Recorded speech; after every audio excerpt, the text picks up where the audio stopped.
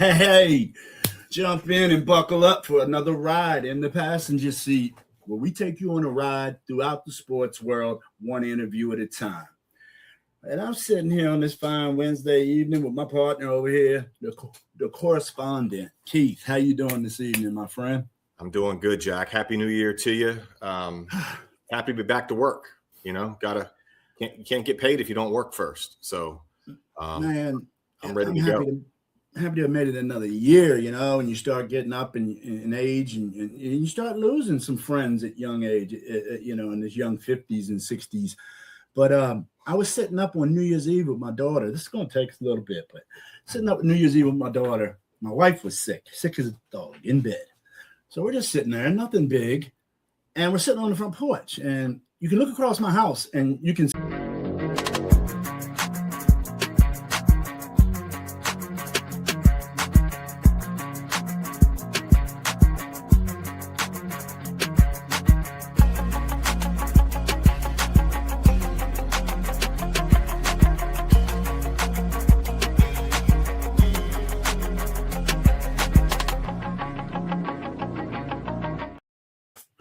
Hey, jump in and buckle up for another ride in the passenger seat where we take you on a ride throughout the sports world, one interview at a time.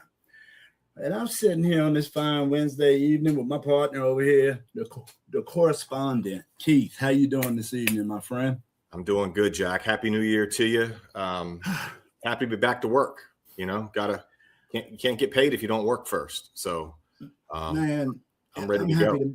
Happy to have made it another year, and you start getting up in age and you start losing some friends at young age, in this young 50s and 60s.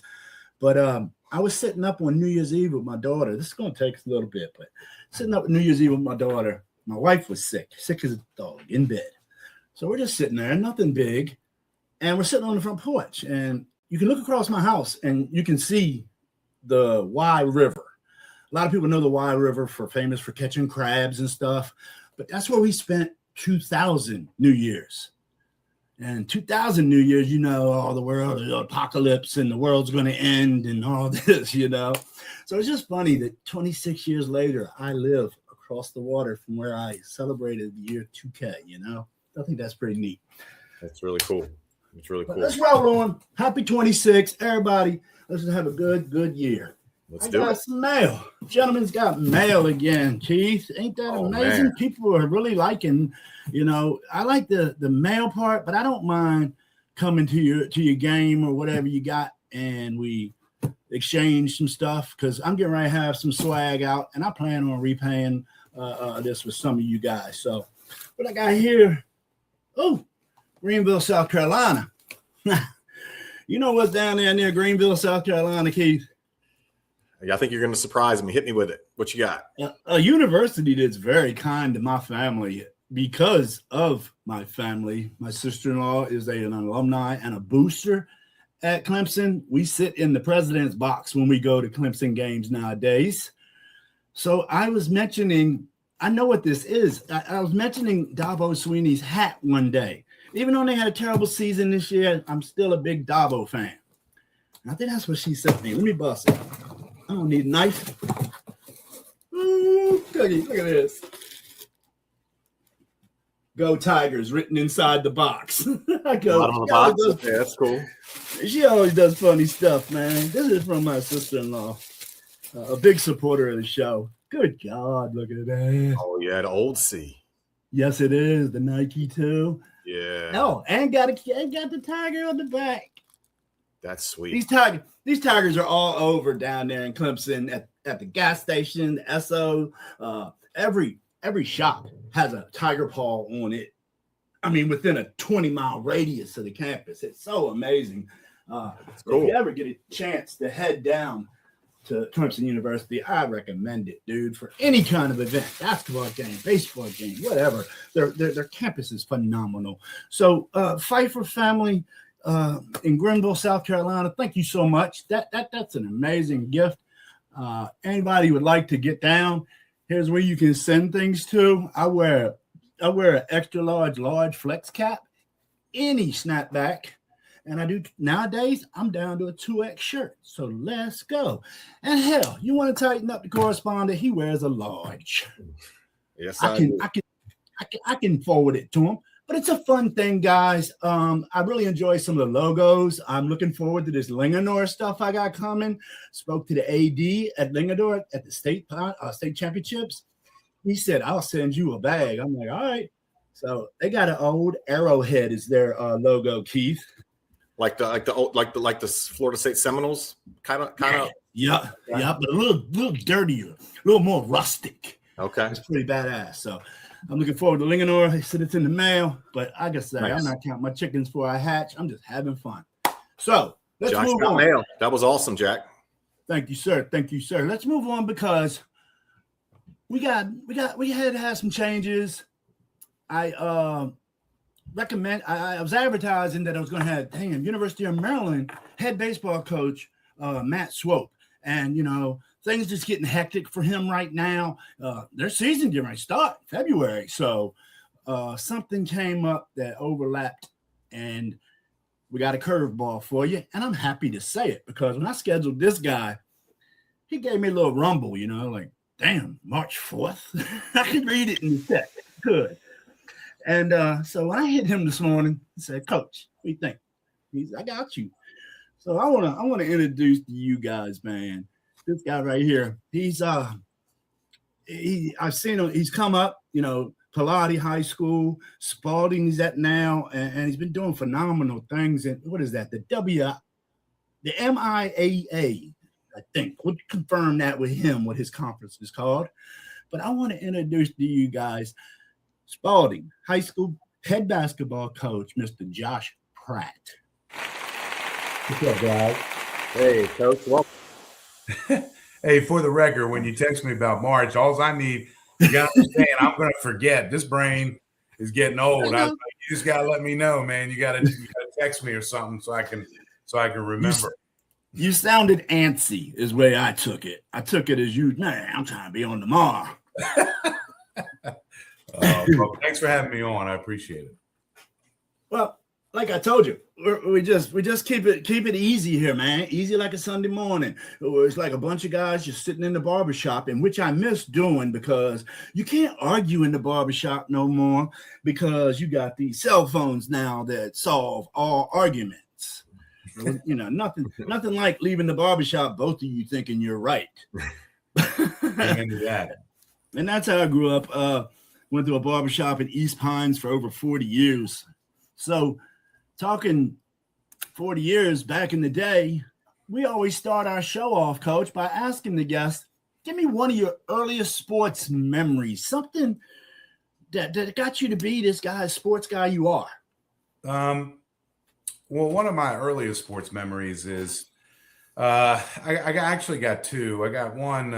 I remember my mom coming home and saying, "Hey, I've got these tickets for your birthday, and for the Redskins going to old RFK." And I didn't realize my mom had season tickets. I think it was like section 408, and it's a baseball stadium, so it's literally in the second tier, but over the home plate kind of. So they were kind of catty corner to the football field. And I thought that was just one of the best birthday presents I ever got. And then later on, I was able to go watch the Bullets play. And one of the doctors, my mom was a nurse for over 40 years, and so one of my fondest moments was actually in the locker room seeing like Tom McMillan and Greg Ballard and. They having the, they had that kind of like a club level and having a steak and then walking down because Dr. Singer gave us tickets, and that was my first experience really with kind of the Bullets. So I'm a hometown guy, I love now the Commanders. You can say it on the show. You can say it on the show. Back in 89, I was cut from my high school team and I was kind of down in the dumps. And my mom, again, Dr. Singer came through and I ended up being a ball boy for the Bullets back in 99. And Wes Unseld was the coach with Jeff Bezdelik. And then his son was a ball boy who ended up being the Wizards coach, right, for a little while. So, I've had some experiences for sure, but those are the two, going to RFK and kind of going to the Cap Center and watching the Bullets and the Redskins back in the day. Good old Cap Center, man. Good old Cap. I got so many memories of Cap Center. I used to sell merch on the median. I was going to ask you that. Yeah. I'd be out there selling shirts at the Grateful Dead concert, man, making money hand over fist. It was unreal.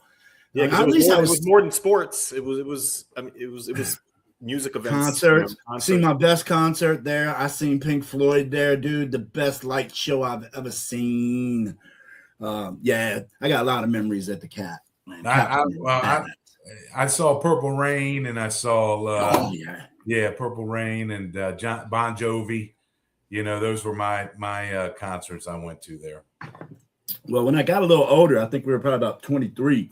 A friend of ours named Lenny, he started this security for the arenas, and it's the guys you see in the event staff, the yellow jackets and all that. Well, we played on the same softball team as this guy, and he gave about 5 or 6 of us from the old neighborhood jobs. You didn't get nothing. You got like $17, but you're at concerts. I mean, you're at basketball games, front row. Well, we went to a couple concerts. I think it was one of them hair metal bands. So there was lace everywhere, and I'm the guy blocking backstage. So I'm getting hotel keys put in my pocket, lipstick kisses all over me. I'm just letting people fly, boy. And we ended up getting fired. Oh, that's funny. Gentleman Jack, you turn it on and off, man. You just had that charm. You got it. Yeah, I ain't gonna lie. Yeah, thank you, Coach. You must know me. So tell me though, I was a big fan of the Bullets back then. I went to Wes Unseld basketball camp at Bowie State. Who was your favorite Bullet? Oh, I know mine. My favorite Bullet. You too. Growing up, I think. I honestly liked. I have to say Bernard King. And the only reason I would say that in his later years, obviously, was, I had a relationship with him, as being a ball boy, feeding him jump shots before games, things like that. So I'd say Bernard King. I mean, Jeff Malone. I like it. Was a really good player. Wes Unseld was past his prime when I was kind of growing up. But yeah, man, I mean, I used to play pickup games with Manute Bowl. They'd all go down to Beltsville Rec Center. I played with them at Berwyn Rec. Yeah, so I played pickup at Berwyn Rec. So we would play pickup at Berwyn Rec. Yep, 10 to 12. That's where his cousin lived in Berwyn Heights. Yeah, right on Pontiac Street. Manute was a great guy. Hey, Celinda, you gotta tell my wife. She's like, yeah, Jack always says he played with Manute Bowl. I'm not getting her, but I'm closing my door. I dealt blackjack. Yeah, you too. Manute Bowl. No, that's cool, man.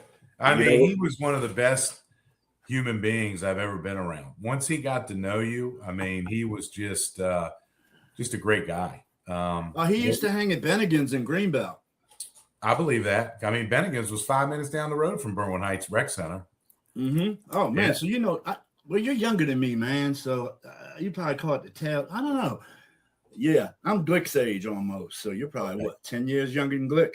I met George Mirasan once at a golf charity golf event. He wasn't in my foursome, but I spent a few minutes with him, and he was just about as nice as he could possibly be as well. I think George, didn't he live in Crofton? Because I don't know. He lived in the Triangle, George, but you would see him around, at the car wash or something in Crofton when I lived there. But I didn't really know George like that. But nice. He lived in the Triangle in Crofton. That's right around the golf course. Yeah. And then he stayed over in what's that called over there?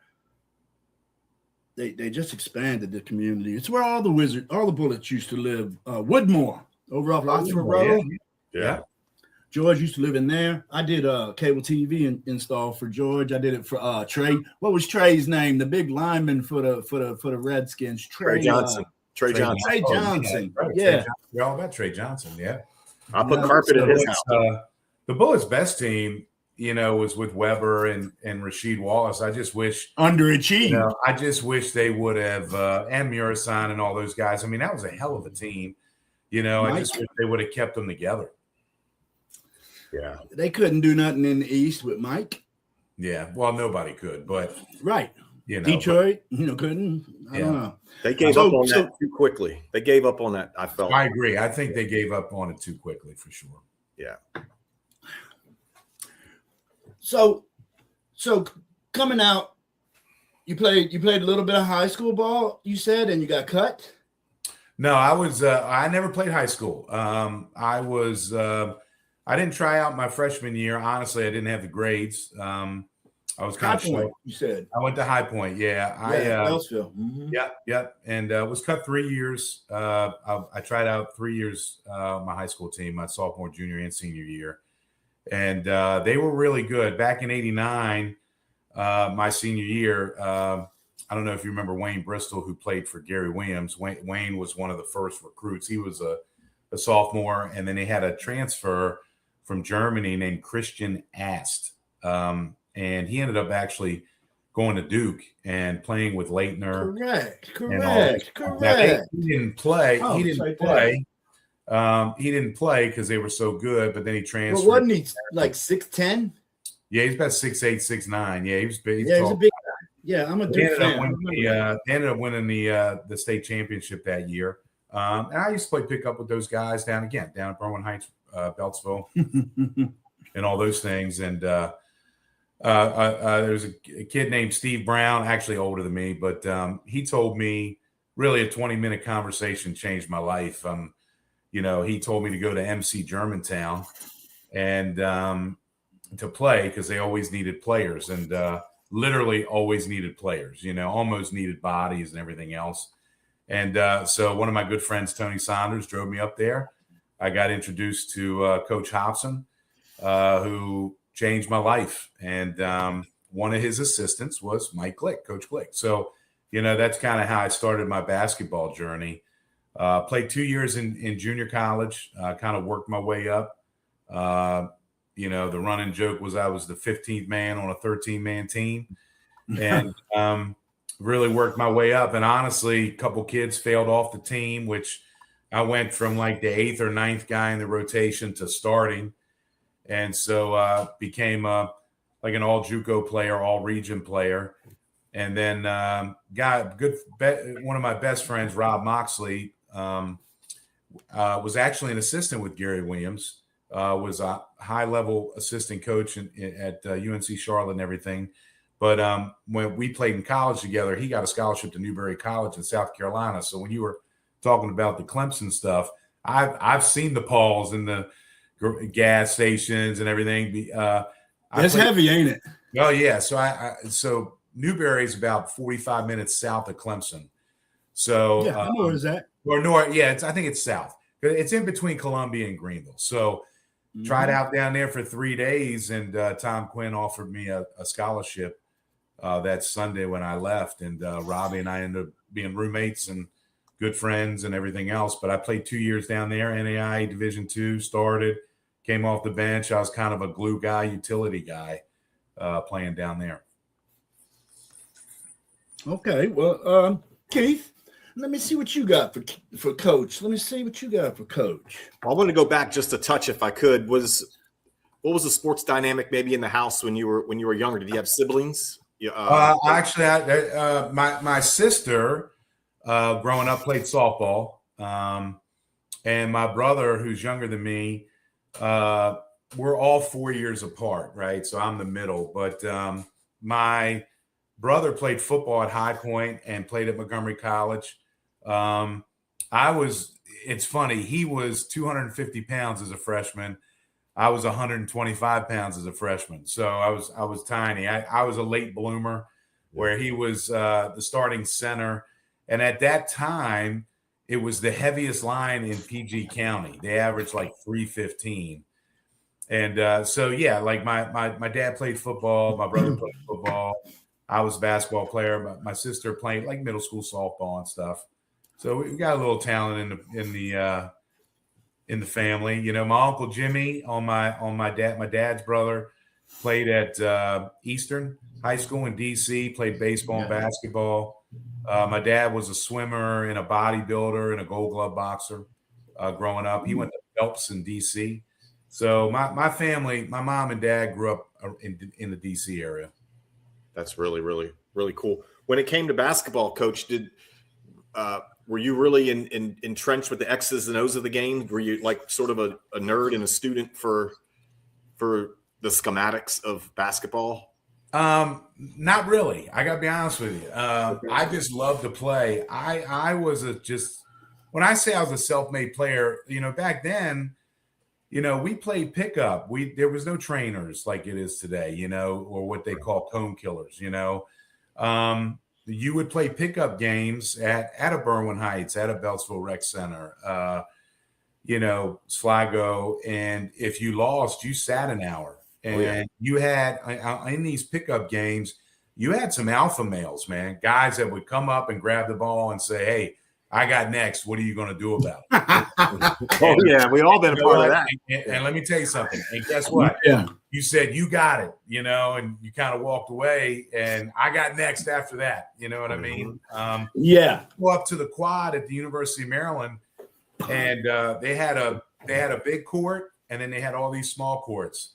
And if you were a legit player, you played on the big court. You know what I mean? And so I think nowadays, you know, kids don't know how to persevere. They don't know how to work through adversity at times. And that's how I learned. And I learned to keep your mouth shut and keep playing. And you had to earn your respect on the court. And if I had to set some screens and reverse the ball for my team to win, guess what? That's what I did. Because maybe I didn't want to get my butt kicked by the best player sometimes. But no, but I'm kidding. But it was like that. You had some alpha males. Everybody knew who the best players were. You got in where you fit in, right? Mm-hmm. And then you worked to. That's why you showed up. It was to improve that hierarchy, you know, on the court. At least how it was for me. That's a great. And then, story.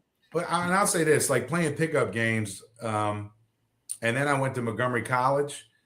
You know, that's where I learned how to play. You know, patterned offenses. Like we ran the flex, right? Gary Williams ran the flex. Still a great offense, although people think it's outdated.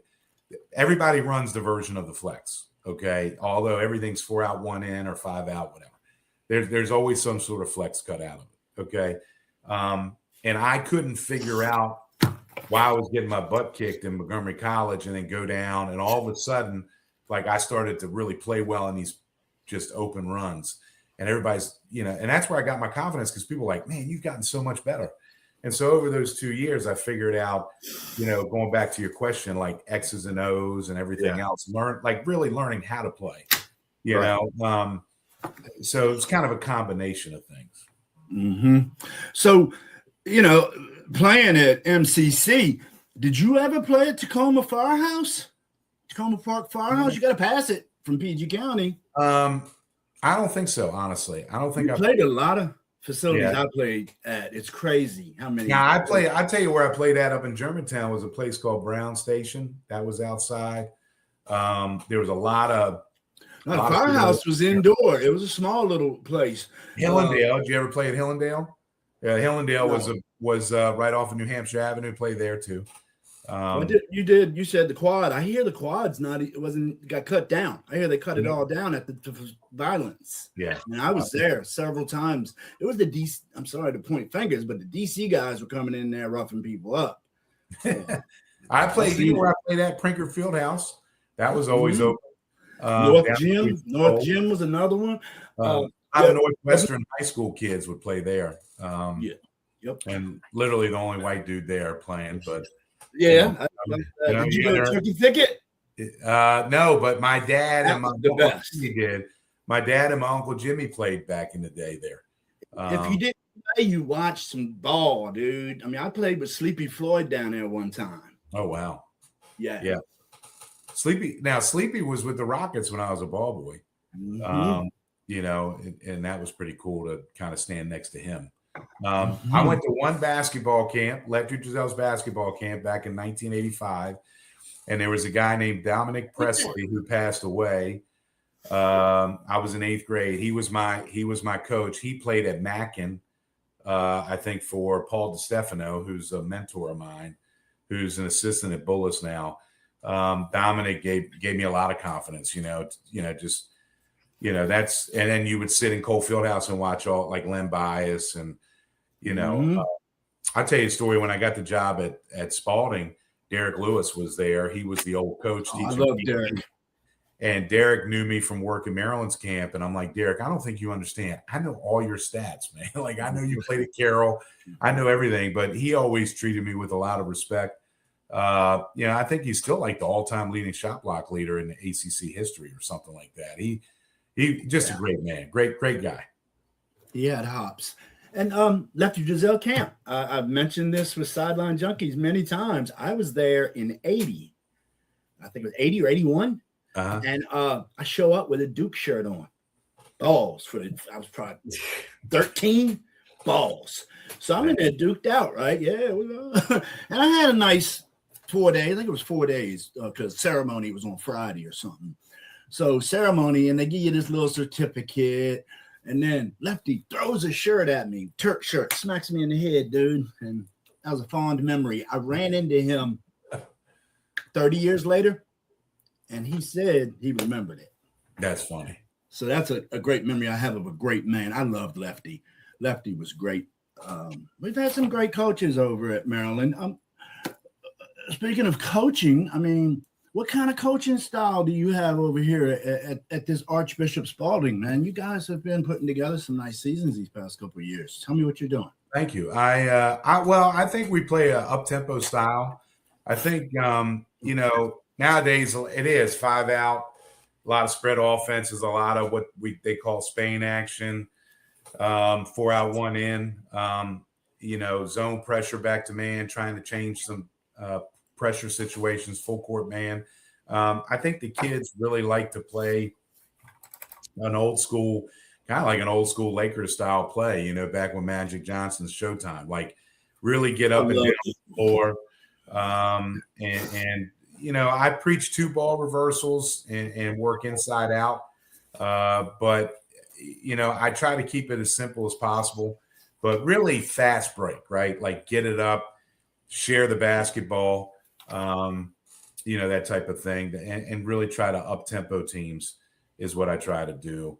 At the same time, you don't want to shoot yourself out of games because I think you can build leads and then guys kind of feel themselves a little bit. And what ends up happening is you shoot yourself out of leads and all of a sudden it goes from a 20 to 10 point lead off of 3 possessions, so you got to be careful there too. We do scout, we do a bunch of things, but what we want to do is set the tempo is what we want to do. Sounds just like what Coach Glick said to me last week. Yeah, well, he's a good mentor of mine. He's a man. No, it sounds very familiar, and it's the type of game I liked playing. I mean, I even got limited minutes from some teams I played on back in the day because I ran that type of Lakers thing. If I get the board, let's go. Yeah, we're not kicking it out to a guard. Let's go. I'm gonna get in the middle and let's run this thing. And yeah, the pastor, I played in the church league of Salvation Army in Riverdale, Bladensburg area. And yeah, the pastor said, yeah, Jack, we don't play that showboat stuff.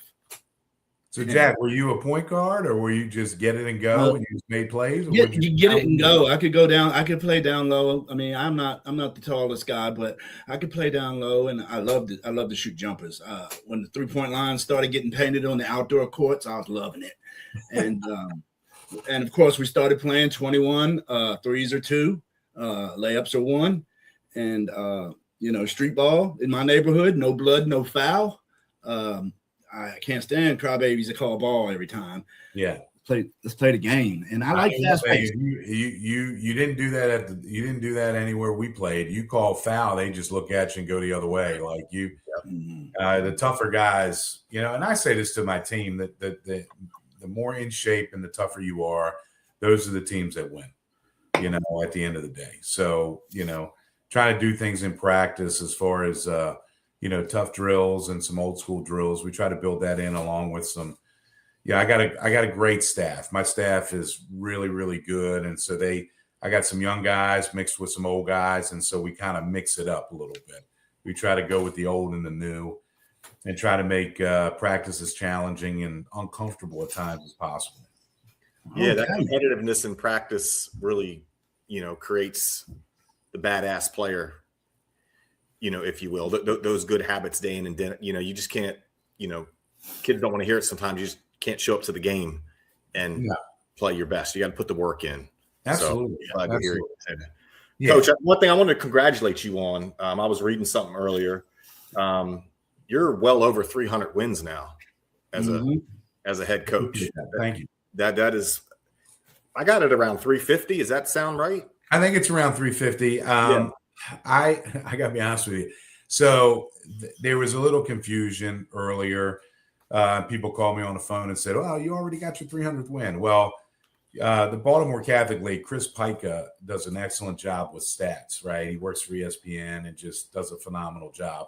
But that's the boys' side. So I have over 300 wins on the boys' side. But people forget that I coached 4 years of girls basketball varsity at Pilati, and maybe a better coach. And so I was there 4 years. We were top 5, top 10 in the Baltimore area. 3 out of the 4 years. My first year we were in the B conference, and then we were able to move to the A and be very, very competitive. McDonough and Spalding at the time were nationally ranked teams. And, I had some really good girls. I had about 13 to 15 girls go on to play college in 4 years, from Seton Hall to McDaniel College. So, but it made me a better coach. It really did. Oh, man. Let me get to a couple comments. We got Midnight Rider, Ben Conti came in to help us out with that Derek Lewis thing. Derek Lewis has 339 blocks, 100 more than second place. That's a record that's going to be hard to beat. Yeah. So good players aren't staying in school, so it's definitely not going to happen. It's not gonna no doubt. That's what I was definitely thinking. It's going to be season records is all these kids can go for nowadays because 4-year stars, bye-bye. Yeah, so that's going to stay. Yeah, Midnight Rider chimes in also. He wants to well, first of all, let me get this one here. Did he say Carol Lions? Rawr! 333. Here, kitty. All right, I said it for you, Midnight Rider. He's a Carol Lion, and I tease him about their little sayings they have over there. They got a guard there that's going to Vanderbilt. They're really good. They just beat O'Connell last night. I saw that. Yeah, they're good. They're really, really good, and their coach does a great job. I saw that. I wanted to get out to that game, but I'm definitely going to catch a Carroll game because Midnight Rider's over that way. And as I say, he's alumni. So he comes to you about this season. He wants to know, what's the outlook going forward this season for your squad? Where are we, halfway point almost? As a matter of fact, I just sent this to my kids last night. We have 14 games left. We are right now.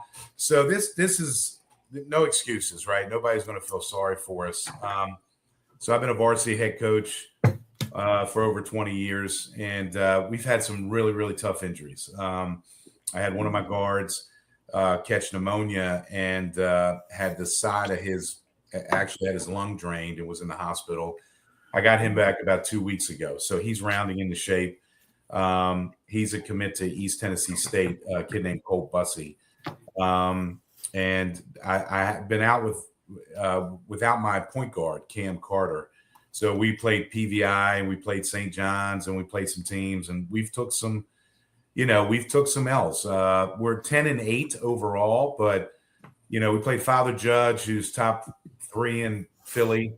PVI obviously is top 5 in the country with Jordan Smith. We've played a bunch of teams, and it's obviously St. Francis and Mount St. Joe's in our league, John Carroll in our league. But it would just be nice to get everybody healthy and get strengths and practices together. And we're honestly very, very close. So the outlook is bright right now. I'm just going to hold the rosary and pray that nobody else gets injured. And I just got two of my kids health back cleared. But my two high-profile kids are top 25 in the ESPN in the sophomore class, a kid named Nash Avery and a kid Braxton Bogart, both from Anne Arundel County. I've heard of Bogart. Highly rated kids, and they're even better kids off the court. They want to be good. They work out. They are extremely talented kids that are being highly recruited, but they're young, right? So, I think this schedule's really helped them mature and grow up. And we had a great practice today, and we just got to keep it going. This weekend, we play Mount Carmel, who's one of the top 5 teams in the state. Then we go and play Springdale Prep. And then we have Gonzaga, which is on Monumental Sports on Sunday. So this is kind of the gauntlet. And this is kind of the last weekend where we're playing back to back to back. And then we play Lehigh at Morgan State, which is our last out-of-conference game, which is going to be a phenomenal game, too, at Morgan State. So, and then in February, we got to focus in on the tail end of the season. And we play in 2 leagues. So we play in the MIAA conference, and then we also play in the Baltimore Catholic League. So we have 2 tournaments at the end of the year. So we got a little ways to go. Is this weekend, Coach? Is that Clash of the Titans? Is that what they? It is. Yep. Yes. They call that? Yeah. Okay. Yeah. And it's at Calvert Hall. They changed the venue, so we play at 6:00. Got it. But there's a string of games there, Saturday and Sunday. Coach, a question about, you mentioned recruiting. How has that changed the last 20 years for you, as far as, the dynamic, the parent involved and all that? Has that been consistent those years, or what changes have you experienced? I think the biggest thing is we treat it like a college program. So you've got to stay in contact with the parents. You got to stay in contact with the players. I can't be everywhere, so just being seen, right? I mean, literally, me or one of my assistants there's so much in the DMV, from Baltimore to DC to Virginia. Like there's tournaments every weekend. You literally can go to a tournament every weekend, and I'd be divorced if I did. But it's kind of a cycle. I have 4 weeks of basketball camp, try to get them to basketball camp, try to develop relationships. I don't think that's ever changed. I think that's consistent. Then they come and shadow Spalding, with a host and be a Cavalier for a day. Then they have to, turn in the application and, obviously financial aid and, teacher recommendations and obviously grades. That all has to match.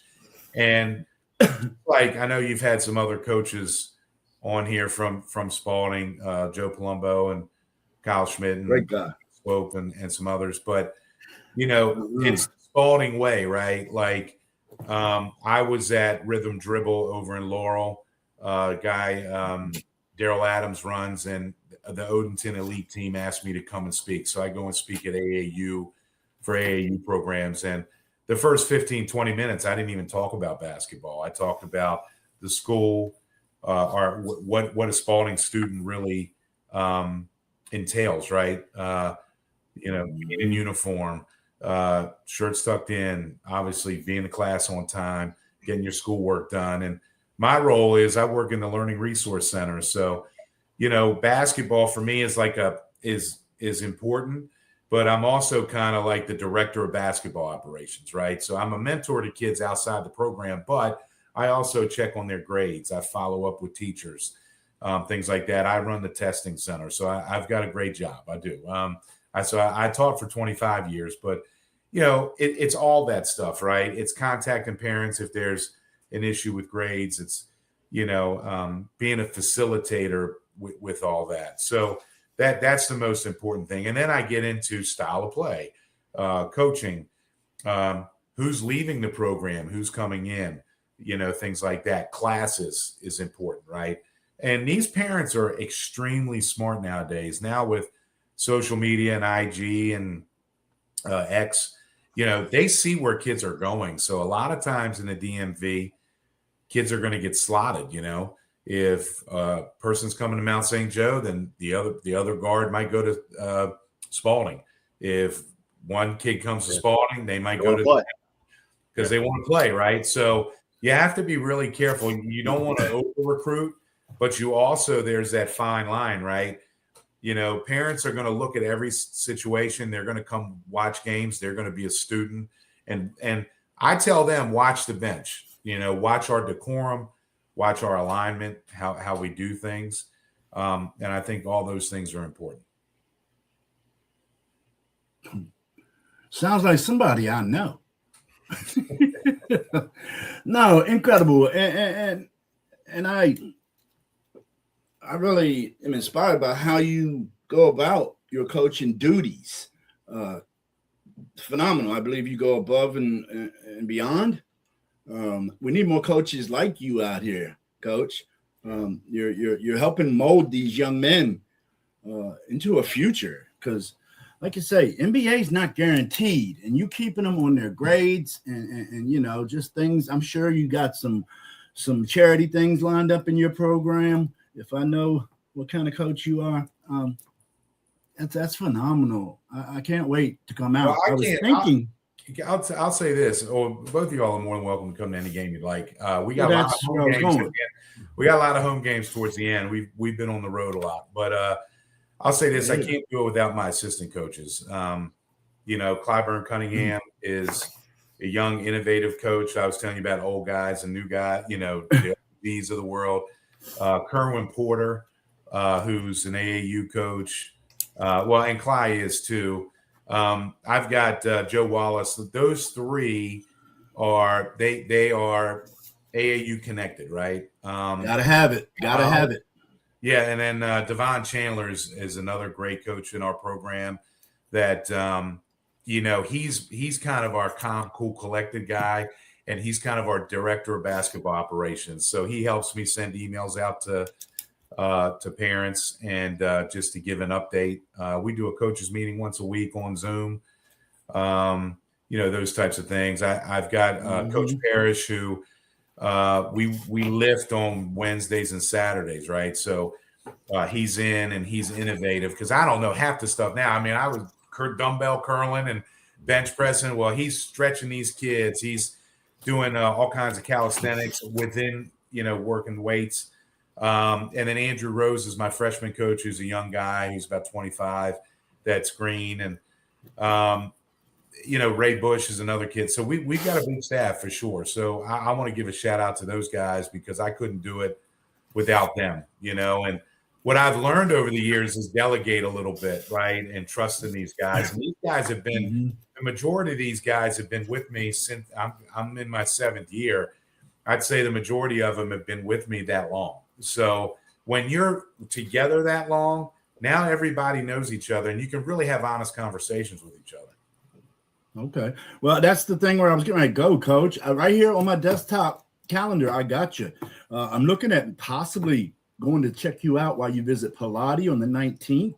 Okay. Is that game set for 7 p.m.?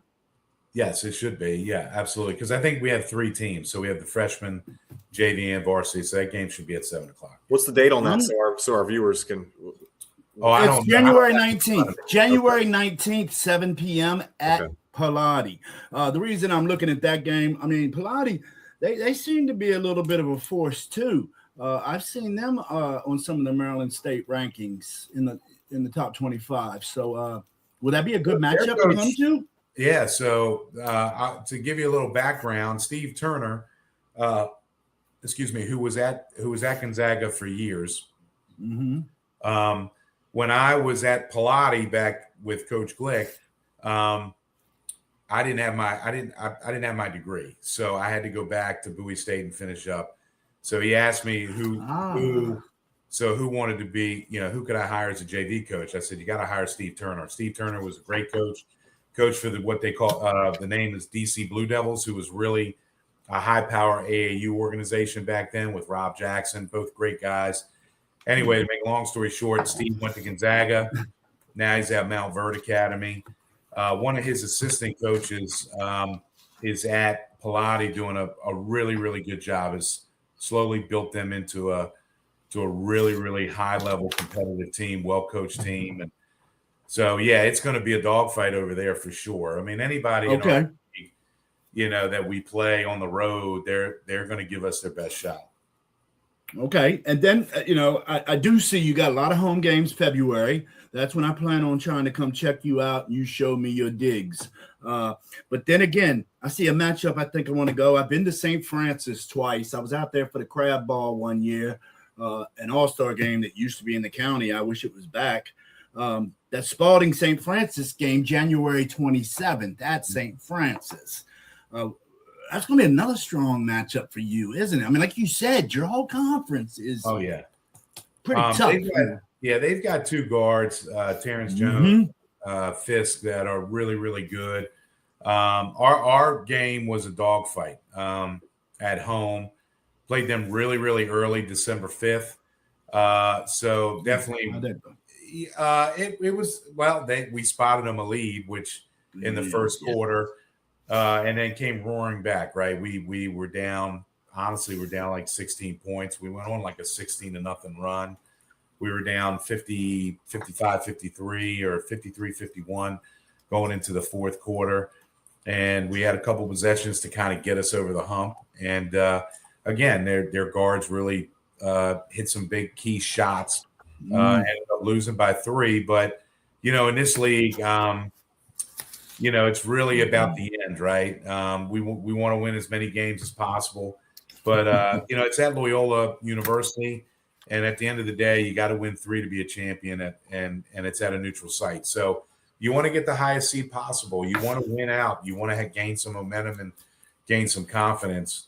But everybody's 0-0 in the playoffs, right? So you want to do the best job you can. I think we're going to, our goal is to play your best basketball in February and really make a push. True that. I'm a big believer in that. Keith, we're getting close to wrapping up. You got a couple questions you want to give the coach before we do that? Couple things. I wanted to, Coach, if you could. I mean,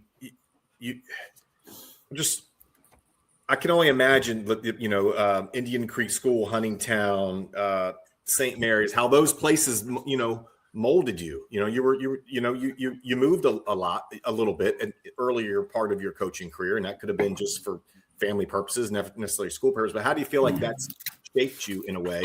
Those experiences, those places, take all that right together. Yeah, that's a great question. It is.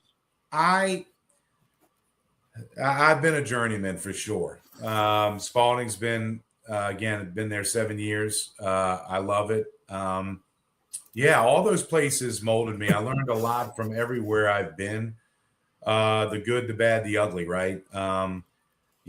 Probably could write a book about it. I try to share my experiences with my assistant coaches because the goal is to get them and move on.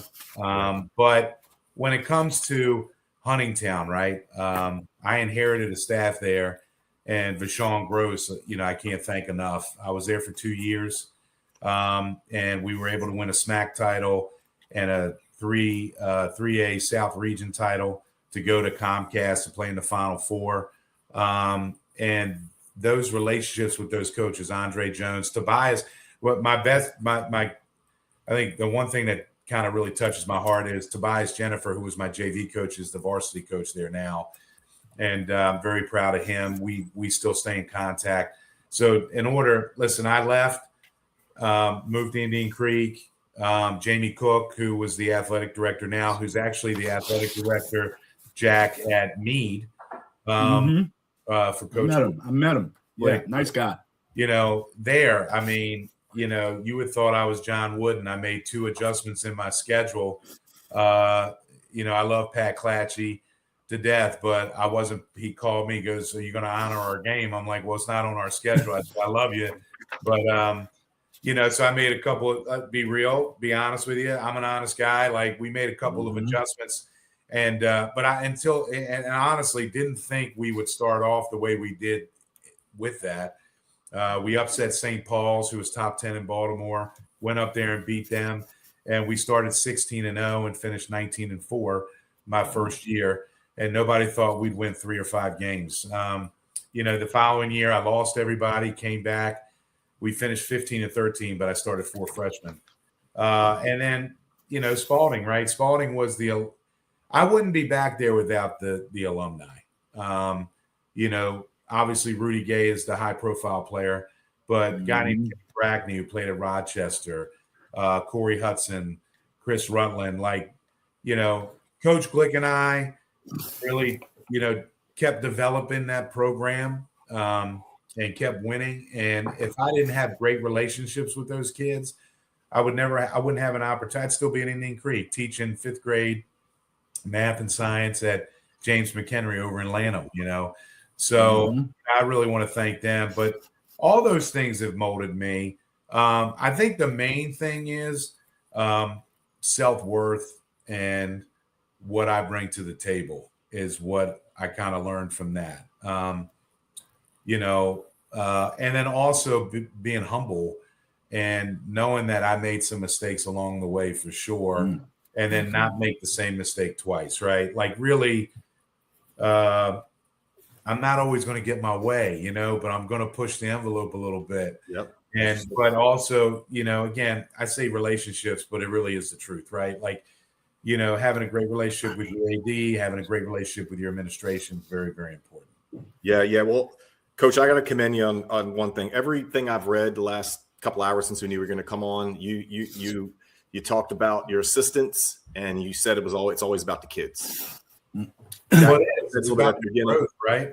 Yeah, it's about the growth. It's about the development and growth of the kids, and you should be commended for that. So, guys, last question for me, if I could. We've talked about you a lot, Coach, but do you have an example of maybe one of your players through the years that did something exceptional or created an initiative within the community that made you extremely proud? Maybe somebody that you could shout out tonight. The first person that comes to mind is Malcolm Delaney. Malcolm,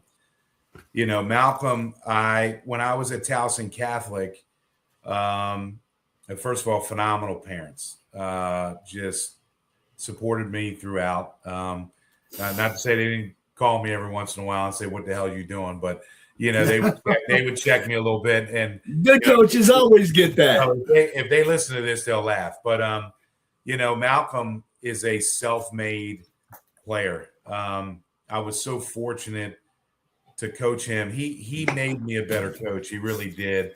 I think I made him a better player too.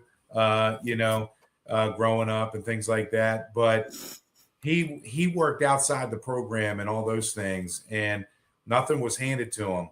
Going back to his recruitment and getting to Virginia Tech, the Austin Freemans, the Chris Wrights that went to Georgetown, Jeff Teague went to Wake Forest. He was all in that class, Grievous Vasquez, all those guys. And so I go back to being slotted, right? Well, he ended up going to Virginia Tech. Well, he got his degree, is in the Hall of Fame, went overseas, top 5 player in Europe, came back and played with the Atlanta Falcons. Atlanta Hawks. Played 2 years there, and then he does coat drives. He owns a sports bar in Baltimore. He does some real estate. He does a turkey drive. He does all kinds of stuff. And then at the end, he called me this summer, and said, "Hey, man," he usually does his camp at Curly, and he couldn't do it. So I was able to get his basketball camp to Spalding this summer, and it was just I love doing it. I was able to hang out with him. And then he gives school supplies it's a 1-day camp. He gave all these school supplies to young kids, and it was awesome. And so, he is somebody that I admire, that I'm proud to say I coached him. The special year we had, his senior year, we went undefeated, won both leagues. We were undefeated in both leagues. We finished 32-6 in that year, and I'll never forget it. It was, I actually got a signed jersey from him finally. I kept messing with him. I'm like, "Can I get a signed jersey?" So he finally gave me one from Milan, Italy. So I got to get a frame for it and put it in. I'm in my office. I got a couple of pictures here, but kind of hang that up. I haven't done it yet, but I'm kind of collecting some jerseys from some guys. That's why I asked the question, Coach. Great answer. Thanks for sharing that with us. That's really, really cool. Yeah, for sure. So, Coach, this just popped into my head because I was just thinking you were mentioning clinics and workouts and stuff. Does Tracy Bergen work with you? So no, but Tracy Bergen's a very, very good friend of mine. He does. Dude. I'm sorry, let me take that back. I thought I saw pictures. He's not on my staff. Right. He works my camp during the summer. Right. And he's great. He's great with the kids. Now I got him in our older league, which is great. So when we talk to the kids, we do some fundamentals, 4-on-4 shell drill, some defensive principles, some shooting stuff. He's really, really good with the kids. He works 4 weeks with us, and you're not going to find a better person, DeMatha guy, Loyola guy. But then he also worked at Team Takeover AAU, which is a high-level AAU organization run by Steve. So Tracy knows ball. No, Tracy's a really, really. He's got a great feel for the game, and even better with the kids. The kids gravitate towards him. So yes, he's he really helps me a lot with our basketball camp during the summer. Well, I tell you, we had it in plan last year to try to get Tracy in on March Madness because anybody from the area that followed Tracy saw the Sports Illustrated with Tracy on the rim when Loyola made it to the dance. Yeah, I watched that game. Yeah, it was awesome. So I'd like to have Tracy come in, kind of analyze the Final Four or analyze the brackets. And something came up and we got bumped. So I don't want him any other time but NCAA basketball time. You're going to make that happen. I'll make that happen. I'll talk some junk to him. I got him, and Brian's in his ear. I got you. So, yeah, I'm really looking forward to having Tracy Bergen on the show. But I tell you, Coach, I've been looking forward to having you on the show for some time. And I want to thank you for joining us today. We are out of time. I could sit in this chair talk to you for 2 hours. It's been phenomenal. I got so many notes here that I can't get to. Maybe I'll have to have a follow-up here in a couple months or something. Hey, man, March Madness, man. You said March 4th or somewhere over there. Well, okay. Well, look here. I had Mike. I'm sorry. I hate to call him Mike. I had Coach Glick on for the NBA preview this year, and he did a phenomenal job. So maybe we'll bring you in, do a full window, and do NCAA March Madness. Not a problem. Anytime, man. Get basketball guys to talk basketball. Yeah, I got to do my research. But give a shout out to Coach Glick, man. Happy 60th, and he's a mentor of mine. I wouldn't be where I am without him. So I love him to death. He's like an older brother to me. So shout out to him. Really cool. Yes, sir. Yes, Happy birthday, Coach. Next week, we're going to be welcoming 2025 state champion Coach Friel from Huntingtown Hurricanes. Go Canes. I was at that game. It was phenomenal. Came down to an 83-yard run by this young man. Oh, I got his name around here somewhere, but I'll have it for that interview next week with Coach Friel. What a great and humble coach he is. They've been, I want to say 3-time runner-ups or something like that previously. So this state championship had to feel great for them Hurricanes and their families. So I'm excited to talk to Coach Friel next week. I want to thank the Sideline Junkies Podcast Network for making all of this possible. Get time. Check out Jacob Sloan Foundation, jacobsloanfoundation.com. They do so many tremendous things for the kids all over the state of Maryland. They're based over here in Queen Anne's County. Nothing's too small, big donation, small donation, everything helps the kids. They did great for Christmas, but now it's the new year and kids got other sports coming up. The Jacob Sloan Foundation sponsors kids to play athletics. They bring book bags to opening day of school in September, August, whatever it is nowadays. So look that up, jacobsloanfoundation.com. They're my people. They're right here in the heart. All right. Really cool. Well, it's about time to wrap this up, Keith. I want to thank you for being here with me again. Of course. And we're going to do this.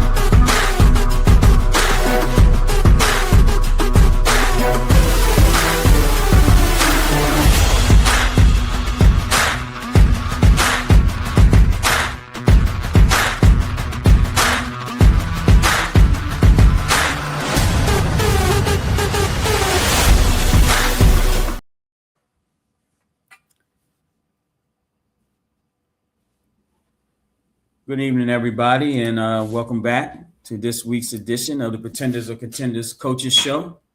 I am your host, Coach Yvonne Powell, head football coach at Law High School, also assistant basketball coach. And right now, we're joined by special guests and hopefully soon to be permanent co-host. We'll see how that goes. Coach Natalie Mitchell from Flowers High School. How you doing, Coach? Good. How about yourself? Thanks for having me. Oh, no problem. I'm doing pretty good tonight. Thank you for joining me.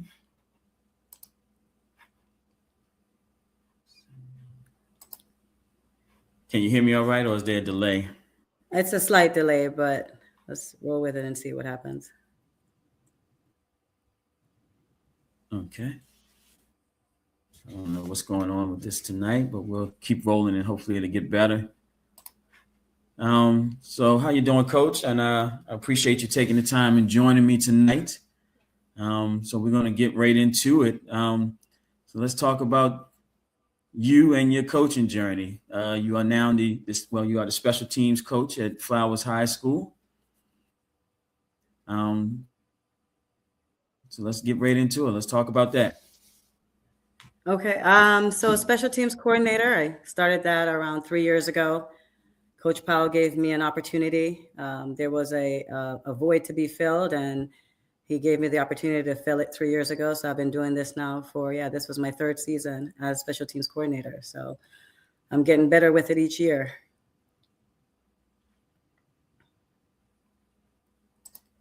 All right. So Flowers High School, one of the better programs in the county over the last few years. Let's talk about that. Let's talk to your time here and how things have gone, and what got you involved in coaching there. So my kids played. Both my boys. I have a 28-year-old paramedic firefighter with PG County, and then my 23-year-old. He played for football for Flowers as well, and baseball, and went on to college to play football. So I've been doing football for 25, 24 years, just at least as a team mom for Bowie Bulldogs back in the days. Then we moved out to Urbana for a little bit, so I did some of that, and then came back to Bowie Bulldogs and still did a team mom. So I fell in love with football because my kids played, right? And so for me, doing the team mom stuff with Bowie Bulldogs was more so making sure the coaches focused on the X's and O's, and I did everything else so they can keep their focus on the field and not off the field. So that was my primary job while my kids were growing up. And then when I got to Flowers, it was a new regime back in 2016 when my son started, and I talked with Coach Powell at the time, and we just had to get to know each other, see what I'm about, see what he's about. And then I started doing the operations there at Flowers High School. I guess it's not really called a team mom on the high school level. And then it just went from there.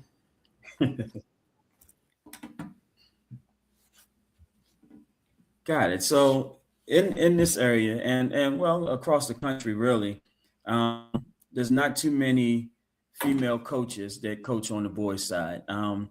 We've seen it, and I'm drawing a blank right now of the former Commanders coach that was there coaching running backs. Running backs coach, yeah. And there's been a few others that have,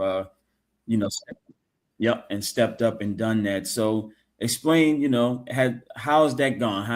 Has that been a challenge for you, coaching the boys, or is it just business as usual? A little bit of both. I had two boys. I have two boys, so it's easy for me to coach or deal with boys than deal with girls. So I think if I have to deal with girls, I'll probably slap them on the back of the head like I do the boys, and then they're like, "Oh my gosh, why are you doing that?" But I'm more comfortable with roughing and toughing with the boys, so that's I'm good with that. And just kind of gaining their trust, building the trust with the boys, and they're a little bit more, they're respectful with it. Breaking into the coaching world with as a male dominating sport, and I didn't play it myself. That was a little bit challenging because I'm coming from a different angle. So I had to, study a little bit harder, learn a little, a lot more, and put more time and energy and effort into my craft just to get better every year. But I also had the support of all the coaches around me, especially Coach Powell. Had the support of all our coaches. So it made it a little bit easier just to maneuver and get into it. But still, I had my part to do, which was to study and learn and get the jargons and make sure I'm prepared and stuff like that. So, I mean, it's been wonderful. I wouldn't trade it for the world at this point. It's just been great just getting into it and seeing the boys develop, or being part of that, or being part of the winning team, or just taking it to the next level. So it's been an awesome journey so far.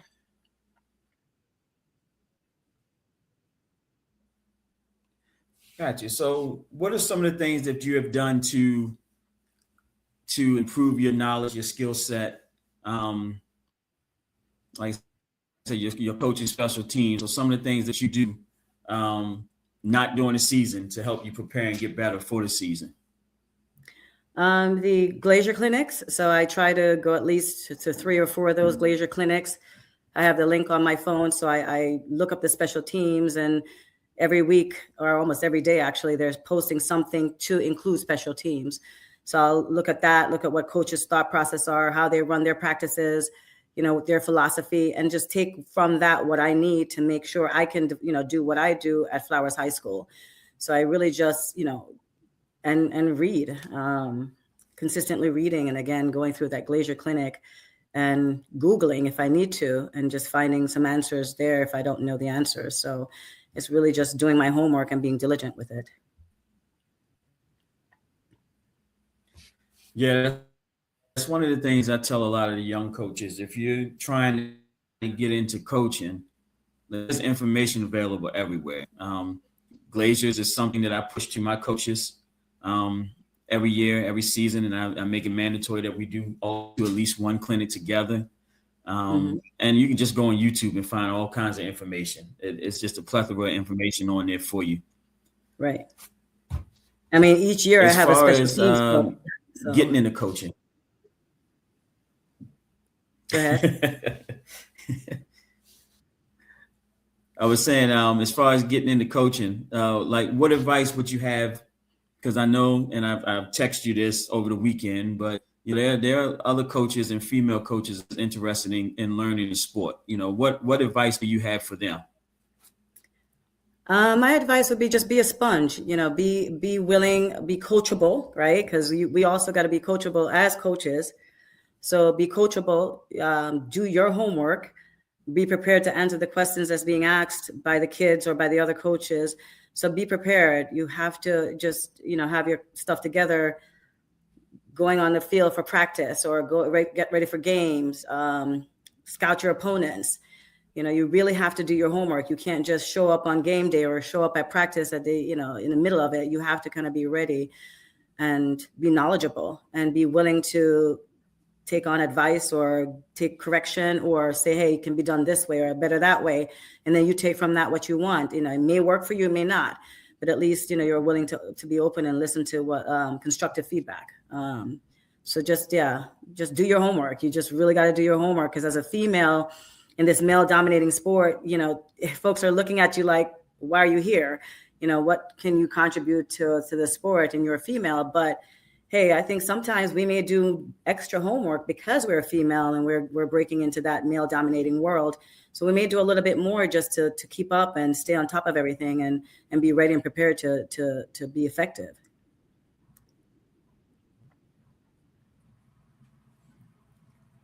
So I'm gonna go. I got a quick comment in here. Okay. My guy Karsten with MFV All Sports Network. He said, with the recent Ravens game, Coach, can you explain the importance and mindset of a special teams as you see it? Listen, that was crazy.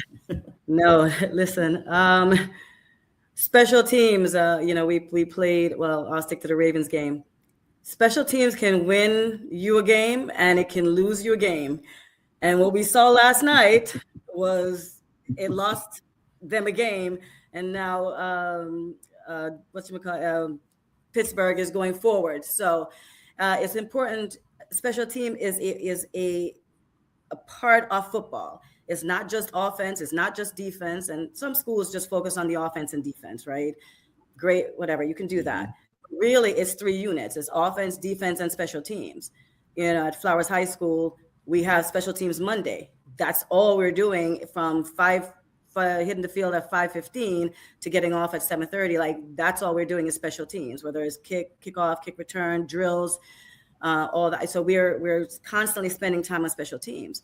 So I preach to the kids, like, dude, we got to score 6, or, hey, let's not get that punt blocked, or let's make sure we put 3 points on the board on the field goal because it can win or lose the game. And last night they had an opportunity to go up by 1.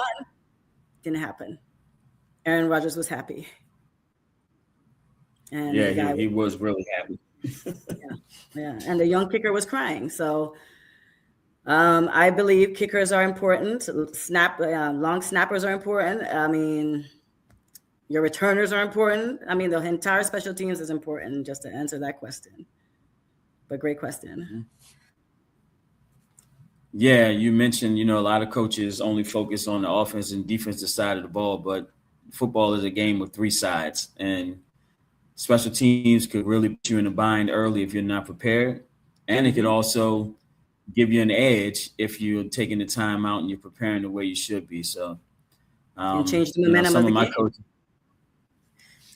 some of my coaches complain because I'll put a special team section in every practice, and they're like, "You got to do this every day." Like, yeah, it's every day. I mean, Mondays are dedicated to special teams, but we do special teams every day. Why? Because it's important. Why? Because you can either win or lose on special teams. So I game plan for their special teams. I hope everybody's game planning for our special teams, because I'm putting a lot of effort and energy behind it. Yeah. Yep, you're right. My special teams coach for the past 2 seasons, he was great at, scouting other teams, special teams, and putting together a game plan for the week. And like I said, a lot of people might think that it's not important, but go out there unprepared and see how important it becomes. Exactly. Yeah. So before I bring in my next guest, Sjpn, a couple more questions for you. Okay. Last few years, you've been a major part of the Prince George's County Coaches Association, and can you talk about your time working with that group, our group, and how that's going? Yeah, the association, I mean, it's great. I think when we bring coaches together in one, as one group and one team, we can get so much more done if we're supported by the county, right? Football, basketball, baseball, if you have that association. One of the key things, if we can get it done, is being, supported by the county as an association. So when we have demands or we come together as a group and then we want to bring it to the county, they're backing us. So the association is kind of good because you can bounce ideas off of folks, or you can talk to different people or get advice. I'm a firm believer in that. Just because you're in my opposing school, that doesn't mean we can't share advice and just learn from each other, right? So I'm a big proponent of that. But the association has been great. We try to do things together as a group. We have our social when we go to the Glacier Clinic in Virginia, just to bring people together to show that we are more than just football coaches and game day ready. We're here to still a fellowship and get things done and try to do stuff for the county and get that in a better position. So our focus is to make sure football is highlighted across the board in the county and out of the county. So this program actually is great because it's bringing that attention and awareness to football in PG County. Yeah. Let's see, a couple of comments in here. Hold on. Let's see. My guy, Coach Drip from Montgomery County, says special teams is super important. Yeah. Coach Powell, he says, great job, Coach. The boss man. Coach Ashley, she's one of our flag coaches. Oklahoma City at 71, so we've got warmer air, and it's going to continue to make it. Hey, can you give me 1 second? Also, I think give me 1 second. 1 second. 1 second. Yep, go ahead. No problem. 1 second, Coach. Be right back.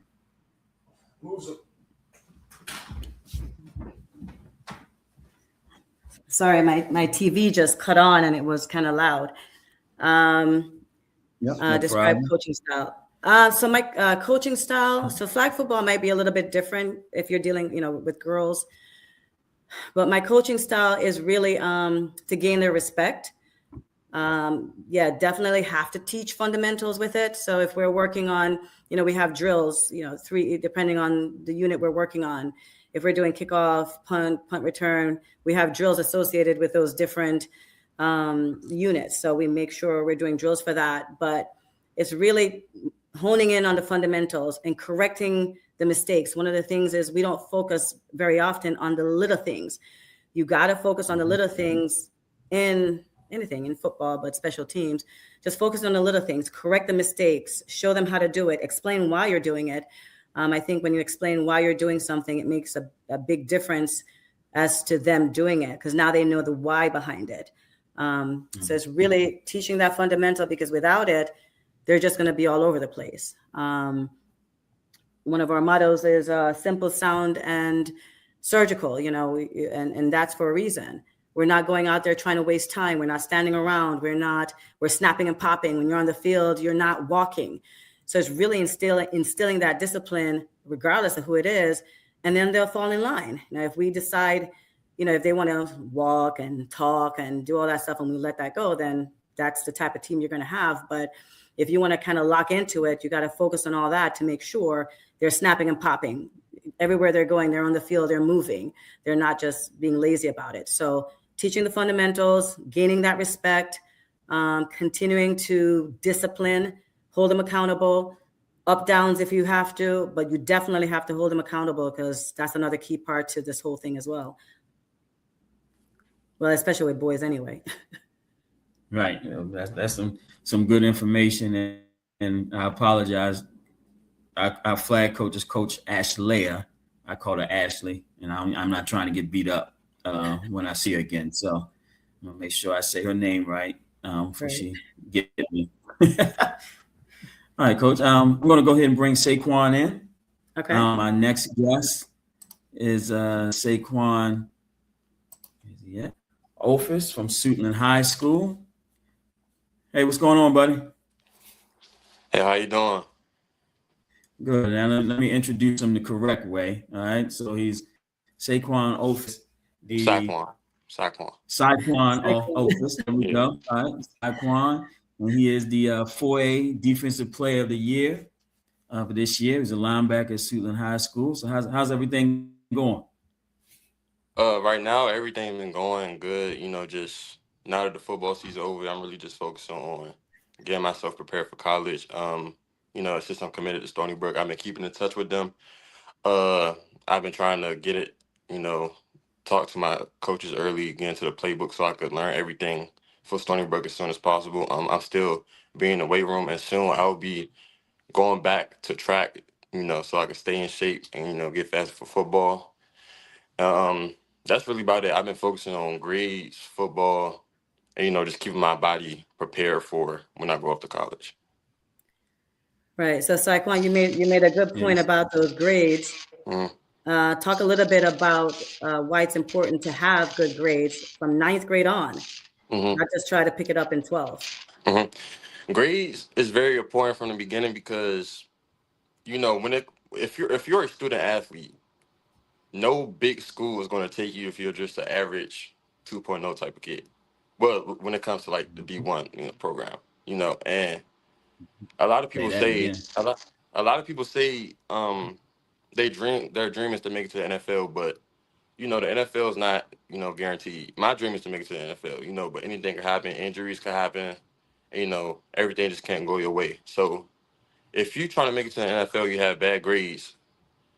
Now you don't have a plan B to go to after football don't work out. But if you have good grades and you have a plan B, if you have something you want to do after football, or if football don't work out, you have something to fall back to if football, it's not going to work out, because, again, football and making this to the NFL is not guaranteed. It's not for everybody. Right. No, perfect. Mm-hmm.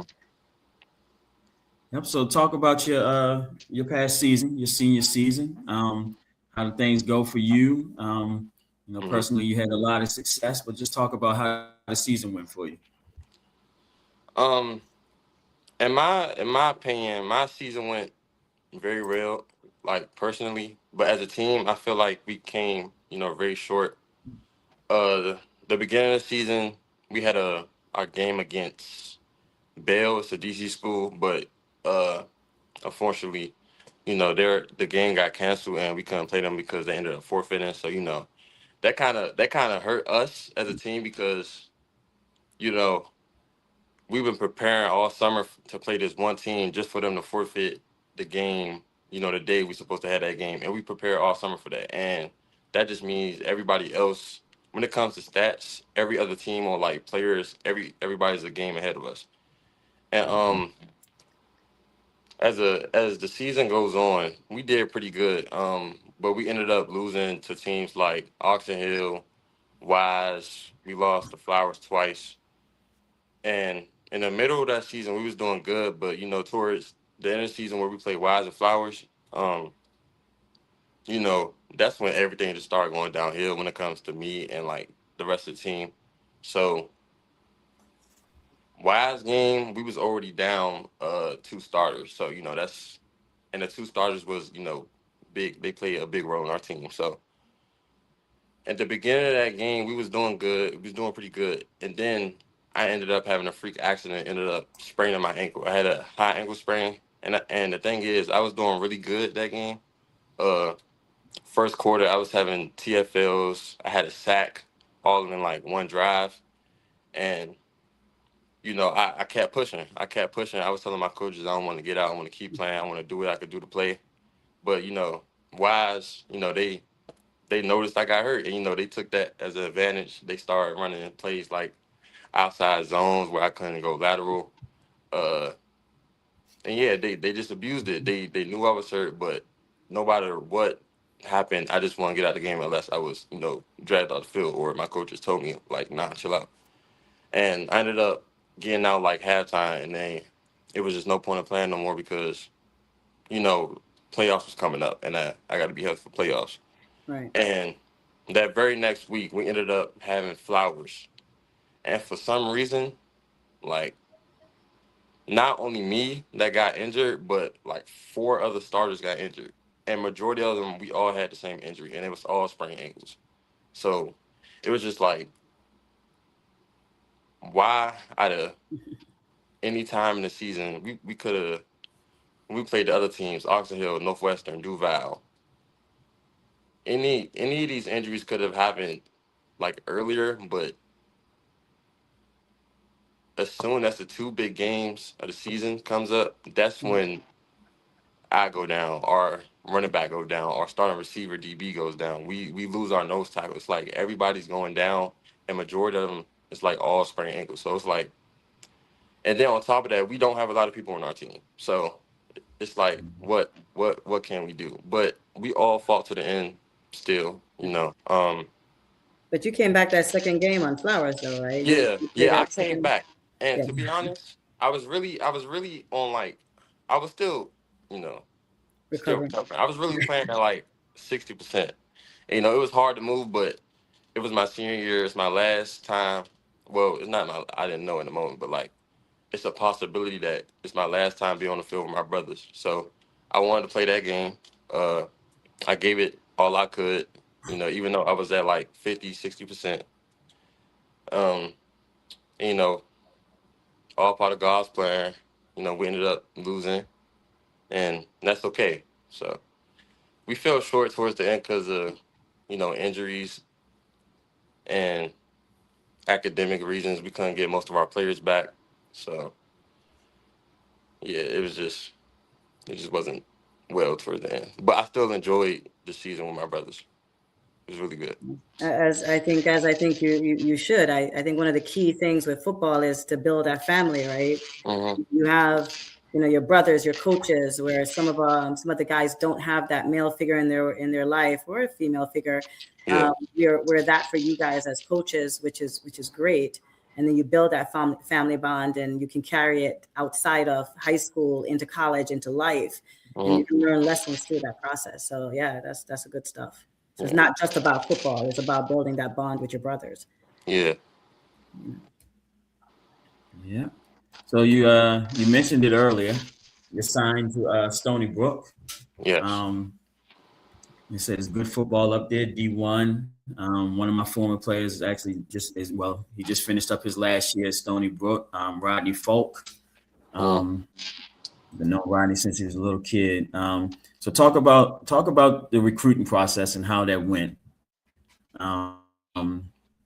Some people think it's a stressful time of year, but explain your journey during that process.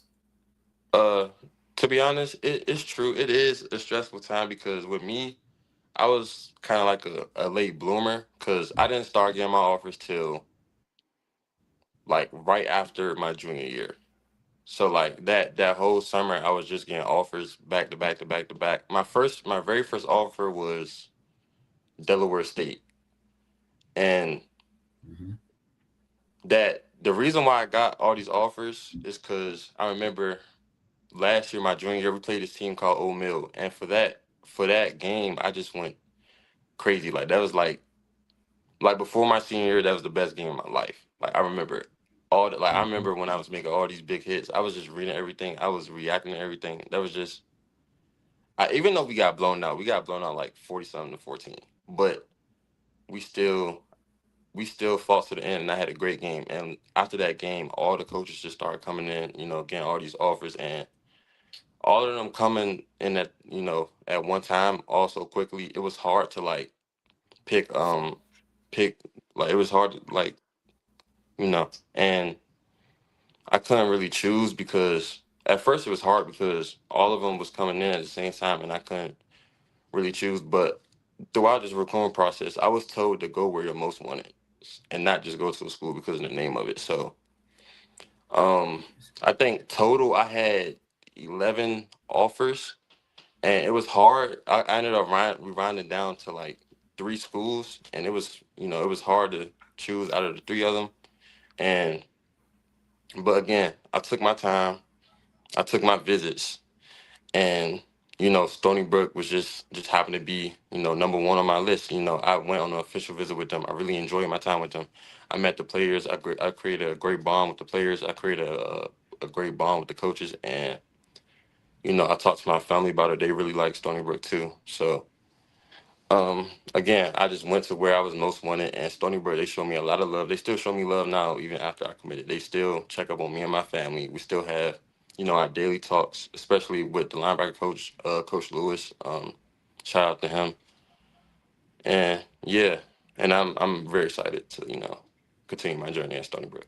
Good deal. Congratulations on that. So Thank you. what would be your, I mean, as you said, you're a late bloomer. What would be your advice to kids right now or players right now that's in their junior year that don't have an offer, or even snap, some of these senior guys?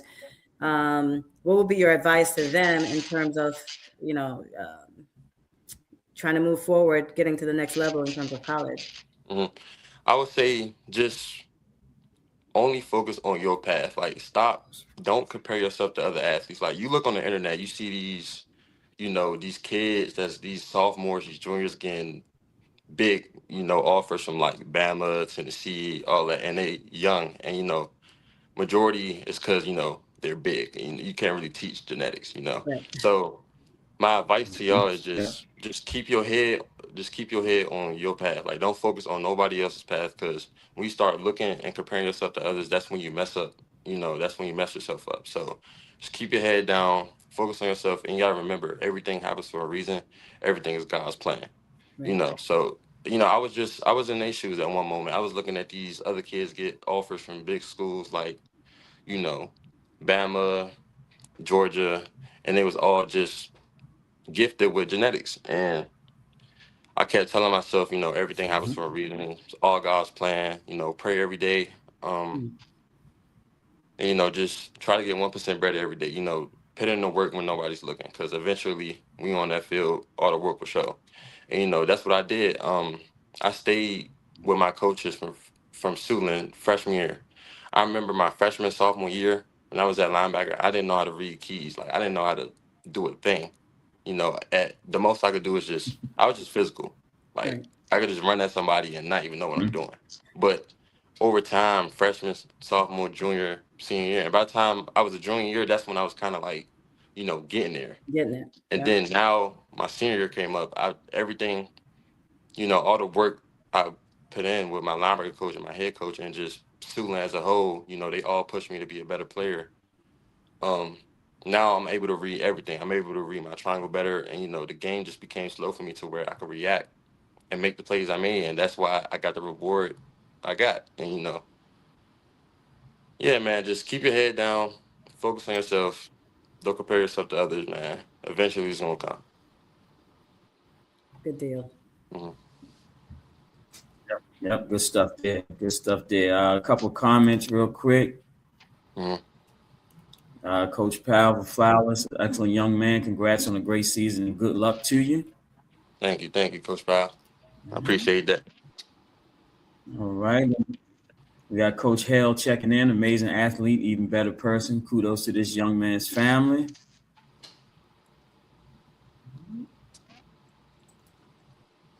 All right, my guy Kirsten, love this. Keep grinding, young king. Much love, much love. Thank you. All right, this is one of my coaches, Coach Marcus. He says, on a scale of 1 to 10, what would you rate PG football and how it made you a better athlete in general? I'll rate it.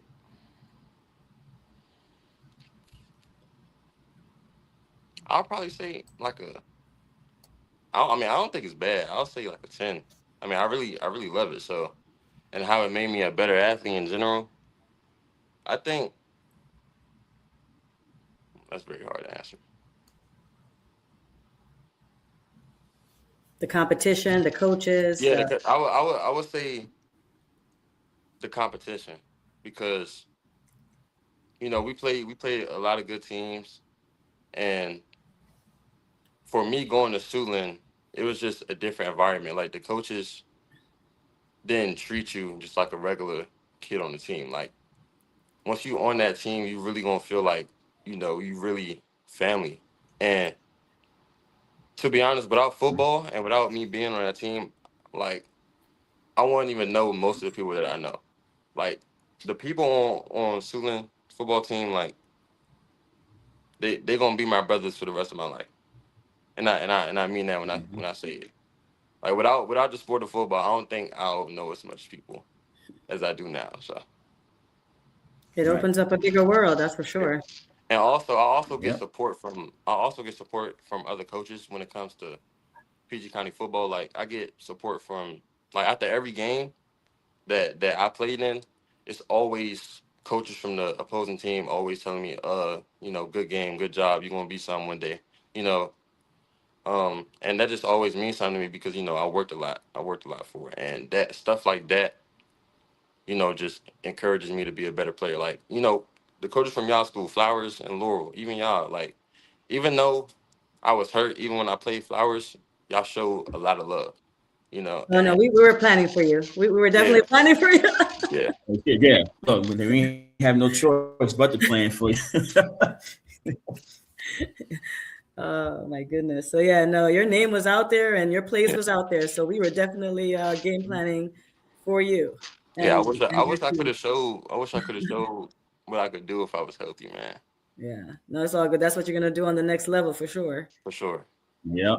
Show it on the next level. Yeah. Mm-hmm. All right, man. I appreciate you joining, man. Anybody you want to shout out and get some love to before you jump off?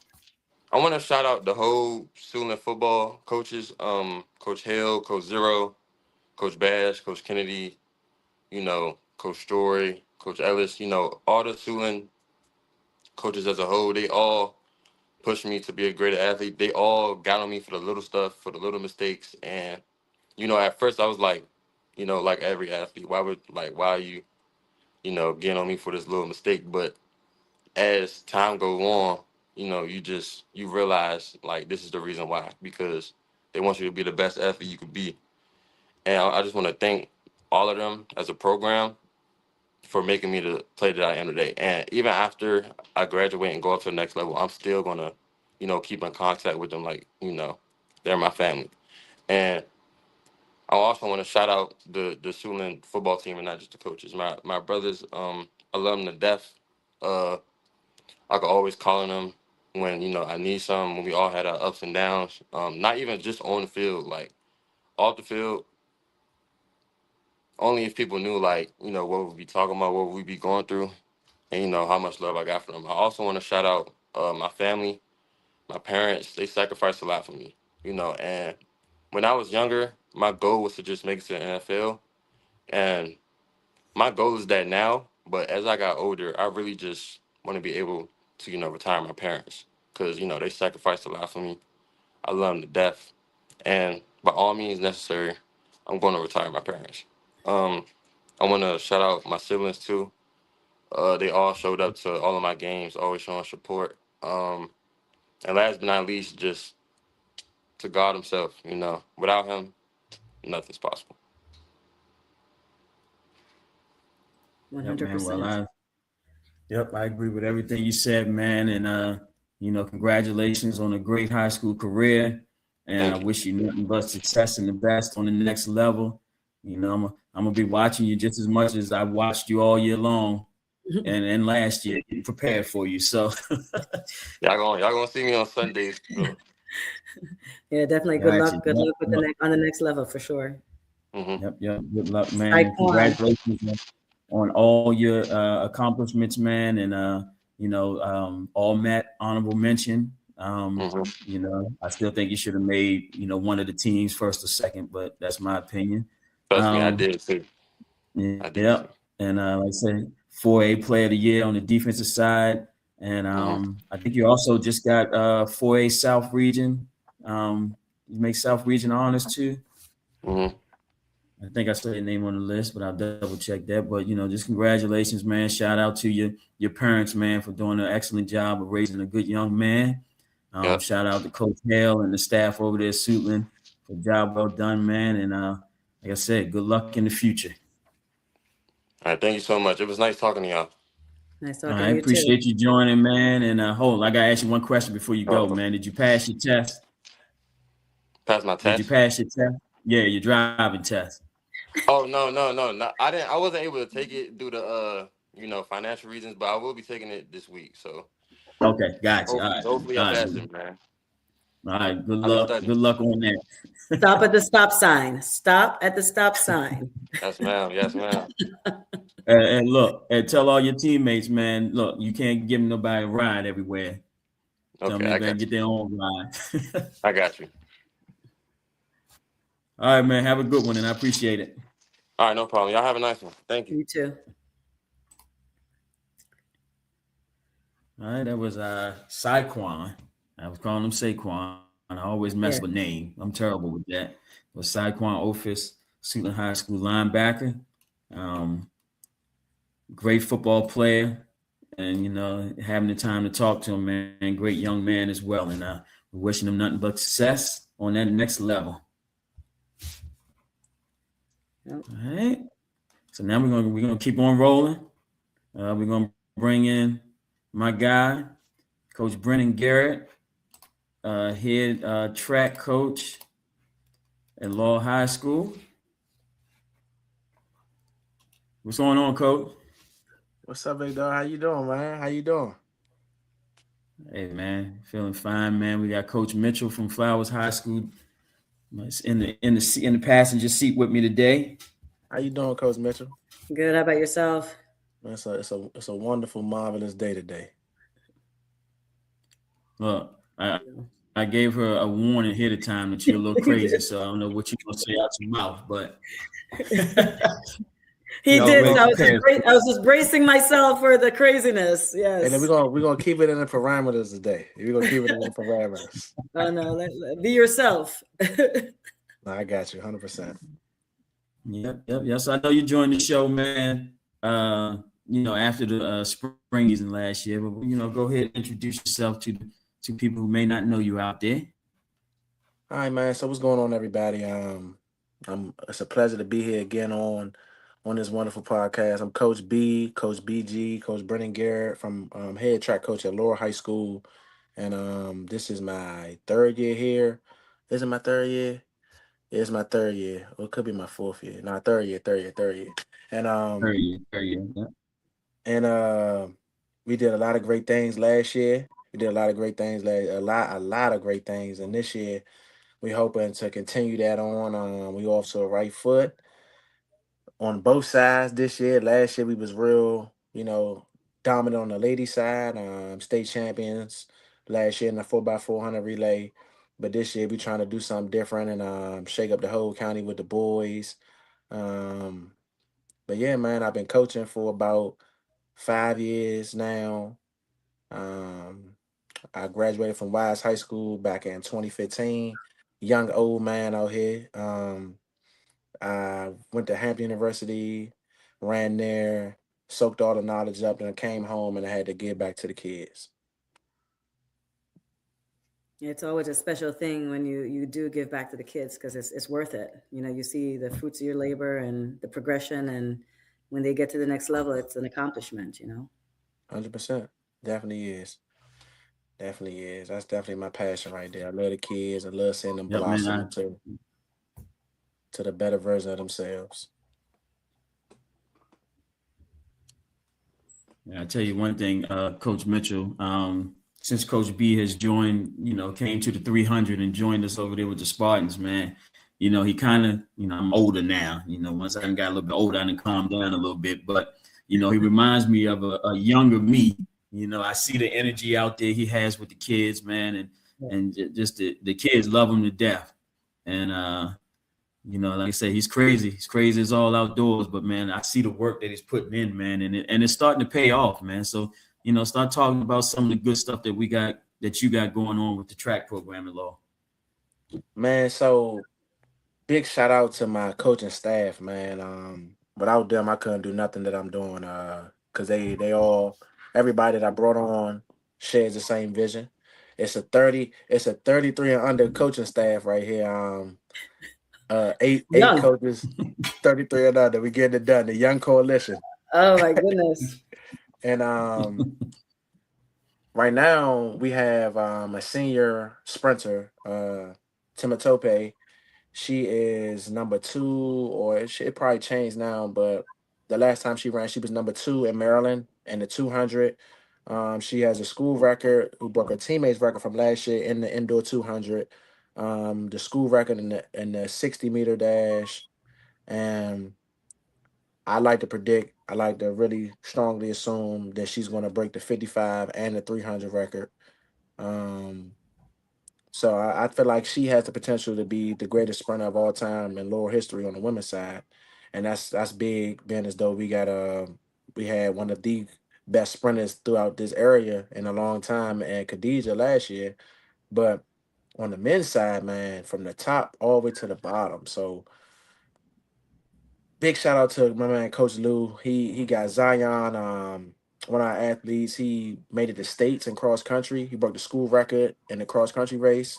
He was invited by the Prince George's County Board, recognized him for breaking the 25-year-old school record.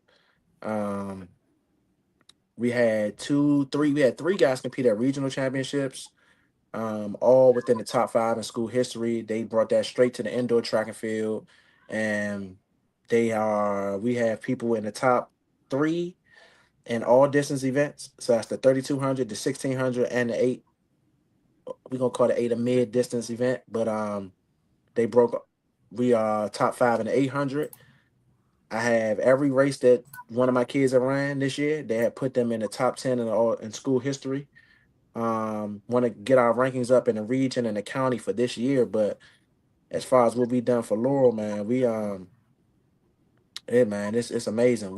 They've exceeded my expectations that I set for them already, and we just get started. It's the new year, so I'm turning up the heat right now. But we got a lot of great things going on. We got people high jumping. We got a throws coach now, so we got the kids throwing. You got Jib, he's throwing pretty good right now, man. He love the coach.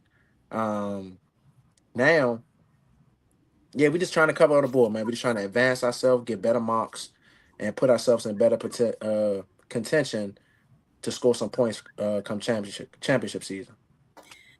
So with all that said, and you're getting better every day with the different positions, I mean, how does the discipline look for the track team? I mean, I do football, so it's a little bit different for me, but how does the discipline look for you guys where you're just getting better every day and breaking all these records? Like, what does that discipline look like for you guys, or that commitment with it? No, 100%, definitely. So like I said, I'm crazy. So I want more every time. Like even the school records, I'm like, we could have run faster. Like, you know what I mean? Like, so the expectation is always high. I don't lower my standards because of, recent success. So we got things we got to do. The first thing we should have done was broke the school records. I feel like all the school records were slow. So we should break those. Now we're trying to break state records. We're trying to win states. We're trying to win the counties and win the regionals and stuff like that. So we locked in. And I just had a talk with my girls today because I'm like, y'all not on the same page. Y'all just freestyling. Y'all out here saying I'm gonna miss practice this day, I'm gonna miss practice that day. Where the reality is, I shouldn't want to win more than y'all do. Y'all out there running. I'm out here making y'all, in a sense, die every day at practice so that y'all can live like champions out there. Y'all should be holding each other accountable. Like it's a nonstop.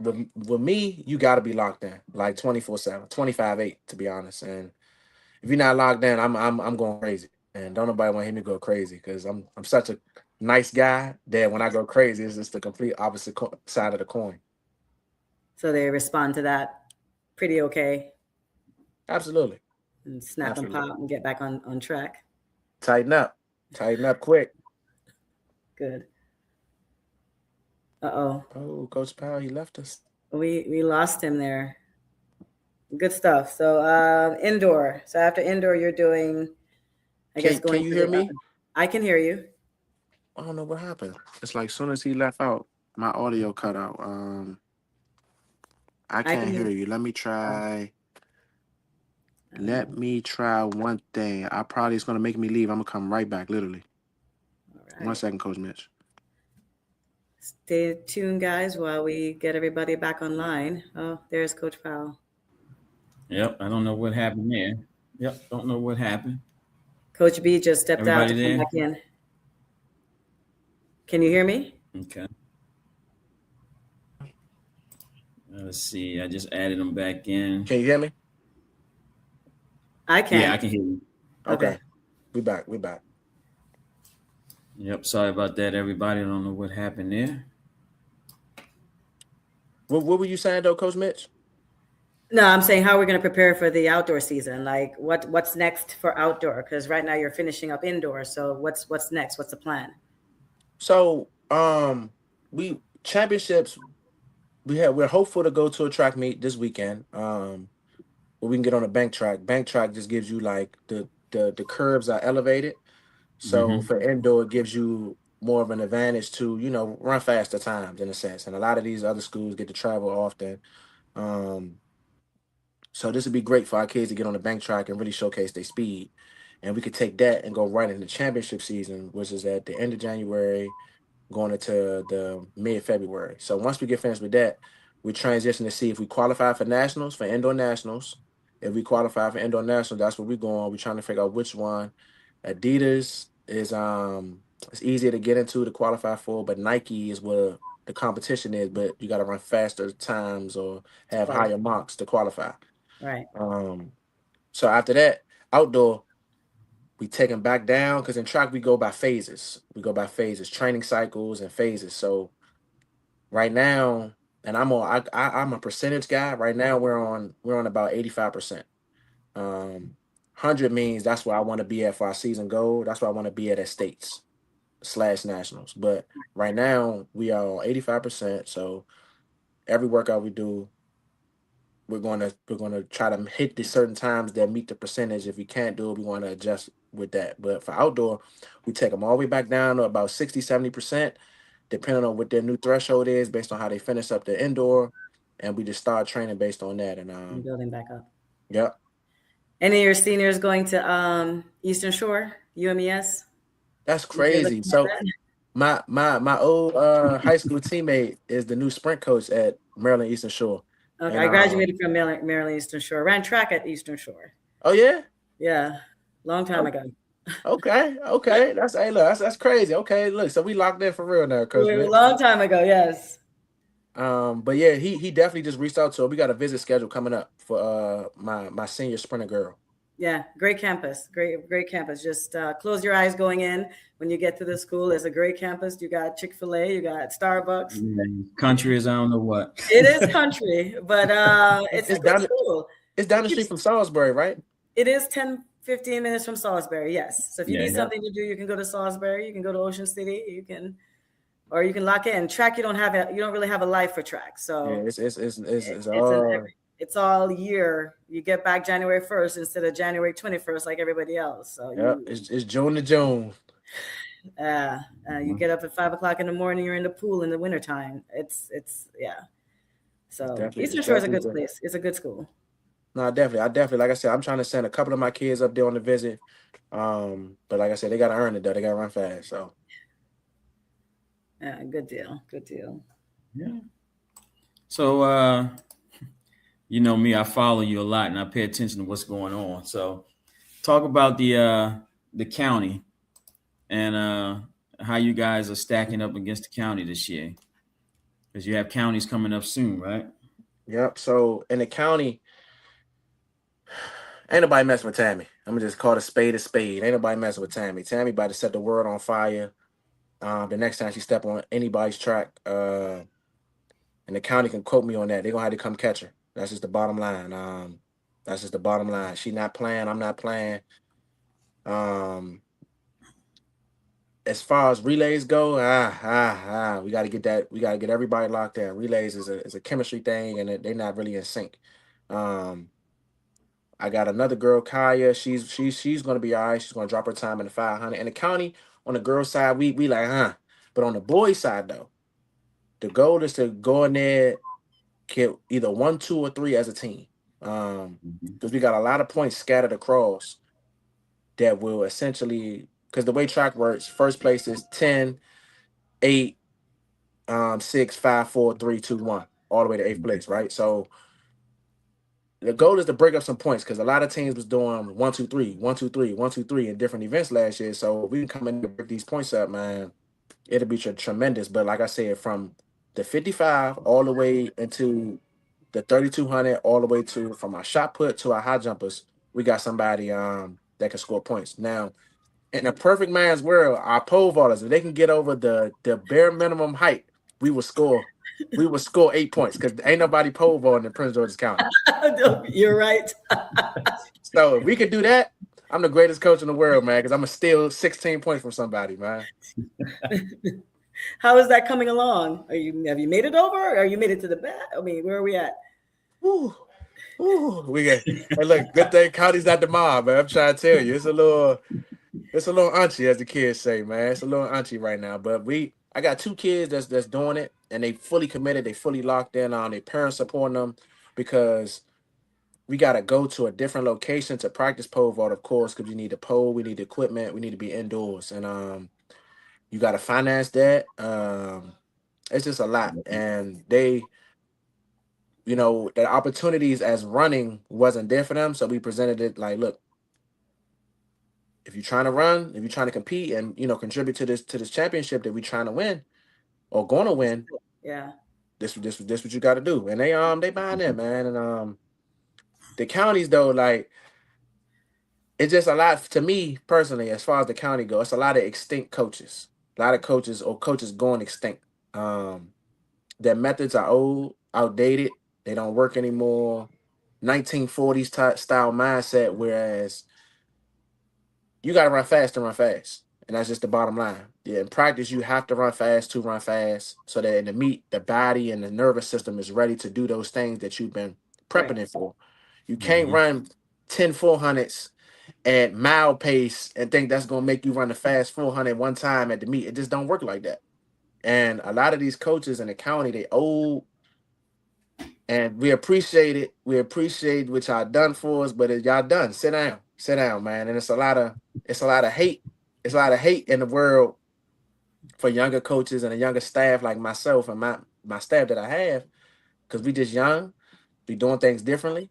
The energy's high, like you said, Coach Powell, and Yeah, man. I hope that this is the year when these coaches really just retire and transition their programs to the youthful minds. I mean, Well, look, you different talking different to is two good. old coaches right now. I know. Man, y'all young, man. Y'all still young, man. Y'all all right. I mean, different is good. Everybody brings something to the table. I mean, Right. like I said, the kids are coachable. We got to be coachable, regardless of Yep. age. You know, you guys can learn something from the not old, older folks, and us older folks can learn from the young guys. So hey, it's all about being coachable for real. 100%, definitely. Yeah.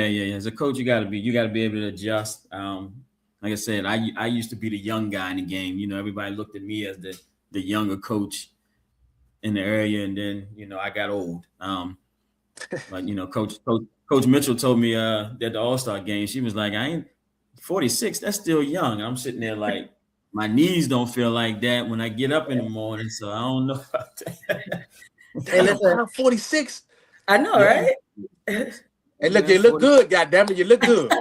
Hey, Well, my two pit bulls keep me young, so I don't get a chance to not be young. I gotta walk them every day, and they're 85 and 75 pounds, so they keep me young.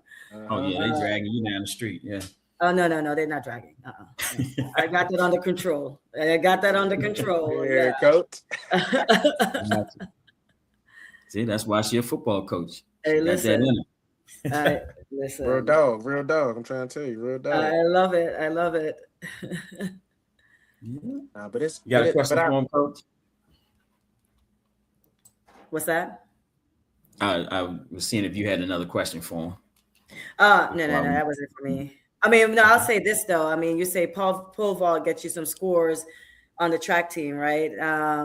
And gets you on the team, and you're contributing and so forth, which is what I kind of tell my special teams guys. You know, it's like, yeah, folks don't think special teams is the place to be. Everybody wants to play offense and defense, but in college, special teams is going to get you on that bus. So honing your skills on special teams, you're going to get on that bus because you're playing punt return, kick return.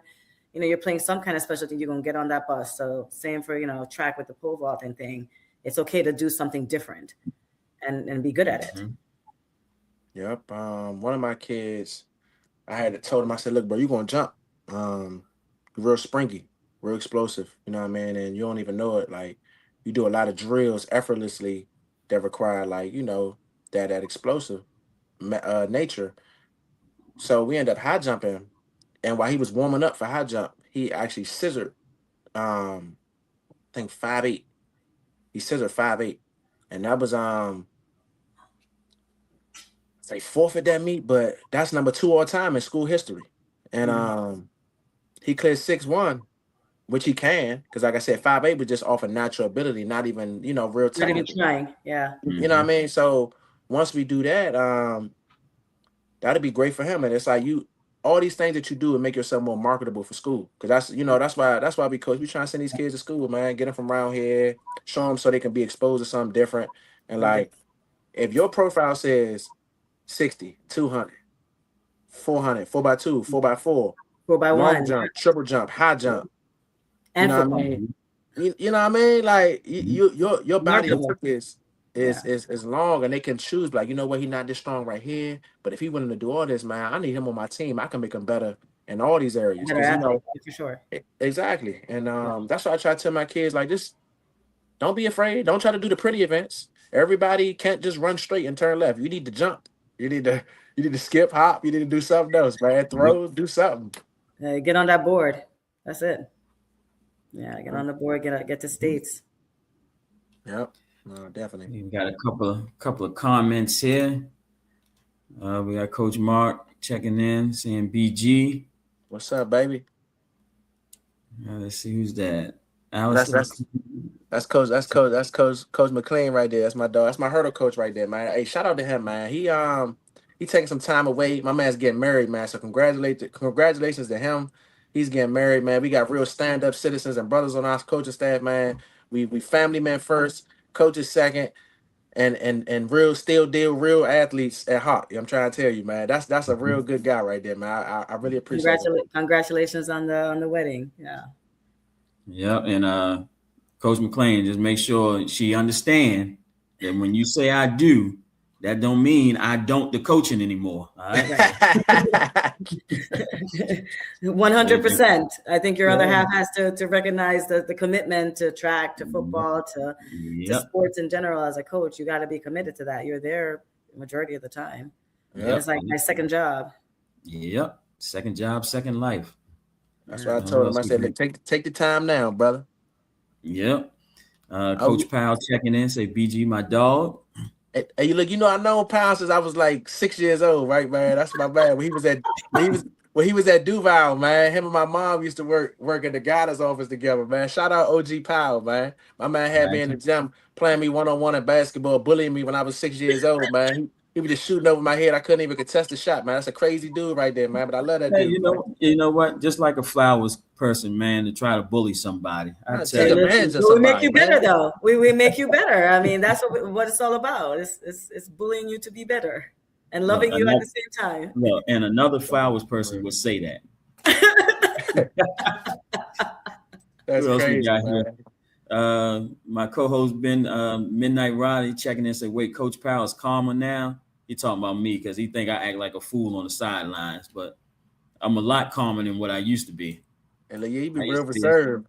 You be real reserved. Trying to fight referees and everything, man, but I ain't got time for that no more. Now you get 15 yards on fighting that referee. Right. Let's see, Coach Martin said BG got the 300 cooking. Who's this? Wesley Walford, Coach BG, one of the best in the business. Hey, look, so Wes, that guy right there, man, shout out to him, man. Was in his wedding last year. He got a baby on the way, man. He's the head coach at offensive coordinator at KIP DC. A great guy, man. I'm gonna connect you and him, pal. That's a great guy right there, man. And I used to punish him at Suitland when he ran. He couldn't do nothing with me. love you, bro. Love you, bro. Yeah, let's see who else we got in here. Let's see. Who's that? That's wifey. That's wifey right there. Yeah, she checking in. You gotta make sure I'm doing what I'm saying I'm doing. That's all that is. Yeah, make sure where you supposed to be at. Amber, he good. I got you, Amber. I got you, Amber. You all right. Who else we got? This is like Devin, BG, and Coach P. Yes, sir. Devin coming back on that football field next year too. Hey, look, man. He got. I love that boy Devin, man. Look, I don't care what nobody say, Devin. We're gonna be a county champion, come outdoor. We're gonna get your mind right, get your body back right. We're gonna be a county champion, come outdoor, goddamn it. I ain't lying to you. Right. And then he bringing his ass back on that football field, like I said. You're a county champion, you can go play football again. No county champion, you're not playing football. Okay, we gotta all share athletes. We gotta share the athletes, okay? You gotta run track and play football. That's it. We gotta share. No, 100%. Who's this? I know it's late. Thanks to you all coaches for having our son on your program. Thanks to Sjpn coaches as well. PG County is under-recognized, Mr. Office. Okay, that was Saquon's dad. Mr. Office checking in. We appreciate that. And that's what this show is about, bringing more light back to PG County in a positive way. And that's the goal, and that's why we're here, because there's a lot of good things going on in the county. Right, showcasing our boys. For football anyway, for track, you're working on your track guys and girls, getting them to college, getting them on the next level, getting them exposed. I mean, that's the biggest thing for Flowers High School anyway, with the recruiting part of it, is getting on that next level and getting our kids exposed and reaching out to coaches and,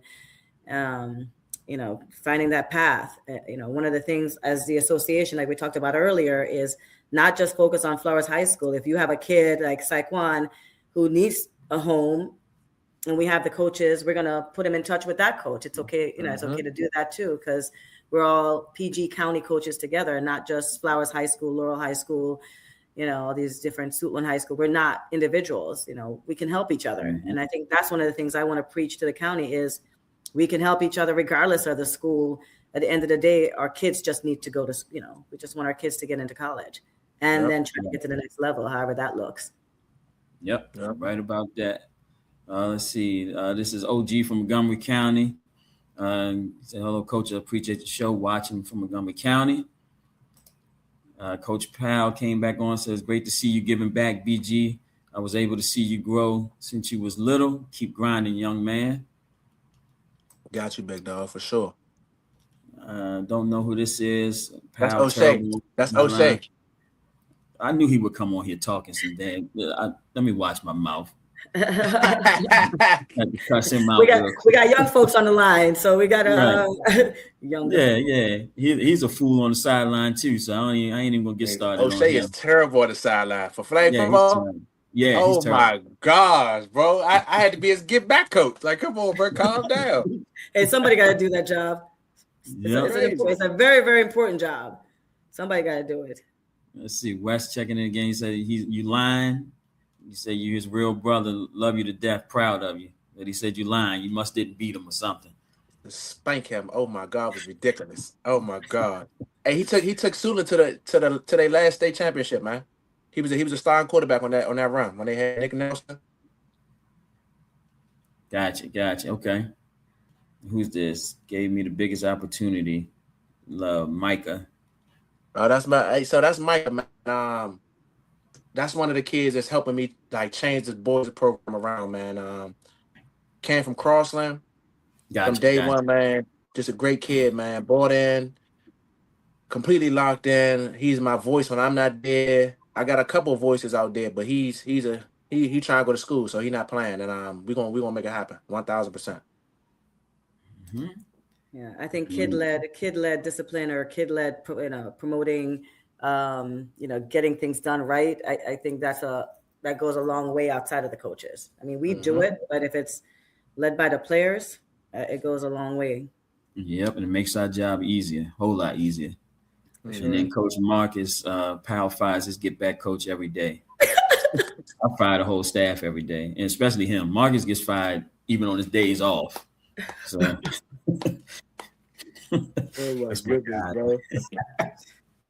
That's one of the undervalued thing on the football field is a get back coach. Listen, that's a very, very, very, very important position on the football program. I'm trying to tell you. You will get 50 yards. My coaches don't even try anymore. I even had one referee come up to me in game was like, "Can you just please stay on the sideline for me? My boss is watching. I'm gonna get in trouble for letting you come out here. You're at the numbers, coach." I said, "All right, man, I'll back up a little bit." You have to. I'm surprised they didn't give you a flag.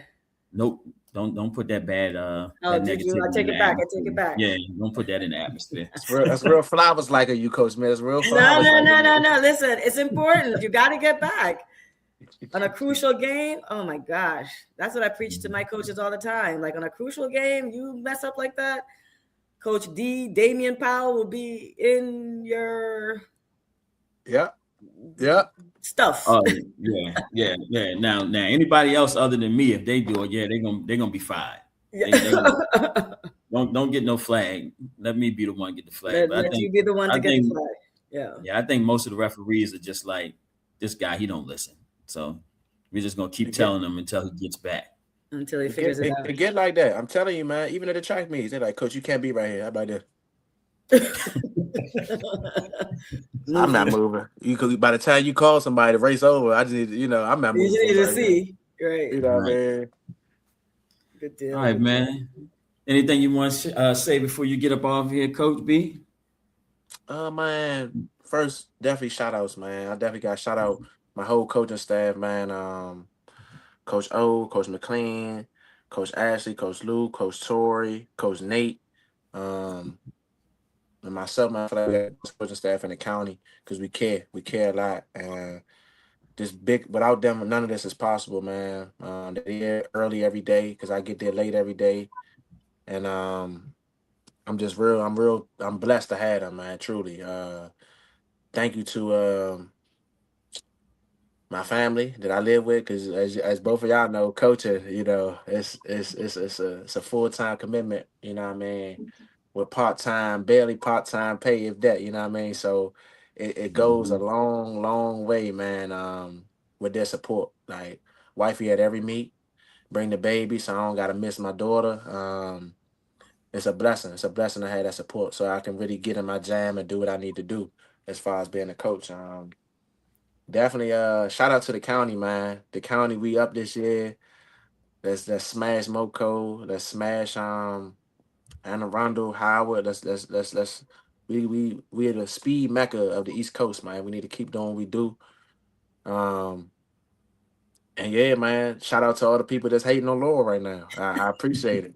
Like I appreciate it more than anything. Cause without y'all, man, I wouldn't wake up in the morning with like 50 Cent Mini Man. You know what I mean? Like I love it. Right. Motivation.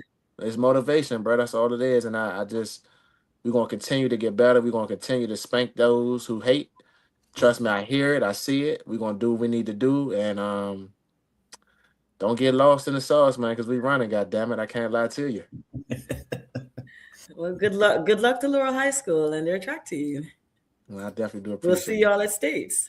100%. Oh, and look, look, the whole flower Shep, Rose, Noel, man, Twin, man, I love everybody over there. They've been coaching since I was running, so I really appreciate them, man. We got some great history as myself as an athlete and as a coach, man. So definitely, I love racing flowers. I love racing flowers. It's a good time every time when we race each other. We're gonna see you at States. Yes, Lord. Make the best team win. Look, hey man, you know I love you to death, brother, and I appreciate you, man. Keep doing what you do. You know I'm a big fan of what y'all got going on over there, man, and you know it's gonna pay off on my end as well. You know what we trying to do with the football program over there, man, and keep going in the right direction. And then say you need anything, you know I got you. 100%, man. I love you more, bro, and I appreciate you. And like I said, let's just keep building this thing up, man. Keep saving these kids, man, and let's just let's keep doing it, man. We all they got for some of these kids, man. So let's do what we gotta do, man. That's it. Yeah. Right. And listen to all you football kids watching this. Who's that, Coach? Make sure to pull up when I beat Flowers in wrestling. Okay, go Coach ahead. Mark. Go ahead, Coach B. Hey, I'll be there too. Let's listen. I love a challenge. Coach Felder, get ready. All my football kids watching this, run track, man. When you watch the combine in April, they don't show how many bench reps you can do. Yeah. They don't show you how far you can jump. They replay the 40-yard dash over and over and over again. It's important. Speed makes plays on the field. You cannot tell me you trying to be the best athlete on the field and you never ran track before. 100%. Yep. 100%. I agree with you. Your favorite football players have ran track. 100%. And we make our favorite football players run track. They got to. They got to. That's how you get better. That's how you get looked at. Yep. So good deal. Yep. But y'all heard him here. So when I tell any of y'all need to be out there in track during the spring season, don't look at me crazy. Because then when we get out there doing 7-on-7 season, I'm saying you run track, and I'm gonna sit there and put your ass right on the bench. I tell you. Batman's running nines right past you. It's like, damn, like, coach, he faster than me. I wonder why. You didn't run track. You didn't hold in on your craft. 100%. Yep. That's it. All right, Coach B, man. Well, I appreciate you joining us, brother. And we'll be in touch, man. And we're gonna bring you back on after y'all win that state championship this year. Hey, and then we can talk about it again. Hold me to it, goddammit. Hold me to it. Yep. All right, y'all. Y'all take it easy. Have a good one. All right, you too. All right, man. I'll talk to you. All right, that was Coach Brennan Garrett, Law High School indoor and outdoor track coach. Appreciate him joining us today. And Coach, I know for your first show, we done went a little bit longer today, but yeah, it's all good. All right, I appreciate you coming on. See, when you get to talking, man, time just flies. So you don't even pay attention to how long we've been on here talking. All good. All good. All right, anything you want to close out with? I appreciate the opportunity to come on. Give a shout out to, again, my head coach, Damian Powell, Charles Herbert Flowers High School, Coach Groves, also Flowers, all the coaches on the football team. The administration, Dr. Brown, your program can't be successful without the administration in the building. So shout out to the administration at Flowers High School for sure. My family, my friends, my job, all that good stuff, my dogs, because they got to put up with me not coming home till 9 o'clock on a Monday through Thursday. So they got to wait to go out. So, listen, we're just trying to make PG County a better place for sports, for football, for kids, getting them into college. Primary role is to get these guys into college, whether they play football or just get a degree, because that's what's going to take them to the next level, is getting that degree. So just keep pushing, getting your boys into college, getting your players into college. And, if ever you guys need any support, reach out, because, we're all here as PG County or just coaches in general to support each other and support whatever is needed from the player standpoint. But that's what we're here for, to make the kids better. Yep. That's what we're here. Yep. That's what we're here to make it better. For sure. And so I appreciate you taking time to join us today, and great insight, great feedback. Sorry, my little girl just walked in the room. All good. Come on, Montana. You want to say hi to everybody? And she's crawling on the table now. So we'll close out right then and there. And just to let you know, next week we got another great show lined up for you. Now she wants to say hi. Say hi to everybody. Say hi. Hey, beautiful. And she wants to hear shy. Okay. Next week we'll be joined by the head wrestling coach at Wise High School, Coach Avery, and Coach Mitchell. If I haven't ran away, if anybody's scared her away, hopefully she'll come back and join us next week. This was good. This was good. I enjoyed it. All right. So we thank everybody. Y'all have a good rest of the week, and we'll see you next week. All right. Take care.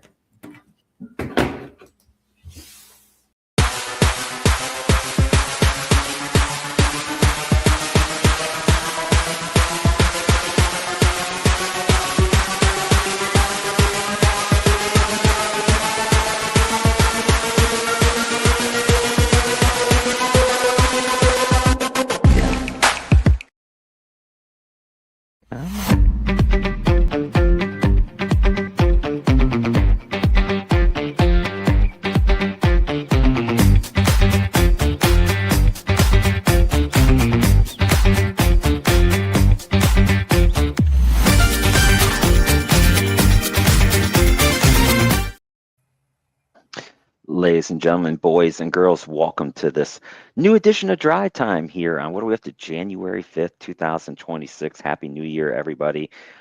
We've got a lot to get to, so we're going to get to it. Scooter's off on assignment today. There was a trooper that passed away up there in the area that I think that he knew, and their services are today. So we wish them all the best of luck. He may pop in later, but I doubt it, but we'll see. But I am joined here, of course, with good old Showtime Sarah. How are we doing today? I'm good. How are you? No, we're here, and we actually have temperatures in the 40s today, so some snow's actually melting out there. So your sister left, and then the temperatures warmed up. So yeah, it's 52 here. I'm not sure what it's supposed to be for next week, but it's pretty chilly. Good at least stuff. for us. That's right. Hey, that's all that matters. So, all right, let's get to it here. We got a lot of stuff here to cover. So we're going to go in kind of a different order here. But before we, of course, get into all that good stuff, we always, you can watch us live, which hopefully you're doing right now on YouTube or Facebook, but you can also listen to us the next day on Spotify, iHeartRadio, Apple Podcasts, Amazon Music, Pocket Cast, Podbean, Castbox, and Odyssey.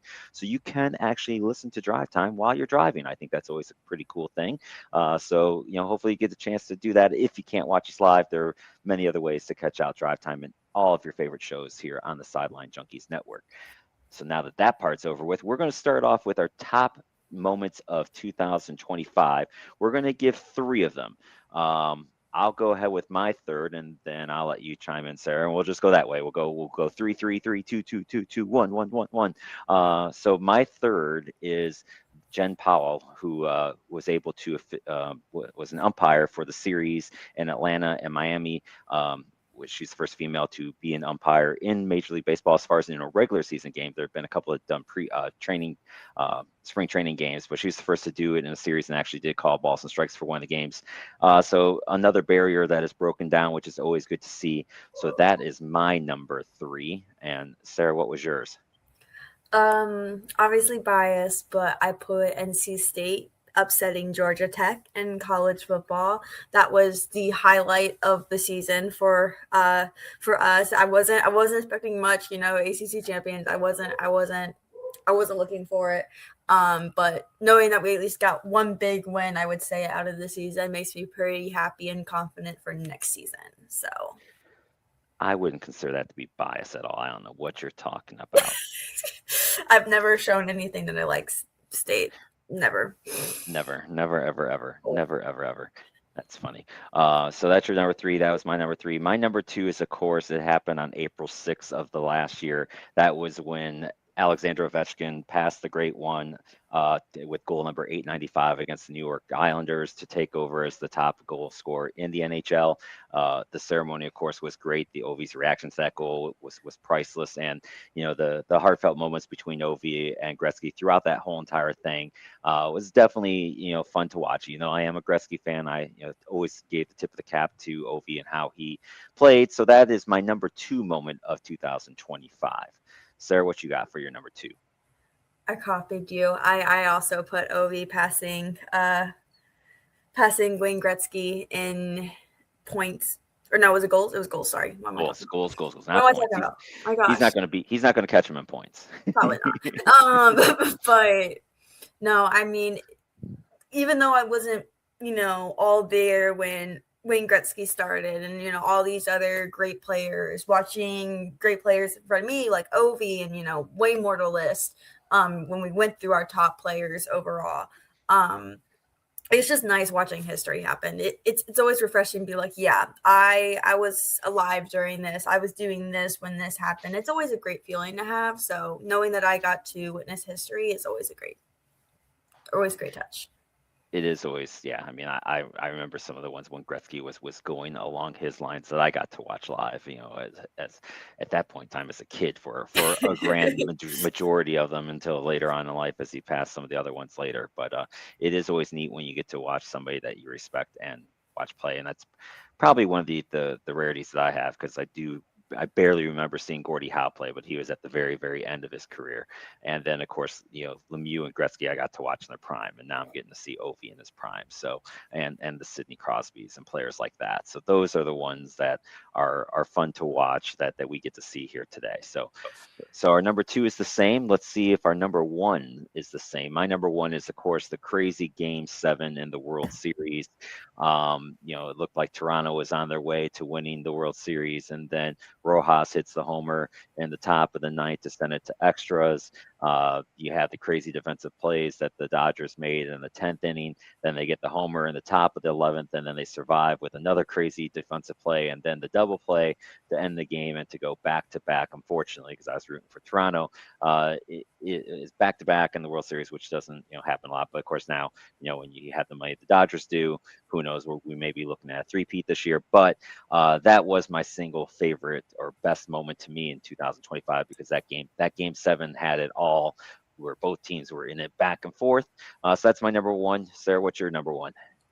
So I did a different kind of series. I did the Stanley Cup playoffs, where it was Florida versus Edmonton. Obviously, the big moment being Florida winning their back-to-back cup.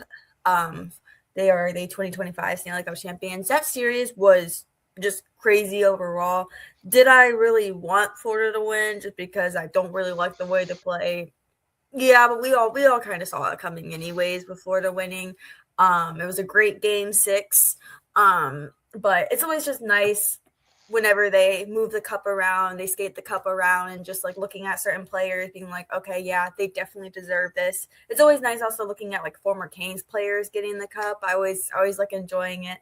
A lot of well-earned moments for a bunch of those players. Definitely not Matthew Tkachuk though.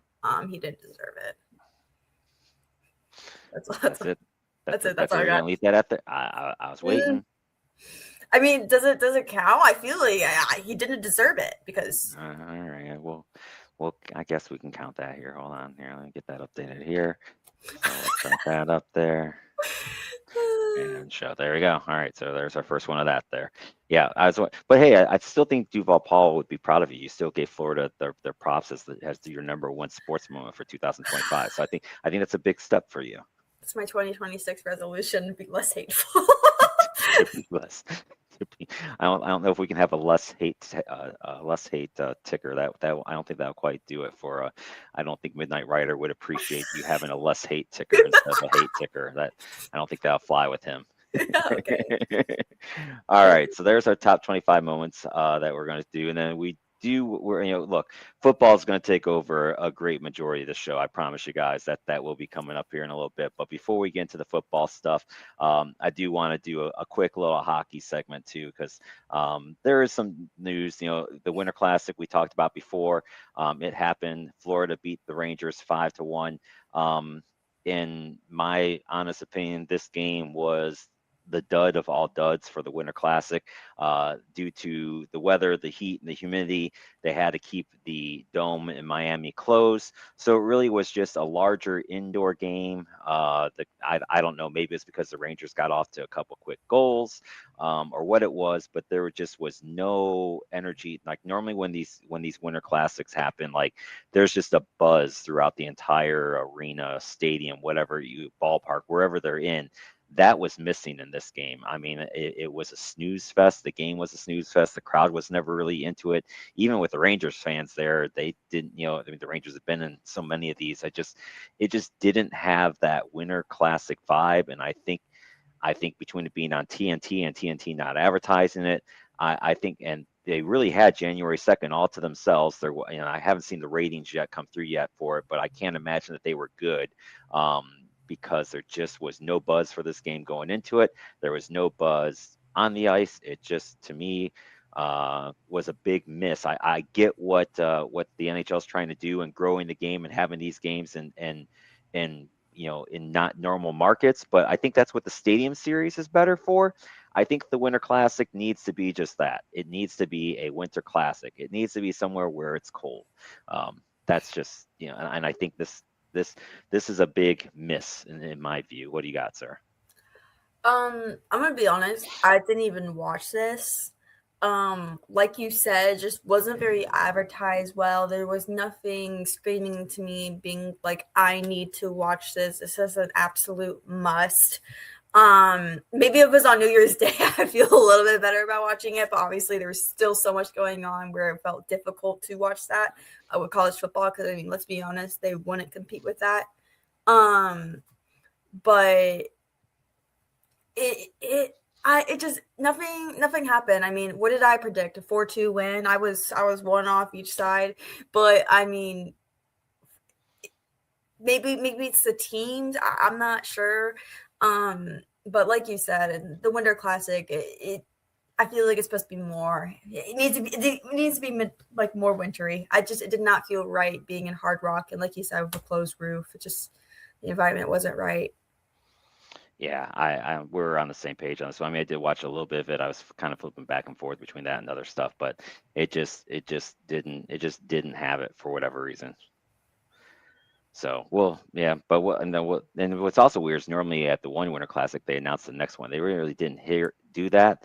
I've heard rumors, but I've also seen stuff not agreeing with the rumor of a possible Nashville location site next year in Bristol, Tennessee, with maybe Carolina in it. But then I've seen other sites that said that is not true. So we'll see where they go for next year. Not that Nashville would be a classic site either, but I think again that'd be a Stadium Series type thing. So we'll see what they end up doing with that. But this one was a miss. I think they need to go back to the classics. You hear the rumor that the next Winter Classic for 2027 might be in Bristol? I did, but that's what I mean. But then I've also seen sites that say no. So yeah, I don't think it's anything confirmed yet, but I feel like that would be better. I mean, maybe because it's against Carolina, maybe I can, we can score it. That's my Christmas present. Okay. If that happens, we get tickets to the Winter Classic. Okay, Paul? Maybe. We'll see. Maybe the third one. We'll see. See if it happens and when and what the heck they charge for that. Then again, too, Right. that Speedway, some of those tickets are going to be probably where you can't see anything. So it could be bad. So we talked about we're going to do our Olympic special later as we get closer to it, but all the rosters had to go in, and the rosters have come out for the Olympic teams. Now, keep in mind, you're going to see 25 names on these rosters. When it gets time to push comes to shove, these rosters will have to be trimmed some too. So not everyone that is currently on this roster will be able to participate in the games, but this is kind of where we're going right now. So what I pulled up are the 4 teams that were in the Four Nations tournament. I think realistically, these are the 4 nations that are probably likely to medal. The only one that's not on here is Czechia, and I think that they have a really good shot too. Their lineup's loaded. We'll get to that when we do the full breakdown. But here's Sweden's lineup, and this team is loaded up front now. Landeskog just got hurt against Florida. Surprise, again against Florida. Not hurt yet on that injury front yet. Their D is really, really strong. Their goaltending is a little suspect. I think of the 4 teams, I would have Sweden at 4 right now. But no real surprises here. I think this lineup is what we expected to see. Yeah, I would say it's definitely a strong roster.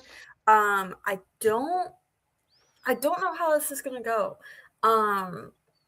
But Landeskog did have to be helped off the ice. I don't think he was actually tripped though. I know we've had those conversations of what Florida players do. I don't think he tripped. I think it was just unlucky, too much momentum. I looked at the clip a little bit. It didn't look like a trip from the angle I had. I don't know if you've seen it. But I think that's another conversation. But it did not look good though. Yeah, I agree with that.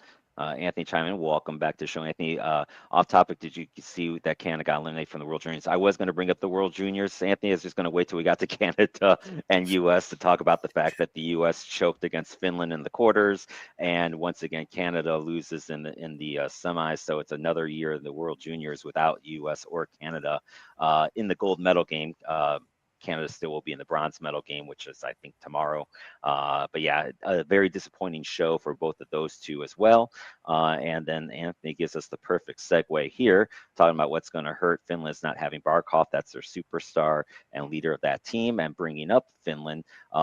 I still think, even though they won't have Barkov, this team is pretty loaded. Aho is coming to himself. At least the top 3 lines there's no issue with anyone on these 3 lines. They're all capable of scoring. The 4th line, we'll see.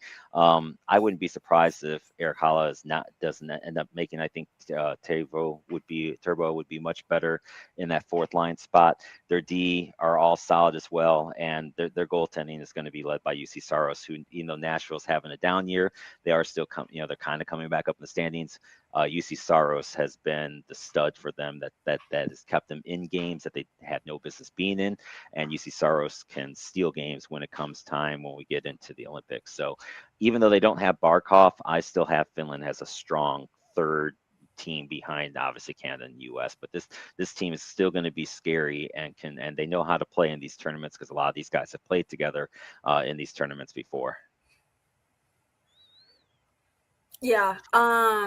Like you were talking about Saros, I definitely think he would be the starter in the Olympics, but let's be honest, I don't think Finland's goaltending is as strong as the others compared to, Sweden, US, or Canada. I think it's on the weaker side, and I definitely think that could be a struggle in the near future. Their offense looks great. I mean, you got Aho in there, you got my opinion about Haula and Rantanen. You fortunately got them in there, but I have to admit, at least Rantanen's good, although I don't like the way he's been playing lately. But great offense. Defense, I think you could definitely move those lines around. I think Heiskanen, well, not Heiskanen and Lindell, because that can't really happen. But I think if you move those lines a little bit around more, I would feel a little bit more confident on their defense. But it's still a good match, I would say.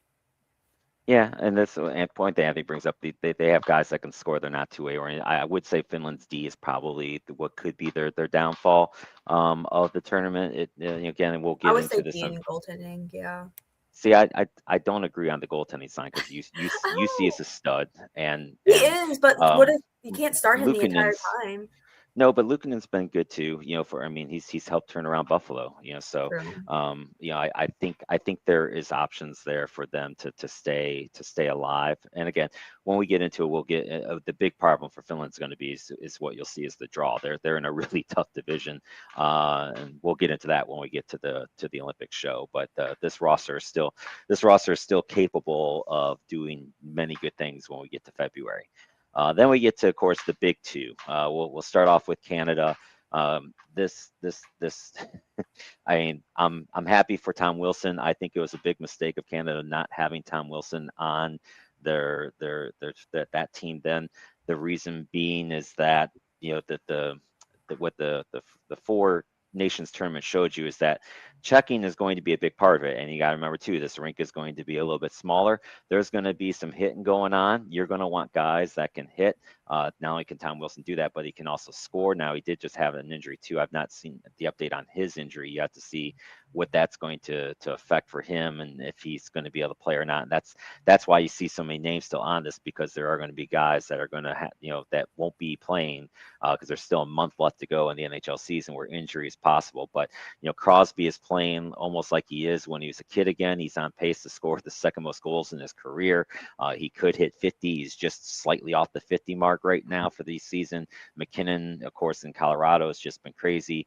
You got Horvat and Reinhart, who have just been good. And of course, and we haven't gotten to Connor McDavid with Macklin Celebrini, which talk about a line there with those kids. Just crazy what that line's going to be. And then their D is pretty good too. You're led by Kel McCarr. Morrissey's having a great year. Sanheim having a good year. Shea Theodore, you got Doughty on the outside. I think he'll end up being in just because of his experience. And then you got my gut's going to tell me that Logan Thompson and Bennington will be carrying the load because Logan Thompson's been carrying the Caps so far this year, but Darcy Kemper's having a heck of a year in LA. Like this is a great problem to have if you're Canada, because any one of these three goalies can win a game. I mean, Bennington won the Four Nations tournament with a stellar game against the US. So this team is definitely loaded for sure. Yeah, I agree. The goaltending strong. I don't see really any weak points. Offense, there's much to say. I think from what I saw, I think Horvat was week to week. I'm not sure though. I think they said he's at least out a week, but I don't know if they didn't disclose what kind of injury it is. I'm trying to say. Their defense, I would definitely say, is super. There's nothing weak here. There's nothing that looks terribly bad. Call me crazy though. I know I never prey on injuries, but I'm obviously biased because I kind of wanted Seth Jarvis to make the Canada Olympic roster. So fingers crossed. I think he's probably the next man up. Let me live in this delusion that Seth Jarvis will find a way to squeeze into this roster. Okay, he's got time though. You saw the quote he said. What was it? Shit sandwich. Shit. When shit happens, and you got shit sandwich. So, Anthony put in, don't trust the defensive core for Canada for some reason. It's just me matter. You have a lot of trust in this defense, man. I don't think they're bad. That's for sure. I mean, Taze is having a good season. Makar is just a beast if you watch Colorado, especially when it comes to leading a power play. Makar may be one of the best guys out there. I mean, that shot from the point and he can pass it. Sanheim is sneaky good, and Periaco is having a great year too. So no, I don't have any worries with the defensive core for Canada, and they may have the strongest three goalies. I mean, those three goalies are especially with how they're playing right now. They're all playing lights out hockey. Bennington is again responsible for St. Louis, who looked like they were dead in the water. They're back in it again.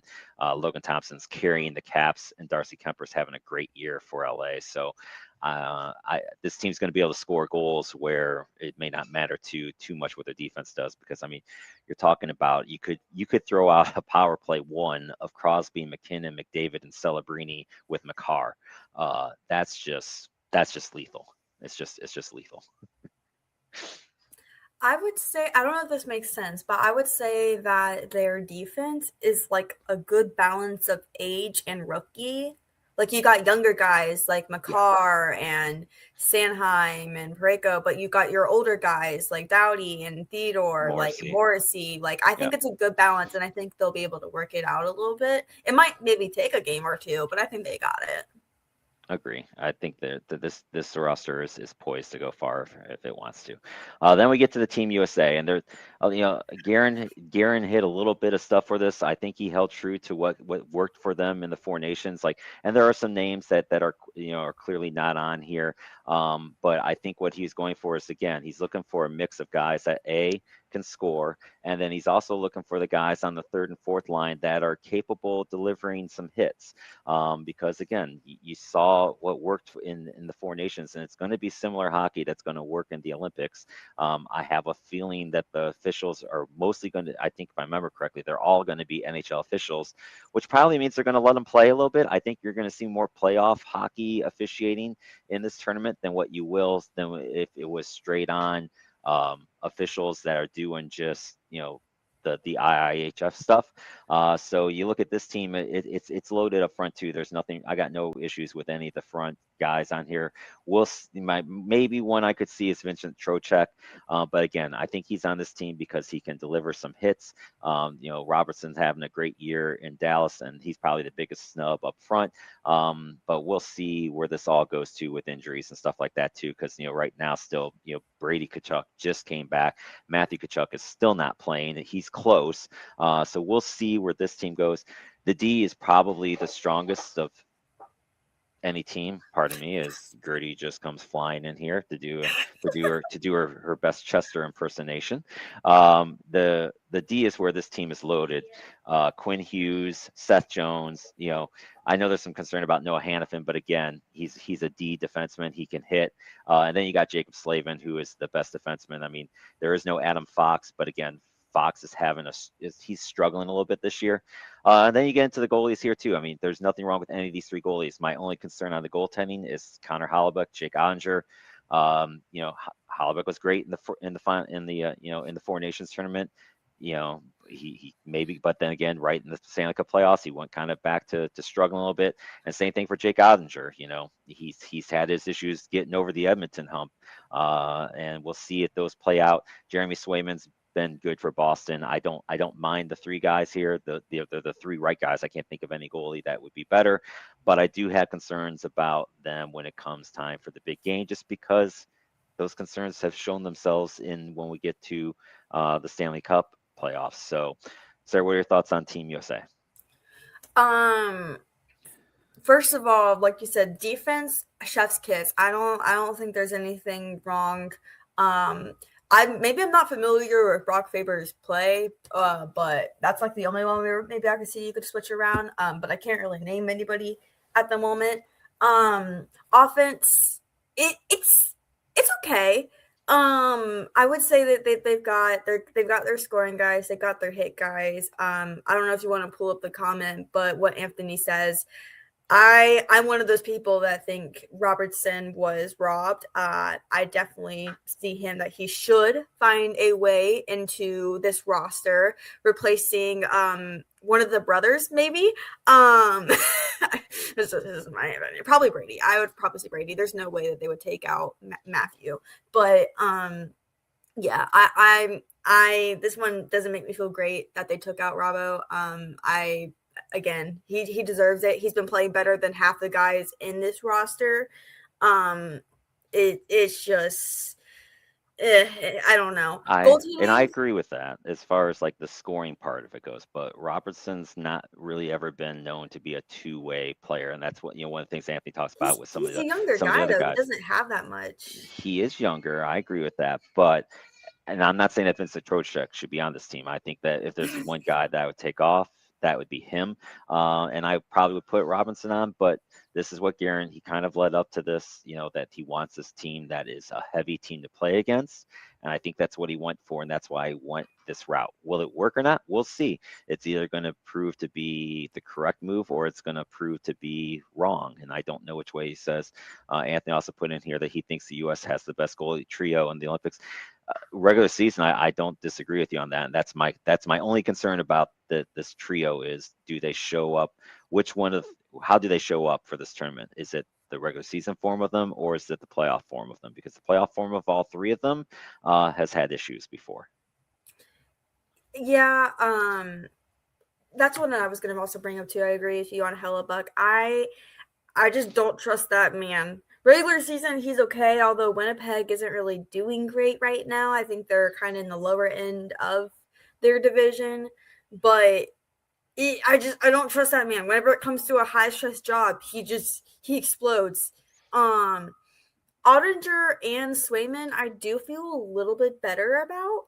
I could definitely see them maybe focusing a little bit more. I would hope that they focus a little bit more on Ottinger just because Dallas is playing better, I think, compared to these other teams that they have. And just looking at their stats, I would just say Otter is the better player. Not better than Canada's goalies. I'm still pretty confident that Canada's goaltending is pretty strong.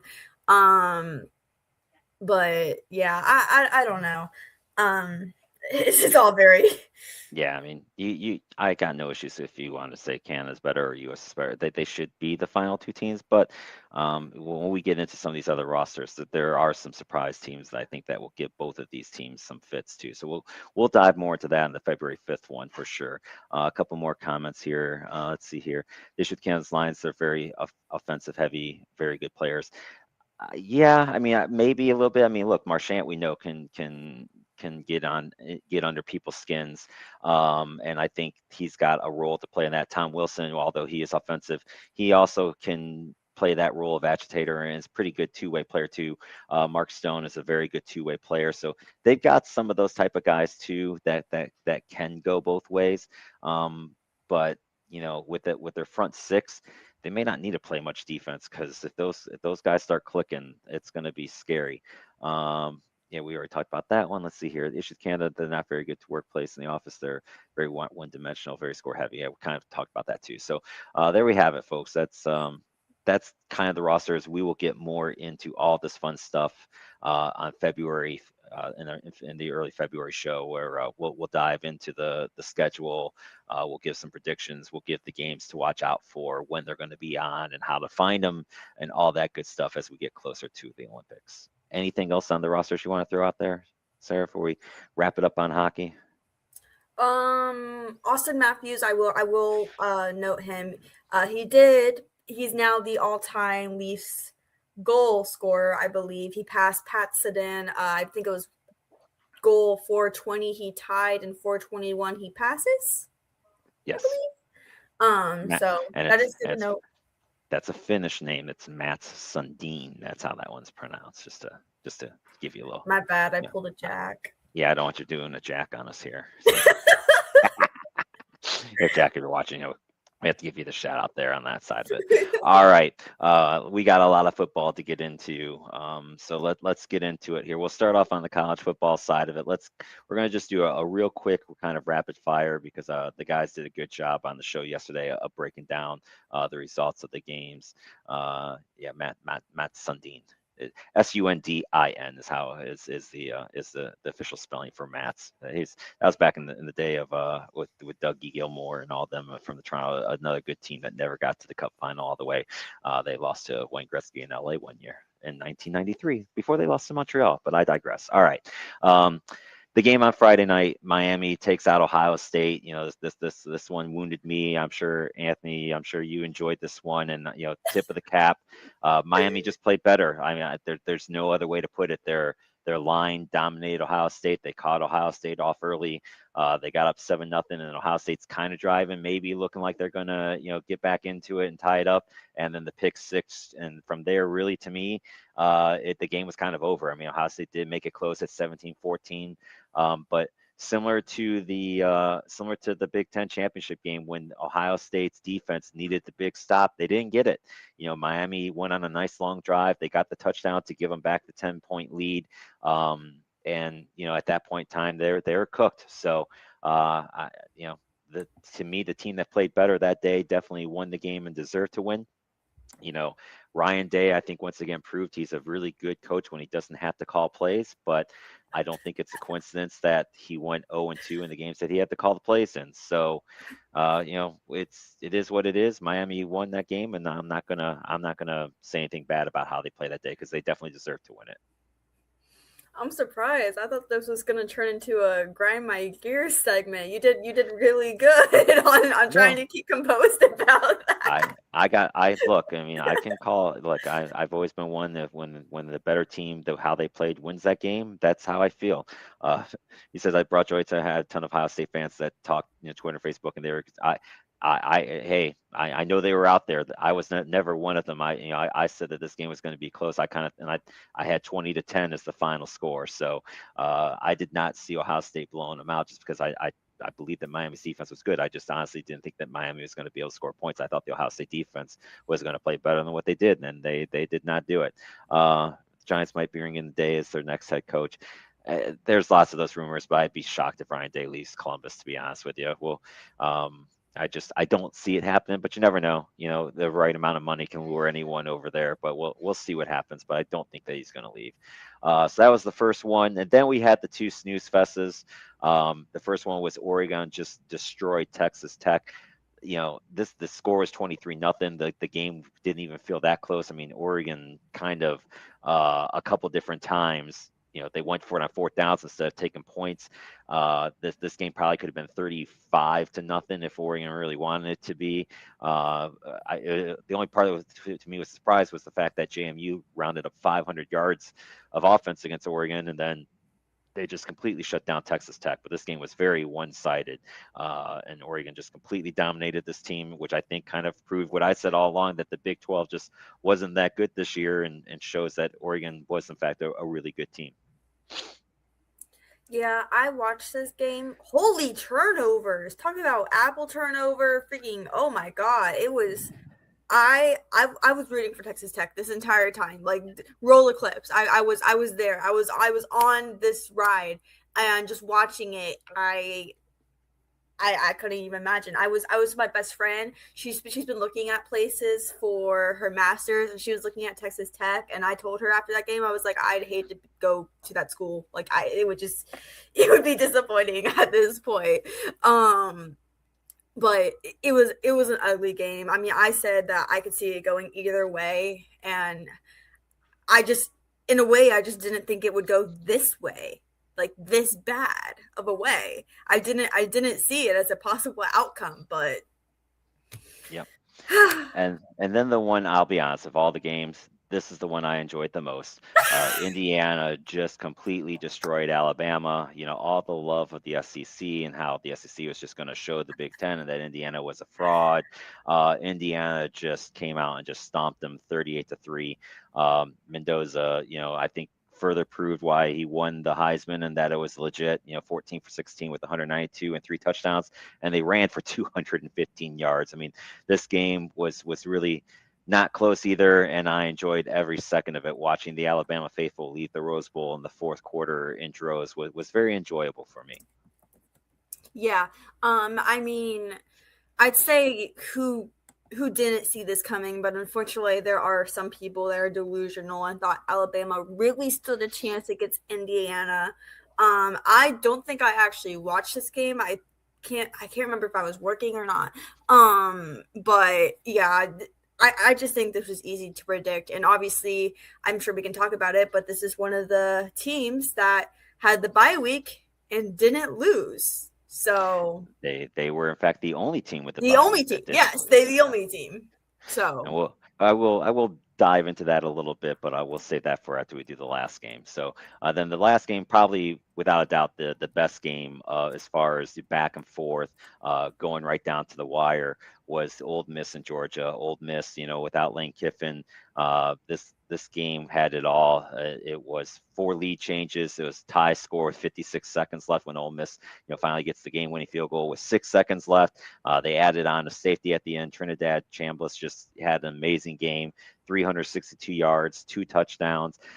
This game was just a lot of fun. I enjoyed it, and I was happy for the results because I kind of, Ole Miss was one of the teams I was kind of rooting for because I hate Lane Kiffin, so I kind of want them to stick it to Lane Kiffin a little bit. So, I do enjoy that too. Yeah, I mean, this was a back and forth game, really entertaining. Obviously, it didn't go it the way I thought it would. But I still give kudos to Georgia. I mean, they did their best, but this is a great story. I mean, like we said, Lane Kiffin, I'm sure he is crying on his knees asking to be a part of this again. And oh my gosh, like freaking next week going against Indiana. Imagine if they pull that off. It would just be great. It's a great story. I agree. Yep, I'm with you on that too. So, it is good stuff. So, with that being said, that's the quarterfinals. And I do want to point out, of these four, there was only the one team that had the bye, or that didn't have, had the bye week that won. That was Indiana. So, over the last few years, since it expanded out to 12, the team with the bye week is now 1-7. And look, in fairness, for Ohio State, this has benefited them. Last year, they didn't have the bye. They went on to win it all. This year, they had the bye, and it didn't work out so well. So, Ohio State, as an Ohio State fan, has experienced both sides of it. My gut still says they're going to go to 16 next year, and the point then becomes moot because then these teams will have the home game. There's a lot of stuff to talk about as far as fixing it. All right, that's pretty funny. I got to put this up here. Chuck put in that Lane Kiffin is leaving LSU to become the next president of Venezuela because of how much Lane Kiffin likes to leave jobs. That Chuck is also another former Raider fan, so he remembers the Lane Kiffin days too. So I can appreciate that too. Let's see here. The continuity is finally going to catch up to the Rebels because the assistant coaches, including Charlie Weiss Jr., are already 1 foot out the door and going to LSU this week, apparently. Yeah, there is some rumor about when these guys are going to officially be leaving, and we'll see what effect that has on them this week. So that gets us right into the semis. And with that, we'll start off with this one. And I know this is here. He wants to know our opinions on that. So we'll throw him out here now. But Anthony's got his pick in here. I think he's got Miami. He's a little biased. Well, of course, and that's okay. That's part of the fun of it here. Hold on, I had his pick here. Where'd he go here? Where am I missing his pick? I think he has. There it is. Miami winning, and then Indiana. So he's got Miami then winning the national championship 17-14. So he's got, which, hey, if Miami's going to win this thing, it's going to be on defense. So let's get into these here real quick. Miami 12-2 going up against Ole Miss 13-1. This game is going to be very intriguing to me because, Ole Miss's offense is just really, really good. But I don't know if they've played a defense as good as Miami's. And Miami is clicking on all cylinders right now. This is one of those ones where my brain says Miami's going to win. And again, this is nothing against Miami. I think they're a great story. But my heart kind of wants Ole Miss to win just because, again, I'd love to see Ole Miss kind of stick it to Lane Kiffin at this point in time and get into the national championship game. But if I had to go with what I think Miami's defense is going to be really good in this game, better than anything Ole Miss has faced. And I think Miami is going to win this game. I'm going to go 21-17. Okay. I'm gonna go on the other end here. I think Ole Miss has got it. Am I impressed by Am I impressed by Miami? Yes. Their defense was good. We saw it in the Ohio State game. I'm on this ride with Ole Miss. Obviously a little bit, but I just think they got a little bit more. I mean, beating Georgia, I think I don't know. Actually, do I take that back? Is beating Georgia more impressive than beating Ohio State? Because I mean, Ohio State is Ohio State. They have their flunks. I'm not sure. I'm not actually sure. I might take that back. I'll have to think on that. But I think Ole Miss has got it. I think their offense is just a little bit better than Miami's defense. So I'm trying to think of a score, though. I think it'll still be pretty back and forth, but it'll be low. I'm trying to think. 24-15? 24-15, and this is a point that I do agree with Anthony on too, that especially when we compare them to Miami's defense, Ole Miss's defense is not there. He's got here, I feel the Lions disrespectful that they don't like any of Miami's games, we shut down quarterback season. I agree. I do think the line is a little, but again, I think some of that too is the SEC bias, which just isn't going to go away. It is what it is, so we're going to have that for sure. that you're going to see that. So I think that this one is going to, they're both, I think, going to be good games, because you also have then the rematch, which will be in the Peach Bowl on Friday night, Oregon against Indiana. Of course, these two teams met earlier in the season. It was a really good game. It was in Oregon. They were tied at 20 into the fourth quarter. Indiana went on to win it 30-20. So the question I have is going to be is which Oregon's defense shows up for this game? The one that played against JMU and Indiana the first time, or is it going to be the one that just played against Texas Tech? Because if it's Oregon's defense that played against Texas Tech, Indiana could be in trouble. But I think Indiana is another one of these teams with a chip on their shoulder. They want to show the world that they belong and that they were there. So I do think Indiana gets the repeat, and they do beat Oregon again. And I kind of see it around a similar score, that 30-20 that happened the first time. Yeah, I agree. I think Indiana's got this. Don't get me wrong, Oregon's impressive, but Indiana's just have a hell of a season. There's just not really much to go about, and of course they beat Alabama because that's impressive to some people, which not really. But I think Indiana's got this. I don't know. I still think it would be close. But I'm trying to think. Maybe 32-24 is what I'm going with. So you got Indiana against you said Ole Miss, right? Or did you say Yeah, so Indiana versus Ole Miss. And I have Indiana and Miami, because that's what Anthony said. Yeah, I hedged my bets a little bit, Anthony. I said that I think Miami's going to win the game. That's what my brain says. My heart wants Ole Miss to win. And again, nothing against the Hurricanes. I just want to see Ole Miss stick it to Lane Kiffin. That's my only thinking behind that. It's totally biased as a Raider fan that watched Lane Kiffin stink as a head coach and watch him go from team to team. I just want to see Ole Miss stick it to Lane Kiffin and win this thing without him, because I think he honestly didn't think that they'd be able to have it. And I have Indiana winning, but the game's going to be closer. It's going to be a defensive battle. In my opinion, Indiana wins by a field goal, 27-24. Yeah, I could see it being a little bit closer. I could also see 30-20. It's that's another one of those maybe late. I think it'll be close until late, and then maybe I think Indiana pulls away, and we'll see what Mendoza does with that. So there we have our college football side of it. I know you've got to head out here shortly, Sarah. Anything you want to throw on the college football side before we wrap her up? I would say my predictions is Indiana winning. Can't really say a score yet. I would say I have to see how both of these teams play out. Obviously, of course, my prediction might not even happen. But yeah, I still think Indiana's got it. Number one. There you go. I agree with that. All right. Well, I know you got to head out, so go take care of your stuff you got to take care of. Bye, guys. All right, so that leaves for now just me. I think one of the other guys is going to join in here shortly, but we'll keep it going here. So we'll go into some of the NFL stuff. We're going to start off with the games from this last crazy weekend that was. Let me pull up my notes here so I can roll through this here, and I'll welcome any comments here to keep try to keep us going on here. I'm going to do one little quick thing here real quick. There we go. Send that there. All right. So the weekend, of course, started. We're going to kind of work in a different order, not necessarily in chronological order. Seattle defeated San Francisco 13-3. That wrapped up Seattle's number one bid. That was on Saturday. Kind of a boring game. It was an ugly game, but Seattle's defense once again showed up, and that defense is legit. So they will be your number one seed in the NFC after beating San Francisco. That made San Francisco fall into the bye spot, into a wild card spot.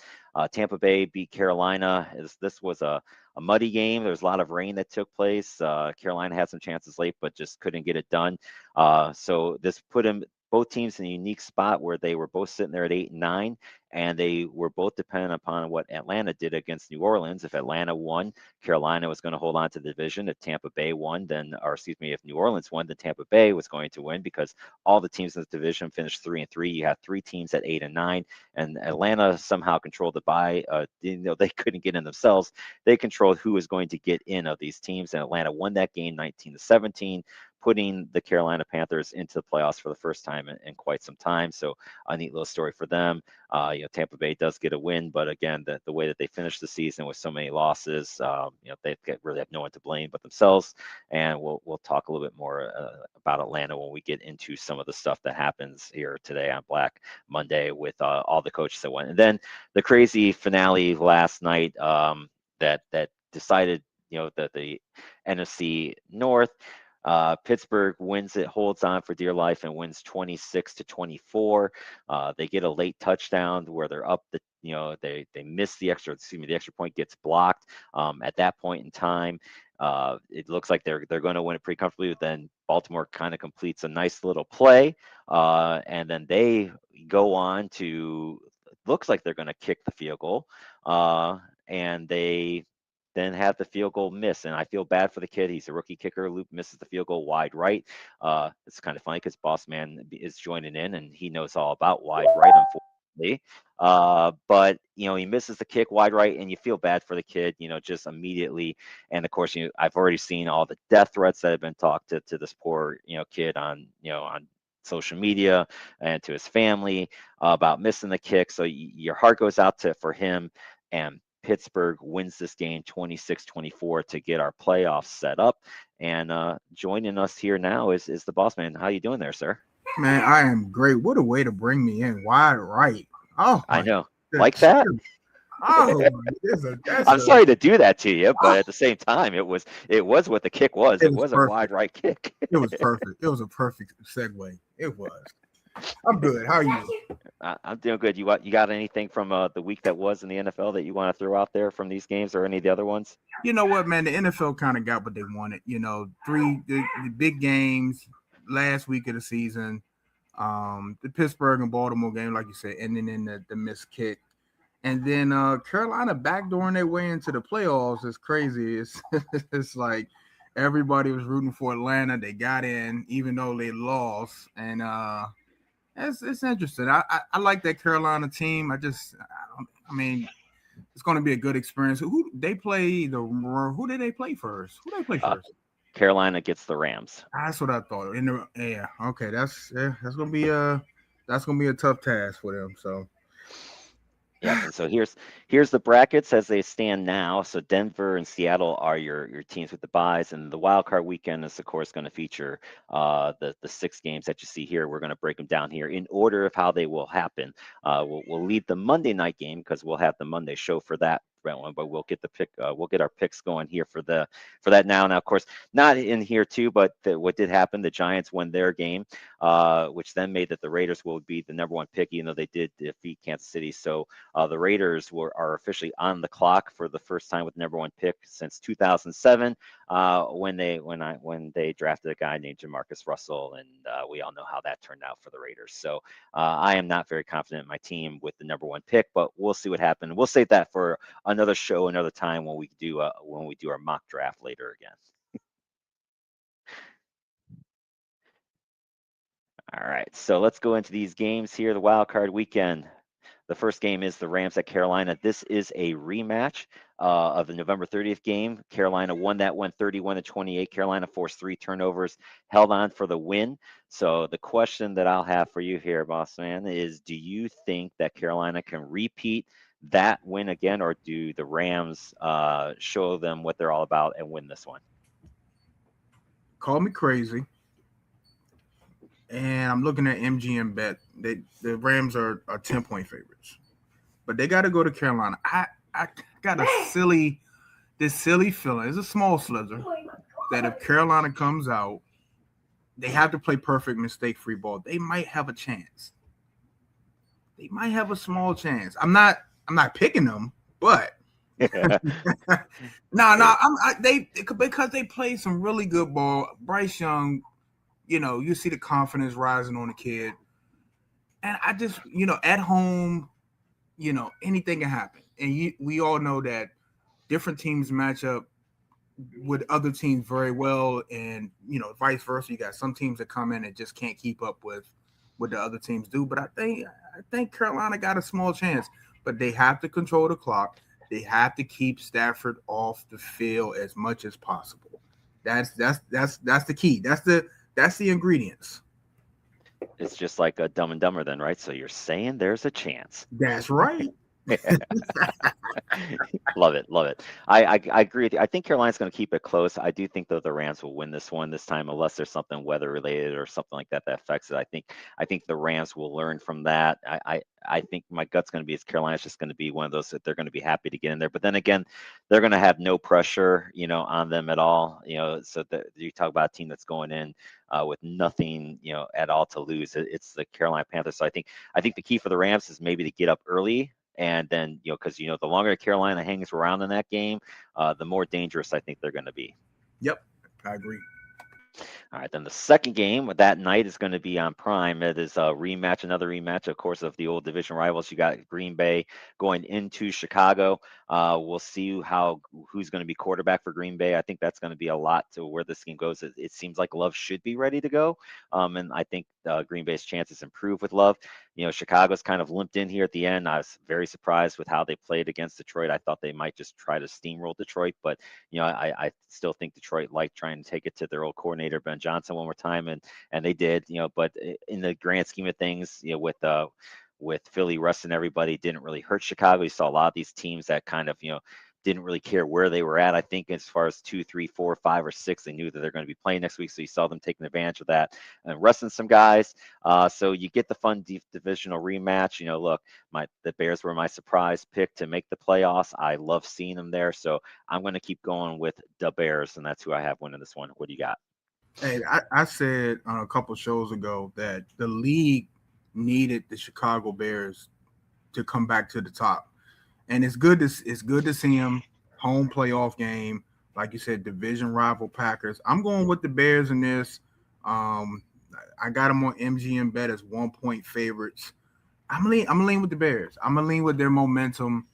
The Packers just got too much going on for me. Too many injuries at the wrong time. Give me the Bears.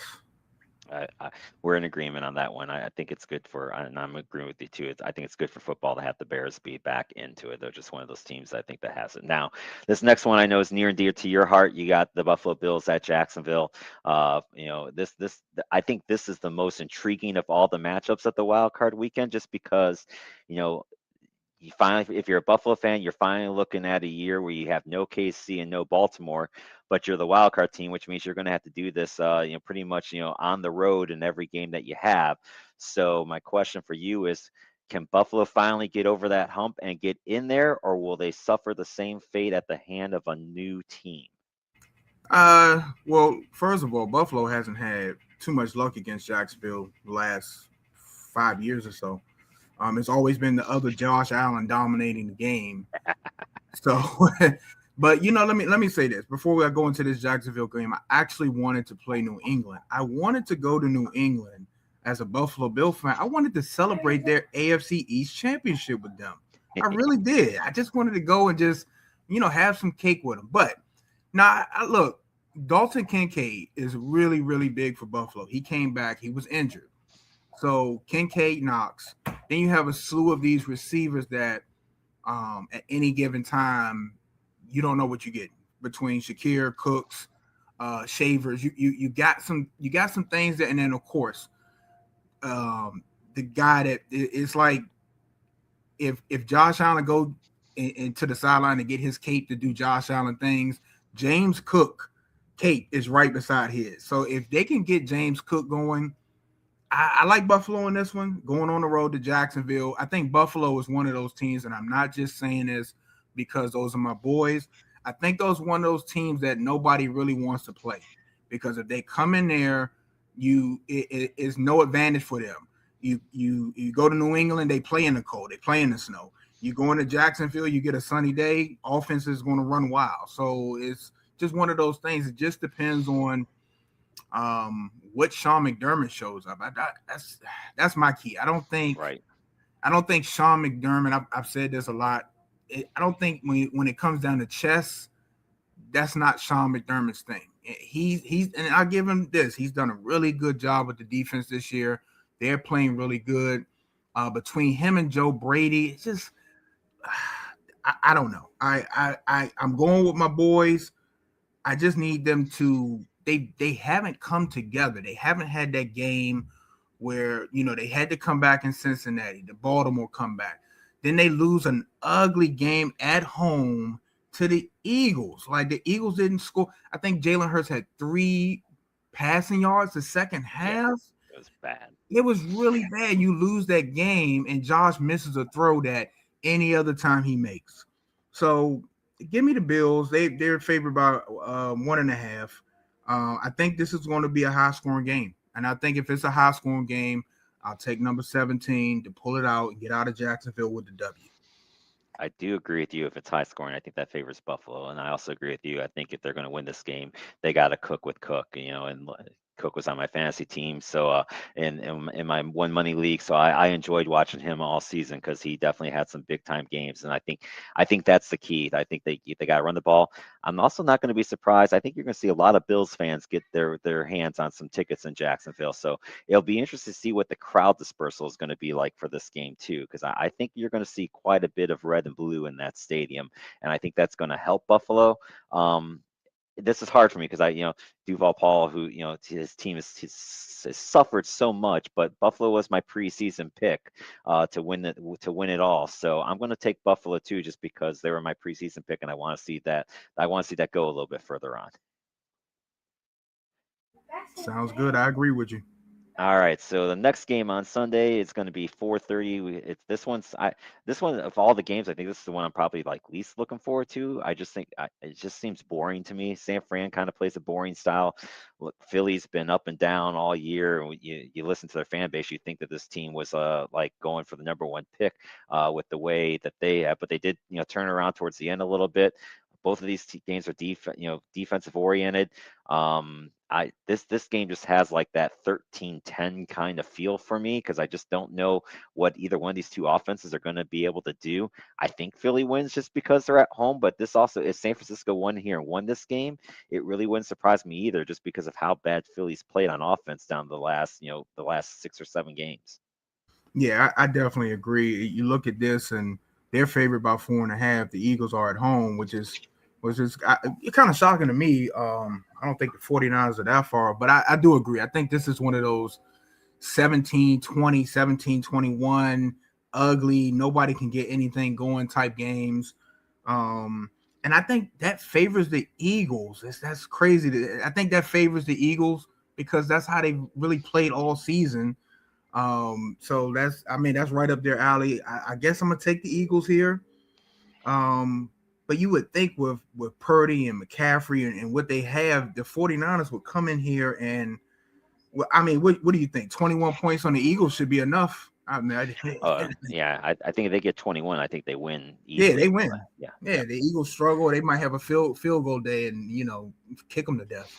Yeah, just that's the way Elliott's been this year. If it's a field goal game, I don't know that I trust Philly. That may not be good for Philly, because Elliott's not been good this year compared to years past. So, yeah, this is the game I think of all of them. I'll be I'm not sure how much of it I'll honestly watch. This might be one that I skip out on for a little bit. So then the Sunday night game, and I think this is the team that everyone probably wanted to face, and the Chargers get them at New England. The chance for New England to prove that they were not a regular season fluke, but they get the Chargers, who are kind of limping in a little bit too.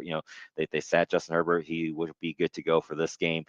They've got a few guys that are going to be ready, and then it's Harbaugh's chance in the playoffs to show that he was worth the money to come back into the NFL. So this game is intriguing to me for that reason.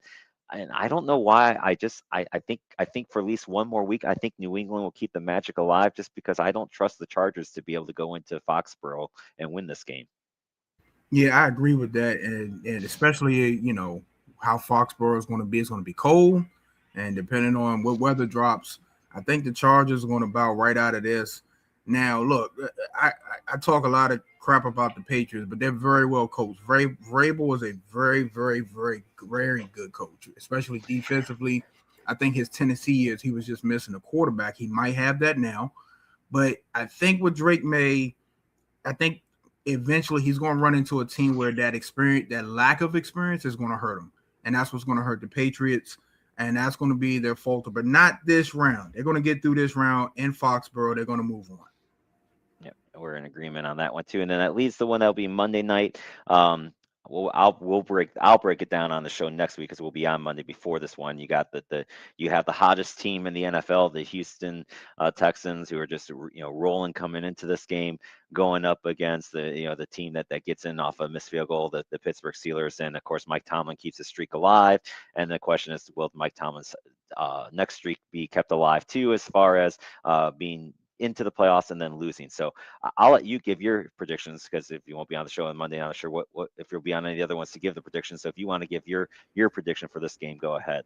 Yeah, sure. I said Buffalo might be one of those teams that nobody wanted to play. I think Houston's number one because their defense is absolutely disgusting.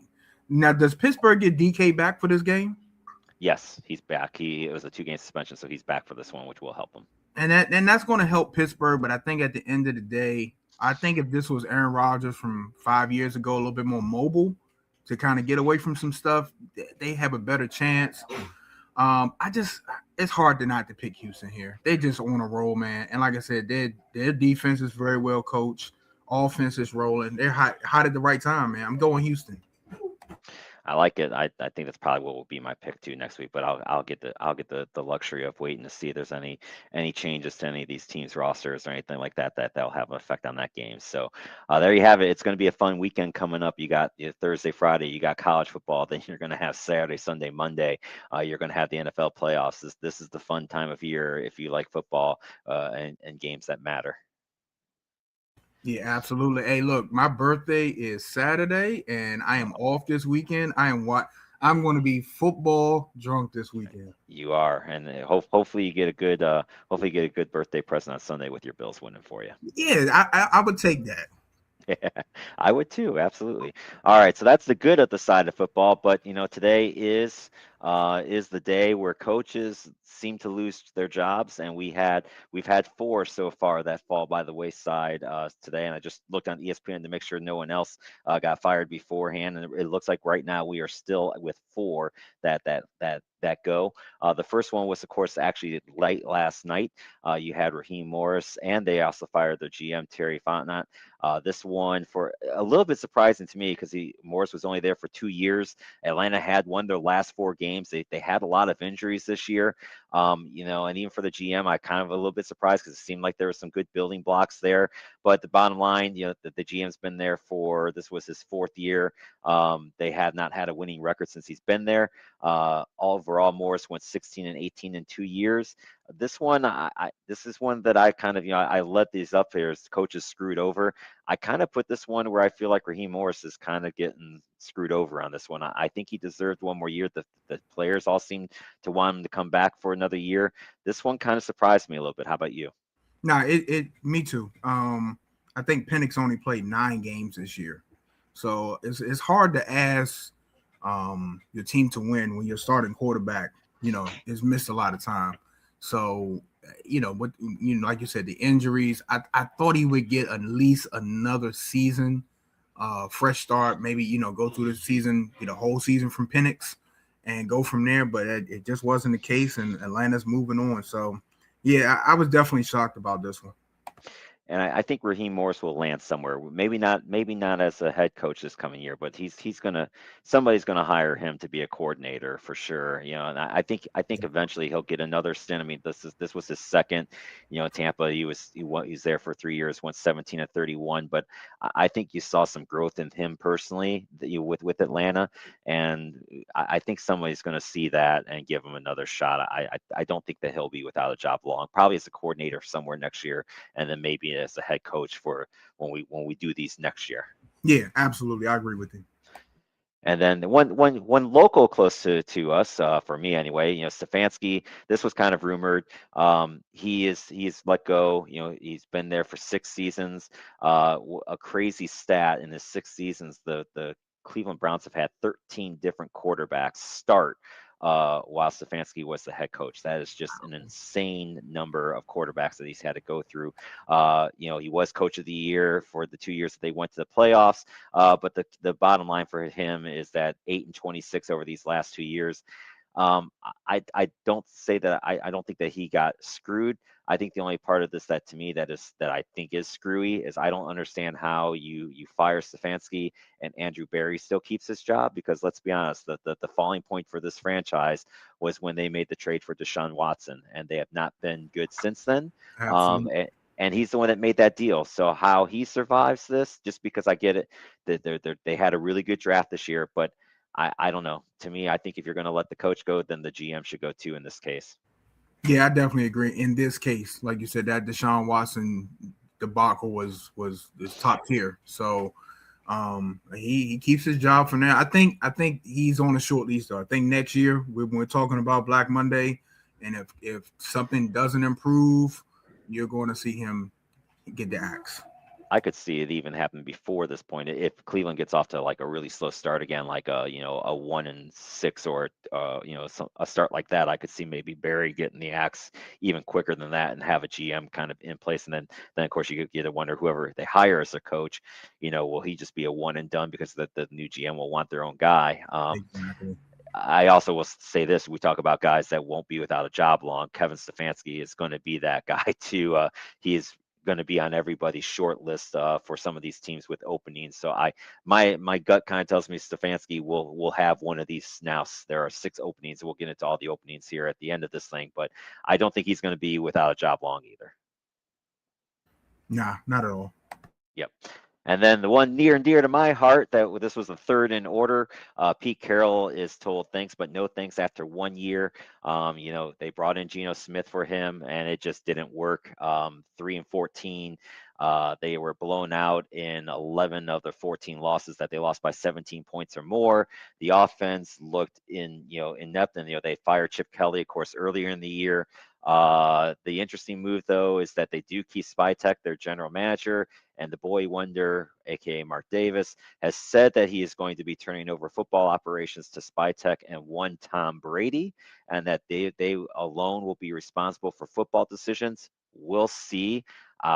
Who they hire as the head coach will let me know if that's really the case or not, because one name that of course is popping up immediately is one John Gruden, and I don't really think that the boy wonder wanted to let Gruden go the first time. So we'll see. If they hire anyone not named John Gruden, then I'll believe that Spytek and Brady have control over this thing. If they hire John Gruden, that tells me that the boy wonder is still doing his best, his worst Jerry Jones impersonation, and is actually the one pulling the strings. What's crazy? I think they may be in control, and maybe because I was surprised Pete got the axe after 1 year. He's a vet. He's respected. For him not to get the time and cook a little bit more was kind of surprising. I think this may be the move where, like you said, they want to go get their guy to coach this team. They want to set it up. So with that being said, if you think of it that way, it's not a surprising move. I think what hurt Carroll in the long run is once the season was clearly done, and Geno Smith, look, the offensive line for the Raiders is god awful terrible.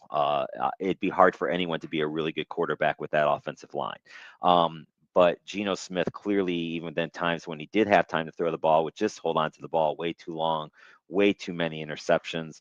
And when it was clearly over with for this team this year, you have a guy that you took 2 years ago in Adrian O'Connell, and he just refused to play him. And I think that kind of may be awesome, because I think the Raiders would have liked to seen what they had. And look, he ended up playing in the second half in the Kansas City game, led him to the comeback, and looked pretty decent. I think the front office would have liked to maybe seen him for more than a half to know what the hell you have in this guy, because you got the number 1 pick in the draft, and it'd be nice to know what you think you have and what you need to do with that pick. So I think that hurt him.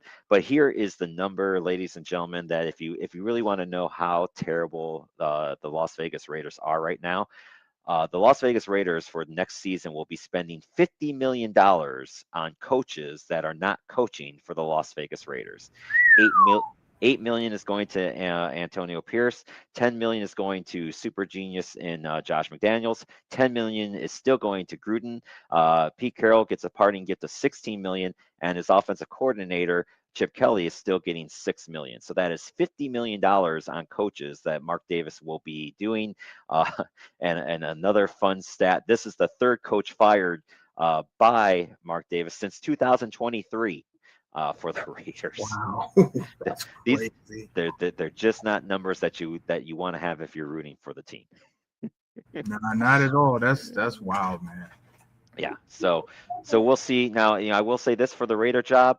They got the number 1 pick. They're going to have their pick of what they want to do. You do have Ashton Jenney, who had despite as fast the offensive line was, had a pretty good rookie year. He led some of the stats for rookies and rushing yards and touchdowns. You still got a really good tight end in Brock Bowers. So there are pieces there, and you also have $100 million in salary cap in a state that doesn't have a sales tax. So there is room for Vegas to get better quickly with the right people in line. So it's going to be interesting to see who wants that job. But I think the number 1 pick and having those other pieces does make the Raider job at least interesting. Yeah, it does. Do you think enough time has went past for John Gruden to step back in without it being a circus?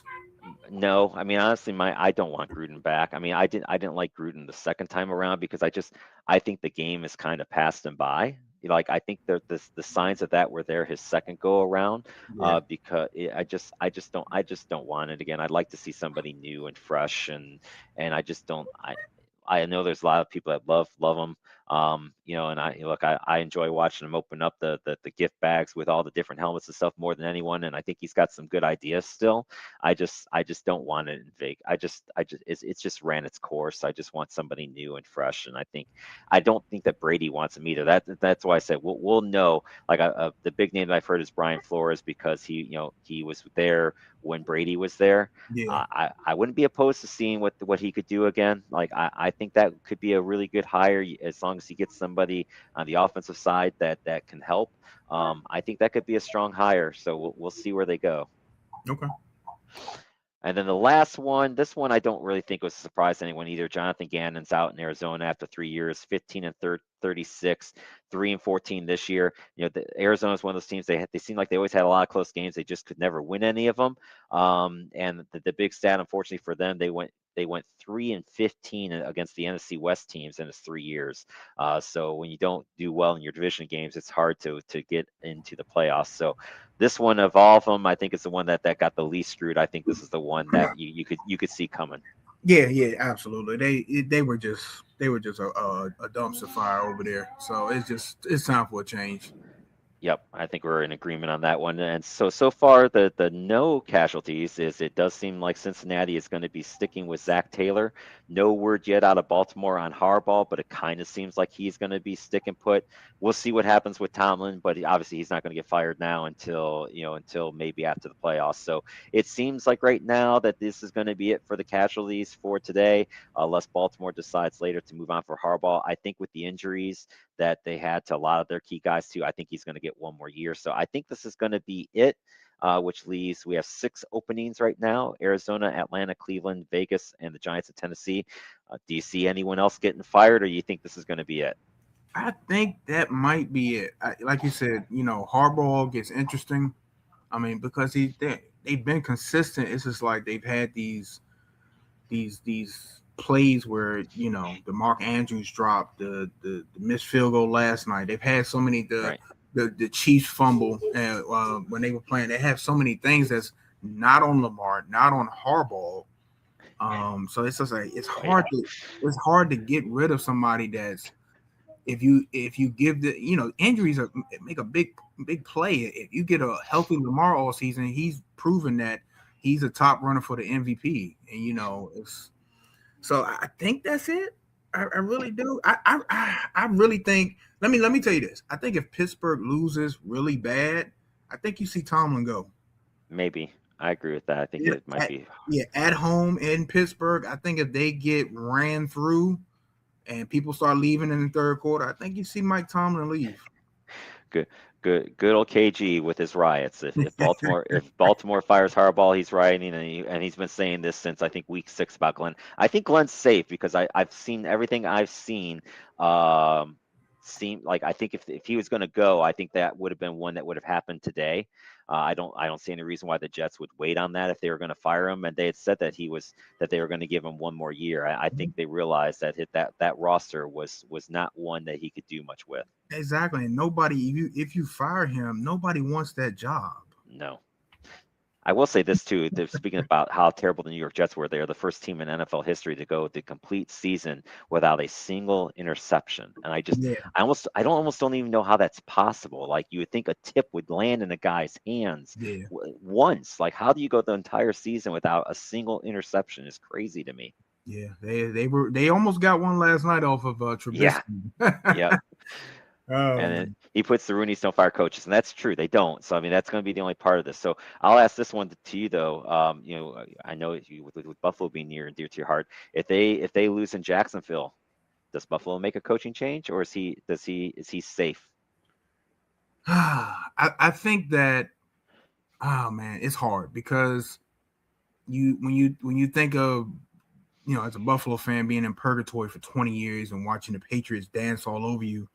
And then Brandon Beane and McDermott comes and pulls them out, but they haven't won the big games. That's where they're lacking at. And it's hard to say that, because he's won, he's done a good job, but I think this is where you need kind of what John Gruden did in Tampa Bay, come in and get another voice with a team that's ready, but you need a coach that not a fresh, not wet behind the ears, not like a Ben Johnson type. You need somebody that has some experience, that's ready to come in and make those chess moves that I don't believe Sean McDermott can make when he plays Zach Taylor, when he plays Andy Reid, when he plays he's got the best of Harbaugh and the Ravens the last couple of times.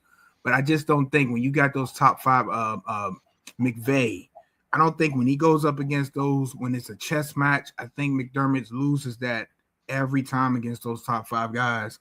And if Buffalo is to win a Super Bowl, it's going to be on the back of Josh Allen and James Cook. It's just that. So he's going to ride those coattails to a championship. There's nothing wrong with that. Yep. But I think you just have to realize where you have as a coach. He's that guy. He's between 10 and 20. I don't think he's a top 10 guy. And hey, Allen and Cook aren't exactly two. If you got to ride your coattails on somebody, those are two pretty damn good players to ride on. Oh, absolutely. Those coattails got air conditioning, heat, padded seats. All right, see, KG's got a few more. He's got, come on, boss. Gruden is like the 2008 Celtics living off one ring. Well, that's true. There's a little bit to that. That wasn't even his personnel. That was Dungeon Kiffin. Yeah, also true. That you won't hear me argue that one. Very true. But he was the voice. He was. It also voice, didn't hurt that they're going up against Bill Callahan, and Callahan did not even change the play calls or the signals. So John Gruden knew what calls the Raiders were making probably before the team did, because he didn't change anything before that game. But I digress as a Raider fan again. Just another reason for me to hate on my team. So all right, so let's do this. Let's assume that these are the 6 openings.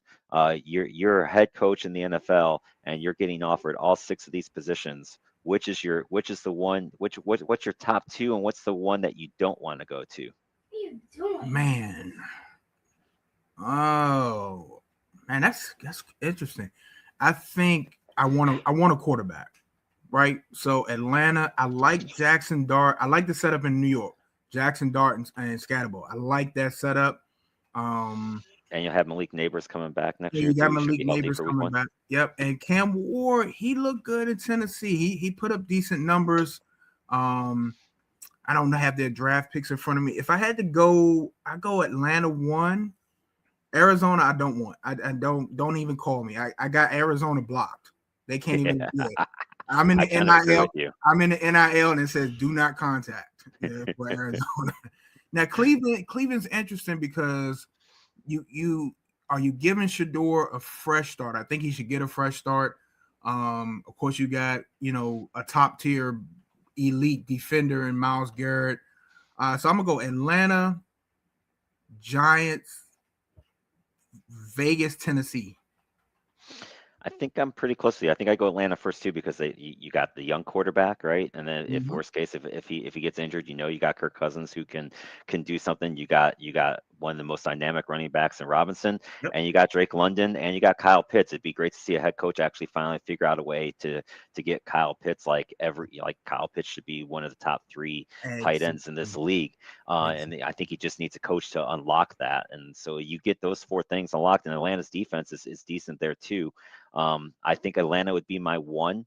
I'd only put Vegas slightly over Cleveland just because if you're a head coach and you want to bring in your guy, you got the number 1 pick. You pretty much whoever you want is there, right? So you got that chance to bring in a young guy, whoever you want that guy to be. I'm going to go Cleveland 3 just because I think of all these teams, Cleveland's defense is the furthest along. But the thing that scares me for them is I don't know that they're going to give Sanders the chance. I don't know why.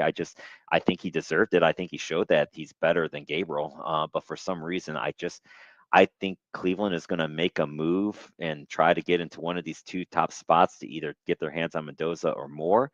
And I don't think they're going to give Sanders the chance. I don't know why. That's just a gut feeling I have. I hope I'm wrong because I think he deserves the shot. But hopefully if they don't do it, then they let him go somewhere else where he's going to have a shot. And then I agree with you. I think the Giants is next. I think the Giants have more building blocks than Tennessee. Tennessee and Arizona are my 2. I wouldn't want them calling me. Just nothing against Cam Ward. I just don't think there's anything else in Tennessee other than Cam Ward right now. There's not much there. So I think the other 4 at least have some good stuff there where you can make and the biggest thing with Vegas is you got 100 million in cap space, and you got 100 million cap space. You can turn around a team real quick. No, you can. You absolutely can. All right. Well, there we have it. Anything else you want to throw out here on the NFL stuff before we wrap this thing up with a pretty bow? No, we could wrap it up. I'm good. Well, I appreciate you jumping on last second and joining me for the NFL section of this thing here. So our next show is going to be Monday, January 12th. We'll recap the semis and the wild card weekend. And again, just a couple shows that are going to be coming up later on down the pike. Monday, February 2nd will be the Olympic hockey preview. We will go into everything that is going to be with the Olympic hockey. We'll break down the men's. We'll break down the women's. We'll give you the dates of the games that matter most that will be on TV. We'll give you our predictions. We'll give you the schedule. Everything that you're going to want to know for the Olympic hockey will be there. And again, we're going to do that for both the men and the women's draw because they're both going to be really, really good stuff. And I still do have this legalized gambling that has ruined sports. That's going to come up, but there's just been so much going on in the real sports world. And that's a good 45-minute segment that I've got built up for that thing right now. So when we get to some points in time later, we're going to bring that bad boy out. Hey, quick congratulations to Boss Time, Showtime Sarah, for her championship in the picks. That's right. She edged you out. Was it still just by one pick? Nah, or was I think she got me by 3 or 4. 3? Yeah, she pulled away this last week. She did a good job. Yeah, she did.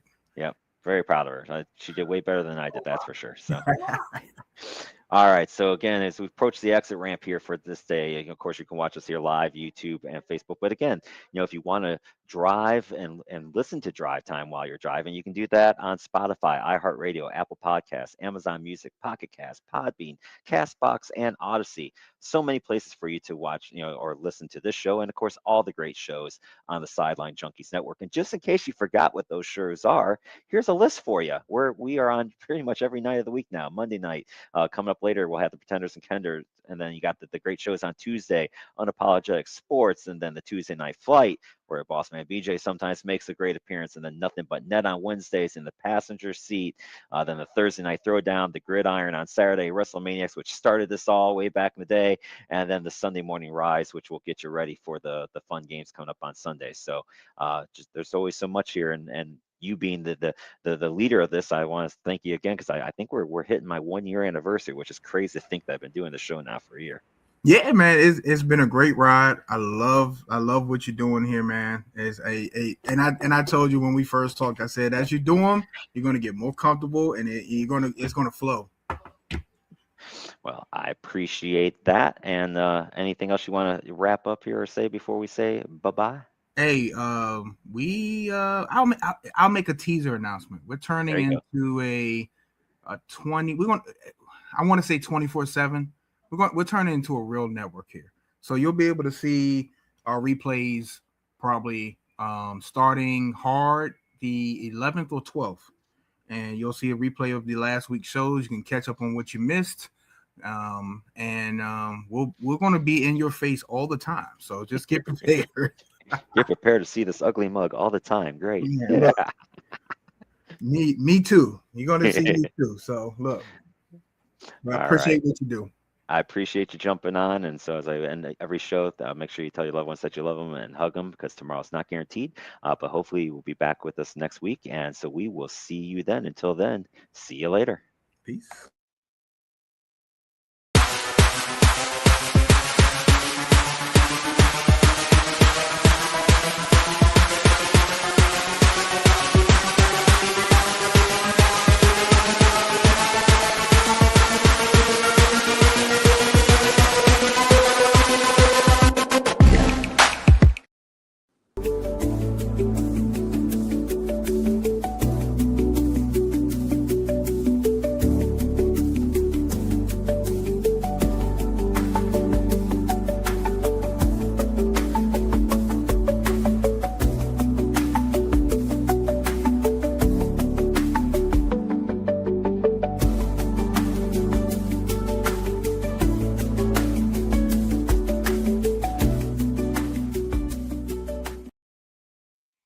Yeah, buddy, welcome back, everyone, to another edition of Unapologetic Sports. It's your favorite uncle, Lee Ice, in the building, and I got my partner in crime, my H-Boom Coon. It's the Fly Guy, y'all. What's up, Fly Guy? Flying Brian, y'all. What's up, Lee Ice? We got a lot to talk about. Black Monday, playoffs for some of us not so much, but a lot going on in the football world, college football world. Can't wait to get started. A lot. When that man say a lot is going on. Before we get started, let's thank everybody for tuning to last week's show, and let's thank everybody for tuning to this week's show. Like Lee Ice and the Fly Guy always say, we hope we can entertain y'all during this 60 minutes. Whatever you're going through, whatever happened to you today, sit back, relax with us, chop it up. It's all NFL today. So much stuff is going on.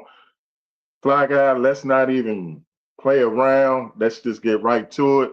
It's an old saying.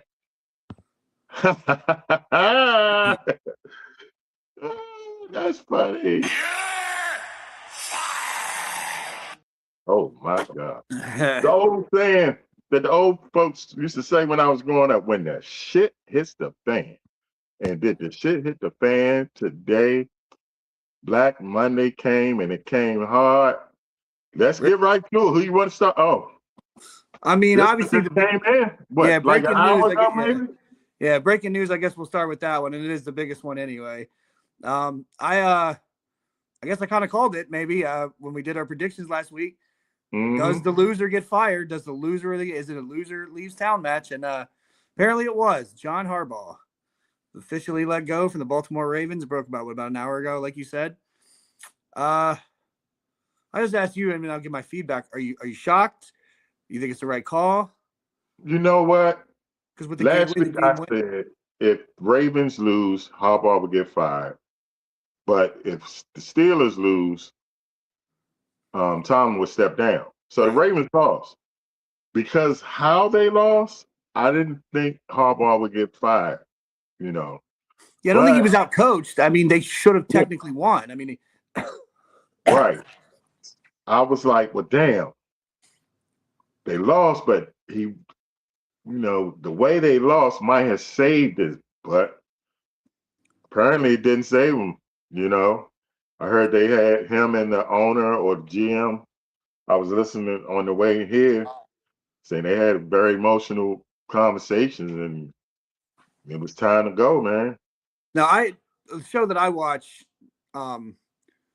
they were talking about how it's either or. If Lamar wants to stick around, they're going to let Harbaugh go. If Lamar's, just wants out, then they would keep Harbaugh. I don't know if you think those two are together, that Lamar was just done with him, but Yeah, I was thinking Lamar was ready to go Yeah. just based off his body language, the way he ended the interview, you know. So I think that's what it came down to. Said, Lamar, do you want to go? And Lamar probably said, if I stay, Yeah. I mean, that's what people were thinking. I honestly thought, I remember saying after the game, if it happens, it's not going to happen like Monday morning. It's going to take a little time. Now, I guess over a day, I guess maybe I thought maybe it's going to take a little more than that. But if they already had their mindset as Lamar or nothing, then they already knew what they were going to do. Yeah, and I mean, I've been very critical of John Harbaugh. I think I'm not going to say he's overrated. You know, I always called him the Doc Rivers of the NFL. He's just living off of that one championship that he got with 3 Hall of Famers. I think they all were first ballot. And, you know, he's just been living off of that. And he has a 2-time MVP. He has a Hall of Fame running back. And there's no excuse for this team not to be in the playoffs. Yeah, before the first game of the season, they were the solo betting favorites to win the Super Bowl. And so that was the expectation going into the season. And even though I didn't agree. Yeah, I don't necessarily agree with that either. I'm just saying that was Yeah. I mean, Buffalo was up there. Obviously, Chiefs were up there. Even Commanders were, you know, in the middle. Eagles were up there. But yeah, they were the odds-on favorites going in. And so it's some of that has to do with coaching. 18 years. I listened to the Baltimore sports show. Fans will be like, it's time. I had one fan call in and say, what are we doing? You know, so who's checking? We got Ladybug Brown watching. Oh, Dave, that's my boo. Hey, thank you for tuning in. Yeah, interact, ask questions, talk to us. Let us know how you feel about Yeah, she's John a Raven. Okay. Ladybug Brown. Ladybug Brown's a Ravens fan, and she'll tell you I was always critical of Harbaugh. So, and if you listen to the fans, they're not giving them no slack, dog. So it was time for him to go. Now, who his replacement going to be? Baltimore got to be the top job in the NFL right now. You got a 2-time MVP, and you got that monster number 22 in the backfield, Hall of Fame running back. I mean, we got a big segment coming on later when we do a full playoff preview. Now, depending on how one of those games go, if Jaguars beat the Bills, I know my son believes, and a lot of people believe, that McDermott might get fired. And if he does, that'll be another huge appealing opening with the Ravens, the Bills with Josh Allen. We can talk about that another time and we get to the segment. Right. But let's keep it local. Keep it local. Yep. My Commanders. Yeah, this is all you. Shocked me today. They got rid of Cliff. I knew they was going to get rid of Joe Witt Jr. as the defensive coordinator, but they shocked the hell out of me when they got rid of Cliff Kingsbury. Somebody came up to me, showed me this phone, and said, "Lee, look at this." I was like, "What the hell?" I said, "Man, this shit ain't real. This is AI." Got in my car, turned on the radio. Oh, because me and my dad and my son were having an argument on Sunday because he said that he was listening on the radio, whatever, and he heard that, you know, Kingsbury's, you know, one of the people that are looking at for head coaching. And I was like, really? And then he gets fired. So I was like, I don't know. I don't think those two go together. Maybe he gets a head coaching job. I don't know. Maybe the Titans. But I don't know how you get fired as a coordinator and then get a head coaching job. I don't know how that works. But I think, man, I wouldn't be surprised if Baltimore gave him a look. I mean, he has a run, he has the quarterback like Jaden. He has a top-notch running back. Well, you got to think with teams like Buffalo and Baltimore, Lamar and Josh are going to have a lot of input on who the head coach is. I'm checking in with us. So we got Ben. The human Google? Yeah. Midnight Rider. What is the Midnight Rider saying? He thinks McDermott and or Tomlin are gone if they. Now you can type in specify. You think if Tomlin and McDermott lose in the first round, or do you think if they don't make it to the Super Bowl? I think if the Bills get to the championship game again and lose, I don't know how you fire a coach going to 2 straight championship games. I don't know, but if they both get knocked out of the wild card, fine, maybe okay, but. All right, let's get to these coaches, man. Who you want to start off with? Well, we got the two we already had was Dayball, and then I forgot the Titans head coach. What was his name? He got fired earlier in the season. I forgot his Yeah, name. the same name as you. And Brian then Callahan. yeah, okay. I ain't So gonna then, lie. I had to say, who the hell was the Titans coach? I had to look that up. Put okay, that in so my notes. the writer said wild card weekend. Yeah, Tomlin, I think probably McDermott, maybe. I don't know. I said that's another subject for another show. But so let's start off with Pete Carroll. Let's go ahead and start off with him. Old man Pete Carroll. I'm hurt, man. How you gonna fire Uncle Pete, man? You can't fire a 100-year-old man. I mean, again, I know that again the show I watch on TV. One of the hosts on there had him going to the Raiders going to the playoffs, but did most people really expect Pete Carroll and Geno Smith to turn around the Raiders? That's where Pete Carroll effed up at. In that Smith, division, the quarterback. I mean, if their Chiefs were bad this year, and it still didn't matter. Like I don't know what we expected. I don't know what people expected for Pete Carroll and the Raiders. I mean, I'm a little surprised maybe they give another chance, like you said, with another quarterback. But you see him go anywhere else? You see him? He's not going anywhere else. As soon as they signed Geno Smith, I was like, "What the hell are you doing, man? Come on, Uncle Pete." Oh, hey, look. If I'm Dan Quinn, I'm giving Uncle Pete a call. Come run out defense. Okay. Do you think Carroll would take? You could be the associate head coach. You think he would take a job like that at this age? Yeah. I mean, I would love for him to come in, man. Who checking in? So we got Matthew. He had to go. Refused to bench Geno. Oh, he should have had Geno to He begin was with. loyal. He gave Geno. He probably the only Geno fan in the world, So. But I remember, like when it had, they're going to run it back like he did in Seattle. What did he do in Seattle together? I mean, I know he won Comeback Player of the Year, but it's not like they didn't go to a championship game or anything. Did he even win a playoff game? Did Geno win a playoff game? Did he? He got his ass fired, man. Yeah, that's yeah. So let's go to. I guess this one was kind of a shocker the way it was done so fast. He had done a press conference. Raheem Morris.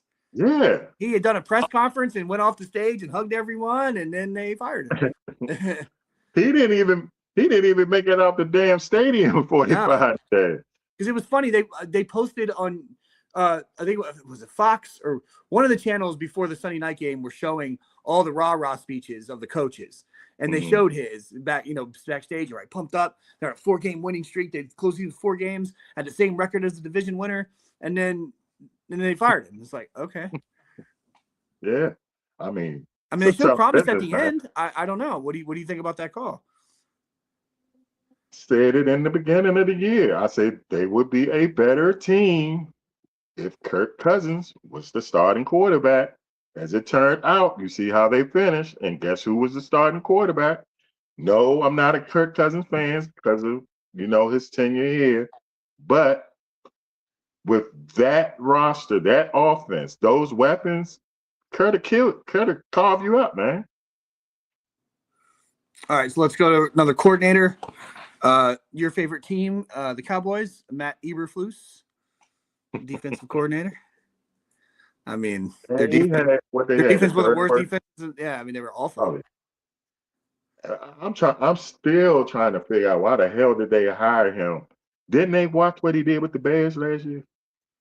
Didn't they watch all his F-ups with the Bears? Jerry Jones's ego, though. If he comes with us, he's with the Cowboys.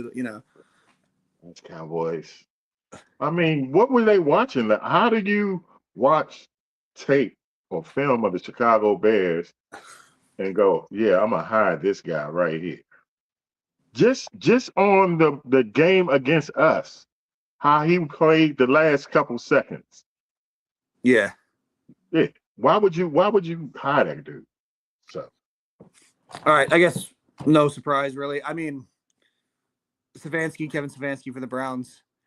I mean, everybody's going to – I mean, I know Shador's numbers weren't great or anything, but they won a few games with him. If they would have started with him, drafted him from the beginning, trading camp, all that, maybe the Browns would have put on a better show. But do you think this means that they're going to stick with Shador and bring in a new coach, or based on firing him? Depends on who they bring in. I mean, I like Kevin Stefanski. up until this year. I didn't understand what he was doing with Shador. You know, But how much is honestly on like it? It's not hit. The GM drafted Gabriel in the 3rd round. Who made the call to draft Shador in whatever round it was? Who made the call to have, what was it, Flacco start? Like, is he honestly the one making all these calls? If he was, then fine. But if he wasn't, then he just was dealt a bad hand and did the best he could with it. I think he got fired on purpose. I think he said, "Well, Yeah. it's time to get the hell out of here." They still got Mr. Massage Parlor over there. They got, you know, I mean, what they go here? How many damn quarterbacks did they have on the roster last? Yeah, I know. Yeah, I mean, He probably did not want none of them. yeah, I mean, if you draft 2 quarterbacks in the same year and then bring in a veteran that got you to the playoffs, 2 years ago? When did Flacco get the Browns to the playoffs? Yeah. Yeah. Yeah, it was a horrible situation. And again, with the Watson thing, he didn't sign Watson. That wasn't his. Oh yeah, he was dealt a bad. I mean, anything would do with the Browns. I just think he didn't give a shit, and he just like, please do me a favor, you know, let me go, because he ain't gonna have a problem getting another job. So Matthew said Barry should have been gone with the. Yeah, that GM still around after the Watson stuff. And then all the stuff with the draft and all that. And then I think the Watson signing was the owner. I don't think it was the GM. I think it was the owner. He liked your massage parlor. It's funny because when you said that, I was thinking of Tucker, because we might need to get him off the couch. But yeah, Watson. Oh, I know he was laughing his ass off Sunday night. I know. Hey, Justin Tucker, I feel you, buddy. I saw your other comment, Josh. I'm gonna put that up when we do the playoff preview. Who's left? Hold on, we got Uncle Pete. Oh, Arizona. That's right. Kenny Pickett was on the team too when the season started, and Watson is technically, he's on the team. Yeah, it's a disaster. Who'd want to be a coach there? Who'd want to go there? Kenny Pickett. I forgot about him. Dang. All right. So the last head coach is Cardinals. Jonathan. I mean, they're doing a complete reset in Arizona. Kyler's not coming back, or wherever there's no way he's going to play again in Arizona. And they fired the coach. I mean, they're just going to do a complete rebuild starting from the ground up. Kyler Murray now has gotten 2 coaches fired. He got Kingsbury fired, then he just got this guy fired. Because for some reason, I don't know if it's health, I don't know if he's not mentally there all the time. I mean, they say he likes to play video games, and anytime you got to put a clause in your contract saying you can, what is it? He can't play video games after whatever. Yeah, it was something like that. Who does that shit? All right, so real quick before we move on to the 2 biggest segments in all of sports media, you got anybody else that you think is going to hear this week? Anybody else? Not counting the guys after the playoff. Like, right. Just anybody that's. I think McDaniel. I think he survived. Yeah, they announced that they're giving him another shot. What about I'm sorry, the name's popping out of my head. Jets. I'm shocked that he's not. Oh, I got something for Aaron. All right. I mean, he made history with a record. Yeah. Okay. All right. Okay. All right. So, as we are teasing that, let's go to flying high segment. Oh, I like that. Yes, I like sir. that. We are flying high. So this is a look at that, y'all. Little special version. We're going to be who or what teams are flying high right on into the playoffs. Let's go. I don't necessarily want to start with them, but I wrote them first, so I will. The Jacksonville Jaguars.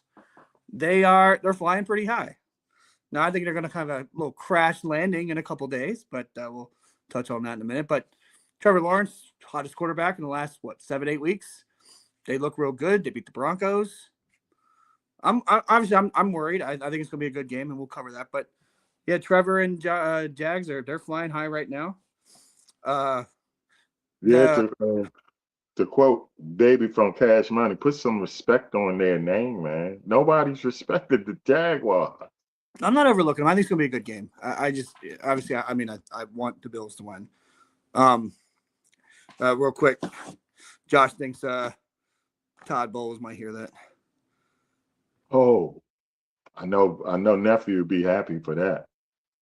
So we got who I think will be the MVP, Matt Stafford. Matt Stafford's flying high is the MVP favorite betting right now.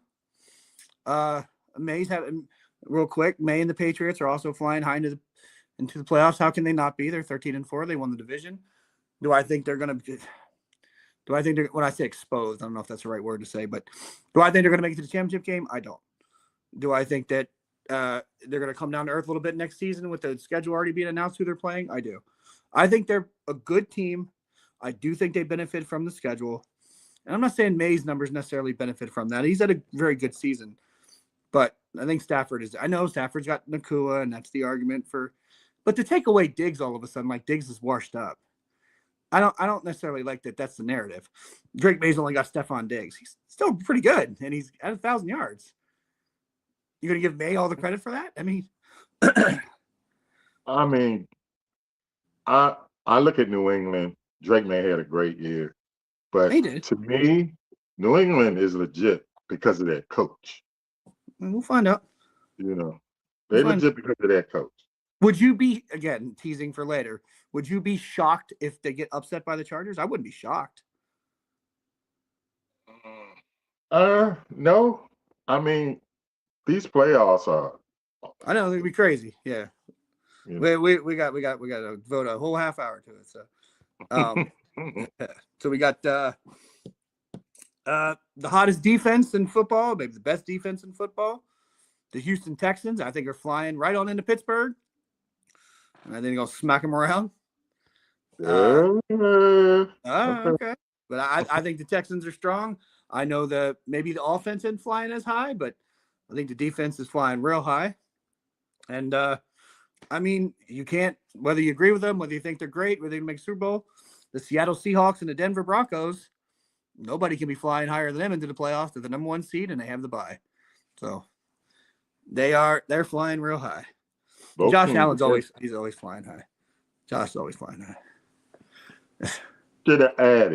You should have added your Buffalo Bills for wearing the red helmets with the white face mask. Well, if they were flying high, if they were wearing those in the playoffs, that would have. Speaking of that, I got the when they did the winter rivalry stuff. This is the jersey and the hat. The red helmet. Their uniforms look great. They look great. They look great, man. It was nostalgia. I'm like, oh, I'm waiting for Andre Reed and the Terminator to come out. The big guy, KG, said they should wear him in the playoffs. So I hope they bring it back. I hate the NFL when it comes to the uniform. Okay, you let them wear them. That 1-2 time shit is bullshit. Yeah. If they want to wear them in the playoffs, let them wear them in the playoffs. Who checking that? Mommy. Hi, Mommy. Hi, Mama Sweeney checking in, y'all. She's talking about the helmets. The first lady of unapologetic, Mama Sweeney. All right, so coming up next, who is cold? Who's going in the freezer? Oh, I love it. Look at that, y'all. He said he had something for me. Yeah. You know, I've had that for about a week. I wanted to get your live reaction on it. So look at the Lee ice freezer, y'all. There's a little bit of ice cream in there, a little bit of food in there. Who else is going to be in there? Look at the freezer, y'all. The Lee ice deep freezer. Oh, man. Give it to me. Give me some. Give me some. You got me on that, buddy. Oh, man. I'm loving it. Lee ice deep freezer time. Number one. I hate to put him in there, but I'm not apologizing. You know why? Because this is unapologetic. Tyler Loop. I mean, that poor boy burst into tears, man. I mean, he burst into tears. I don't care, okay? I hate kickers. If your name is not Mark Mosley, I hate kickers. You have one freaking job. You're not practicing with the other players. You're over there you might have a holder or some shit. I don't know. You have one damn job to do. Kick the damn ball through the goalpost. One job. That dude's barely old enough to drink a beer. From the hot, sweaty days in training camp, your teammates busted their ass. Injuries, they fighting injuries, they cramping up, they going through this, they playing through this, all for you to come down to miss a damn kick that and everybody sees it. Also, Damn did you hear real coach quick? got Did you hear real quick? Lamar yelled at him after he kicked the ball out of bounds. Lamar like gave him some shit, so he was already a little before the kick anyway. Well, he should be. You have one damn kickers. Y'all have. I hate kickers, man. If I was a head coach, I would be going through kickers all the time because as soon as you miss, if it's not 55, if it's not okay, I'll give you a break. If it's not 50 yards or more, and you miss that shit, you gone. Yeah, it's okay. 44. I mean, he's got to hit it. I know he's a rookie and he's young, and he'll be back. I don't care, man. I was about to say if I was John Harbaugh, but he ain't part of the team no more. But That's not fair. Real quick before you move on, but this isn't that he makes the kick. Harbaugh probably doesn't get fired. I mean, that's what I'm saying. Harbaugh still has a job. Yeah, we're talking about Tomlin maybe instead. Number two, the second person you brought him up, Jets coach Aaron Glenn, bruh. When I first saw this stat, I thought it was a mistake. I thought it was a typo or some shit. How are you a former defensive coordinator? Okay. And get this, you're a former defensive back. Yeah, so I thought he's a backs coach, right? Yeah. He used to be a cornerback. Okay.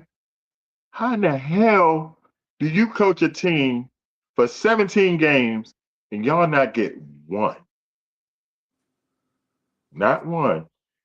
Not one interception. And you played a whole game against Mitch Trubisky, and you still couldn't get one. How is that possible? Trubisky lit him up like he was Josh Allen. They had 4 touchdowns, no picks. Somebody please comment and tell me how in the hell is that possible? That a team can go a whole year without one damn interception. Aaron Glenn, get your ass. Look at that beautiful deep freezer, y'all. Look at it. Get your ass in that freezer. Who else am I putting in there? I had to put Kyle Shanahan in there. You got the home field advantage. You know, you playing for everything, and you pull out a stinker. 3 points, Kyle. Yeah, 3 points, bro. 3. No touchdown. And the offense was hot going into the game. Who that checking in? So Midnight Riders got his own. He wants to put in Aaron Glenn. Oh no, I'm sorry, not put him in. Aaron Glenn's going to Texas A&M. He said. Oh, he gonna get fired? I would think so. I mean, if they haven't done it yet, why would they? Or maybe he wants Aaron Glenn and Texas A&M in the freezer. I don't know. Does he have sources that nobody else has? Damn, that's a hell of a take. A hell of a prediction. So Aaron Glenn, get your ass in that beautiful freezer. Guess who I'm putting else in there? Well, I'm gonna do this one real quick. Even though you're in the playoffs, you got a good defense. Houston Texans defense trash on Sunday. You let a rookie quarterback, Riley Leonard, carve y'all at. Y'all better get that shit straight before the playoffs. So that performance. He was just giving us trivia. Aaron Glenn played at Texas A&M.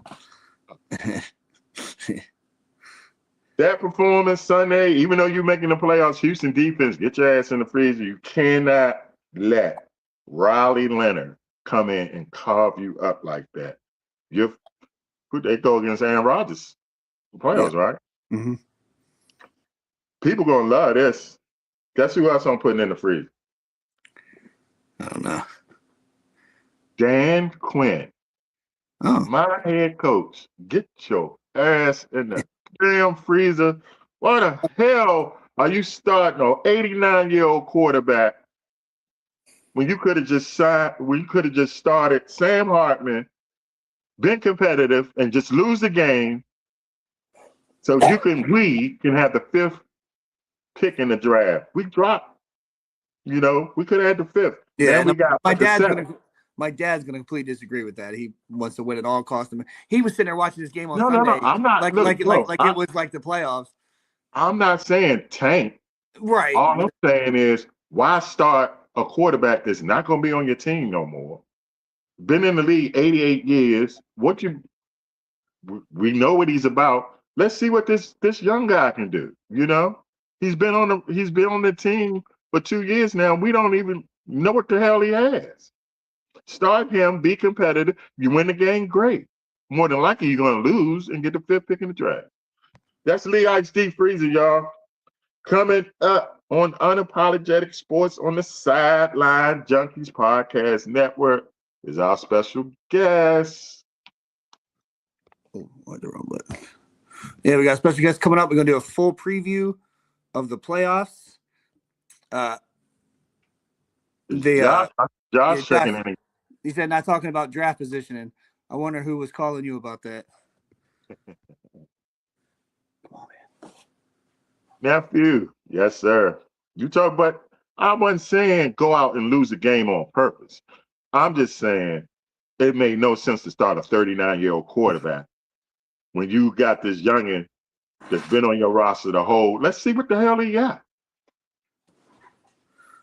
All right, so we're gonna take a quick break. Throw a little plug in there, and we'll come back with a full wild card weekend preview. You still gotta think about me. Someone to hold. You can put me on airplane mode.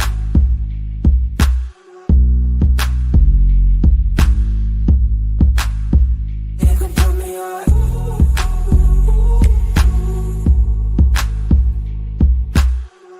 You still gotta think about me. Someone to hold. You can put me on airplane mode.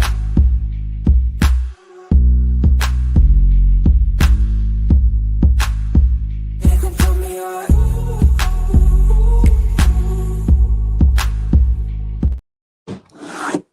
All right, everyone, welcome back. We are going to be doing a full unapologetic playoff preview with a special guest, none other than my son, Brian. Where he at? Let me see him. Is he in the building? Yeah, hold on. I got the wrong. There he is. Can you see me? Yeah, I got you. Oh, What's up, guys?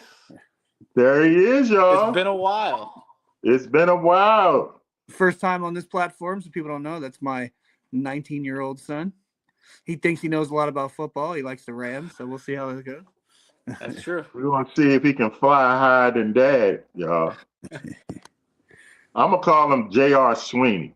Back in the day with the ask Papa Sweeney and Mama Sweeney about J.R. Ewing. We're going to call you J.R. Sweeney. That's cool. That's cool. J.R. Sweeney, y'all, here in the building. We talking playoffs.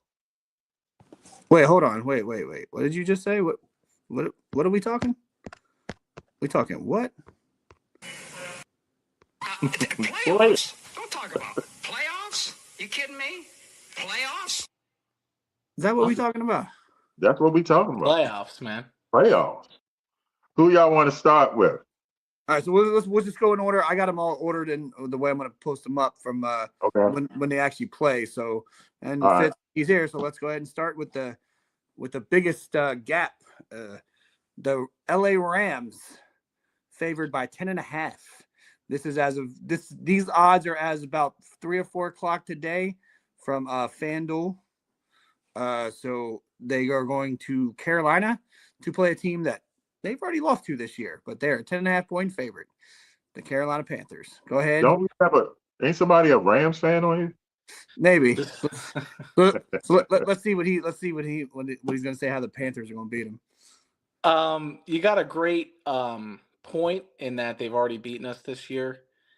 The idea, though, I would say, is that it makes it even more unlikely that it would happen again. If anybody would bet on Bryce Young beating the Rams twice, or any Super Bowl caliber team twice, you wouldn't take it. I wouldn't say the first one was necessarily a fluke, but it's just hard to expect a team like the Panthers, who got into the playoffs because of their division, Not doing to it mention again. they got in based on they lost and another team won. So let's not forget Right. that too. Yeah. So the momentum is all there for the Rams. We're getting healthy. Maybe 10.5 is too much. That's a lot of points. That's pretty much 13 points, but I still think it's an easy dub. So somebody's impressed with all my work. Midnight Rider said somebody been spending all the production budget. Shh, don't tell the boss. I got to agree with J.R. Sweeney, although Carolina, they are a different animal at home, even though their last home game against who they their last home? Oh, it was against Seattle. They look real bad. They look real bad. I think this game starts off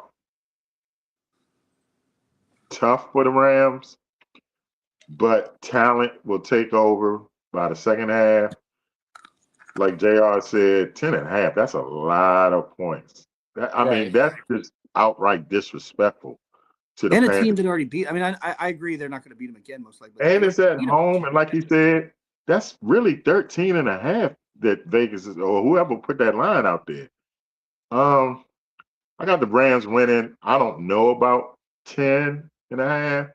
I think they pull away from them in the second half. They might cover. I'm looking at maybe 27-10, 27-14, something like that. Yes, I was 27-17. They technically don't cover, but yeah, you said Bryce Young first playoffs at home is gonna. It's a tall ask, you know. And then we got another prediction in the comments. Grandma Sweeney. Now that you're in the on the show, now she's Grandma Sweeney, not Mama Sweeney. Rams 24-3. I mean, if it's a closer game than if it's even a one-score game by 5 minutes into the fourth, with left in the fourth quarter, that's a disaster anyway. So to me, it's either a bad loss for the Rams, close, or they completely lock in and destroy the bad team that they're playing. Prediction. I got a bold prediction. Emmanuel Forbes gets a pick 6 in this. That would be amazing. All right, so let's go on to which I thought was obviously going to be the Sunday night game, but for somehow it's not. It's the Saturday night game. The Green Bay Packers will be heading to Chicago, NFL's oldest rivalry, with the Packers favored by 1.5. I'll start it off real quick. Honestly, man, I'm torn. I'm going back and forth. Packers have not looked great recently, and the Bears didn't look good against Detroit. Was it Detroit, right? Yeah, and Caleb's has some high highs, and he's had some low lows. It's his first playoff game. Damn, I'm literally changing in my head as I'm talking. Give me Bears 21-20. I don't know. I mean, it should be a great game, but the atmosphere is going to be wild. I just don't know what to expect. I don't understand how the Packers are favored. I guess the experience thing. If Malik Willis was playing, they would be favored even more. How are they favored? Chicago won the division, right? They won the division by what, 2 or 3 games, didn't they?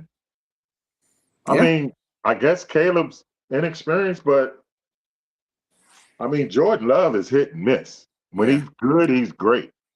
When he's bad, he's terrible. So I think the last game against Green Bay sums up really what we're going to look at. If Caleb Williams has more than 2 mistakes, and I mean bad mistakes, we see him make, over the top plays, crazy throws maybe he shouldn't make.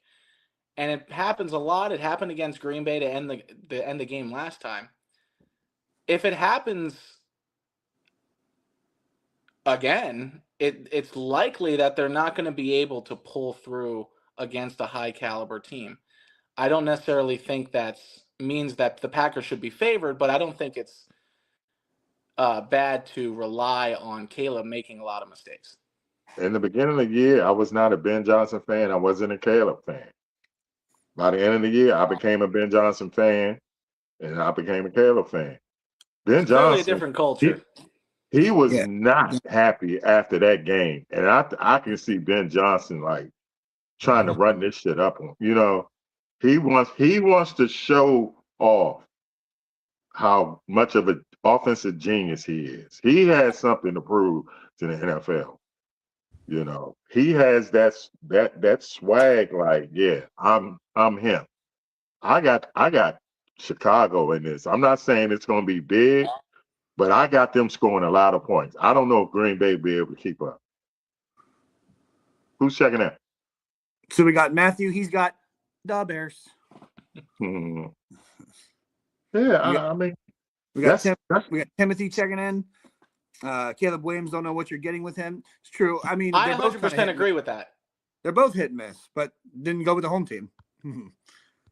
Still, though, I mean, that's still disrespectful to me. The home team being underdogs at home, and the you number get 2 seed. The number 2 seed. The number 2 seed. Right. So they're saying that the Packers are really favored by 4.5 on the road. I don't understand that. They might sucker me in and get me to bet on the Bears. So, all right. So let's go to the actual. I don't know why this game isn't the Sunday night game. This is the game that everybody's waiting for. Josh Allen and the Buffalo Bills head to Jacksonville to take on Trevor Lawrence and the Jaguars, with the Bills also favored by 1.5 on the road. I know we're supposed to be professional, but I'll be a little homer. I mean, I think Buffalo's going to win anyway, not just because I'm a homer. I know that stats don't necessarily help Josh here because he's 0-4 on the road, but 3 of those are against Kansas City. So, and the other one was against Houston in his very first playoff game. So take those for what you will. But I think it's going to be a good game. It's going to be an exciting game. I believe it's the highest over. I think it's 51.5 for the over/under. So Vegas is expecting a very high scoring game. So I'll take Buffalo 34-30, and they'll advance. And maybe it'll be disappointing for the Jaguars that they won the division but got knocked out in the wild card. But I think overall still a good season for them and something to build on. But they're playing Josh Allen. J.R. Sweeney. Honestly, to me, it's all about pure vibes. And I'm really not joking. To me, a lot of Bills fans, and I don't know how Josh feels, but you're going into the playoffs with a hot James Cook, and that's about it, And when I watch Liam Cohen go into the locker room and they're celebrating like they've already won the Super Bowl. I mean, the positivity's here. It's been a massive switch. Real quick, I saw the locker room thing, and I saw a video where they split both videos. Everybody realized that everybody in the Bills locker room was sad because it was the bye-bye game for the stadium. Oh, no. That's why the vibes were like that. I know, but it's being presented like they're not ready to go to the playoffs. No. Everybody was like that in the locker room because it was the last game in the stadium. I didn't even see the Bills video. It wasn't great. I'm not denying it, but that's why, though.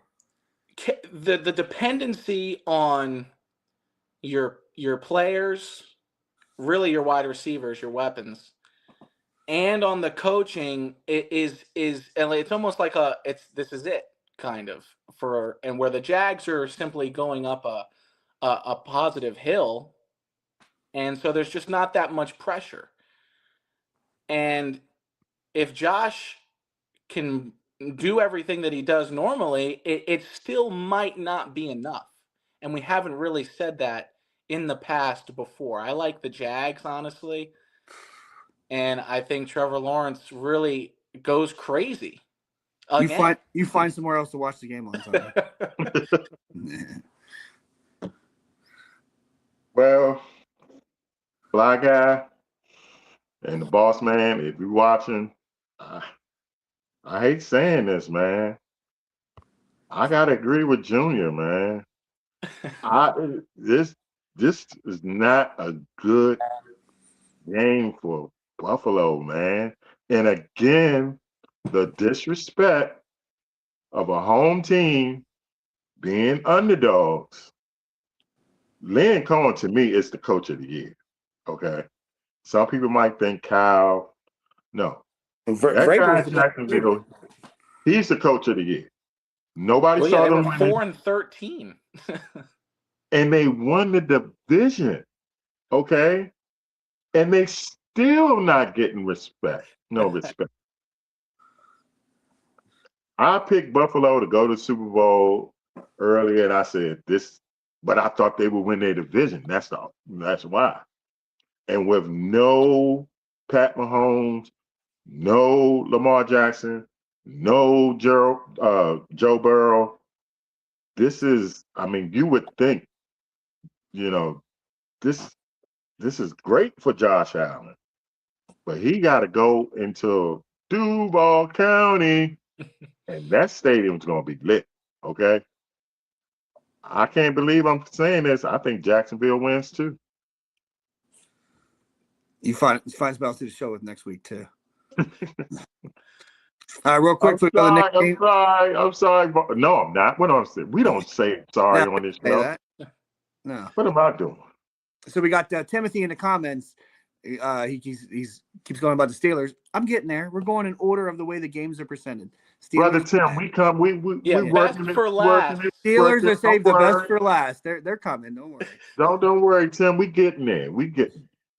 All right, so let's go back to the NFC. We got the San Francisco. This is the Sunday night game, I guess, because the Eagles are the champions. The San Francisco 49ers head to Philadelphia to taking on, I don't know, a lukewarm Eagles team. I don't know. I don't think they're very hot. Well, the Niners aren't that hot anymore either after last game. But Eagles favored 3.5. I would have, without question, have taken the Niners. I guess they wouldn't be playing the Eagles if they would have won the Seahawks. But after, what we just talked about earlier, a 3-point game against the Seahawks, I don't know. But the Eagles, man, I know they beat Buffalo, but their offense is just so unpredictable of what they're going to do. You can't shut off for a half in the playoffs. So I'm gonna take the upset. I'm gonna take the Niners. 21-17 Niners. Go ahead, Junior. I think this is so hard because this is really the only game where a little less sure on the Eagles, really both coming off rough performances. I don't know how Jalen Hurts and Barkley. I understand that these teams, they don't care. They don't look at the schedule. They don't care about who they're playing. But it's just not true. And so when you start Tanner McGee and whoever else was starting, to not secure or have a chance to secure a better seeding, and now you're in a position where you're playing a super tough team, like you said, coming off a 3-point game. It's just a lot of emotional negativity with both teams. But I honestly trust Kyle and Brock, and really Robert Saleh's defense. I think they hold Barkley to less than 60. And if you have to make Jalen throw in the fourth quarter, I don't know. I don't see McCaffrey giving up another one of those plays again, though, like last week. The interception. So I'll take the Niners to cover. Again, J.R. Sweeney is right on point. And I picked the Niners first. Hold on. Oh, okay. I hope I don't offend anyone by saying this, but I don't trust the Eagles' bipolar offense. Yeah, I think that. Yeah, I don't know what the hell is wrong with them. You know, I really don't. I don't see Cal coming back after scoring just 3 points. I see them coming out blazing. Right, I agree. Plus, they got the best and most important offensive lineman probably in the history of the NFL. I've never seen a team, and my team relied on him too. You know, when back in the day when Gruden was talking about not having Trent Williams, now I see what he's talking about. That's a whole different team when Trent Williams. They can do so much more when Trent is out there.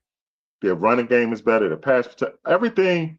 It's kind of Yeah, Trent odd. and McCaffrey. That mix is deadly. Yeah, that's it. I mean, who would think an offensive lineman would mean so much to a team? And he's that guy.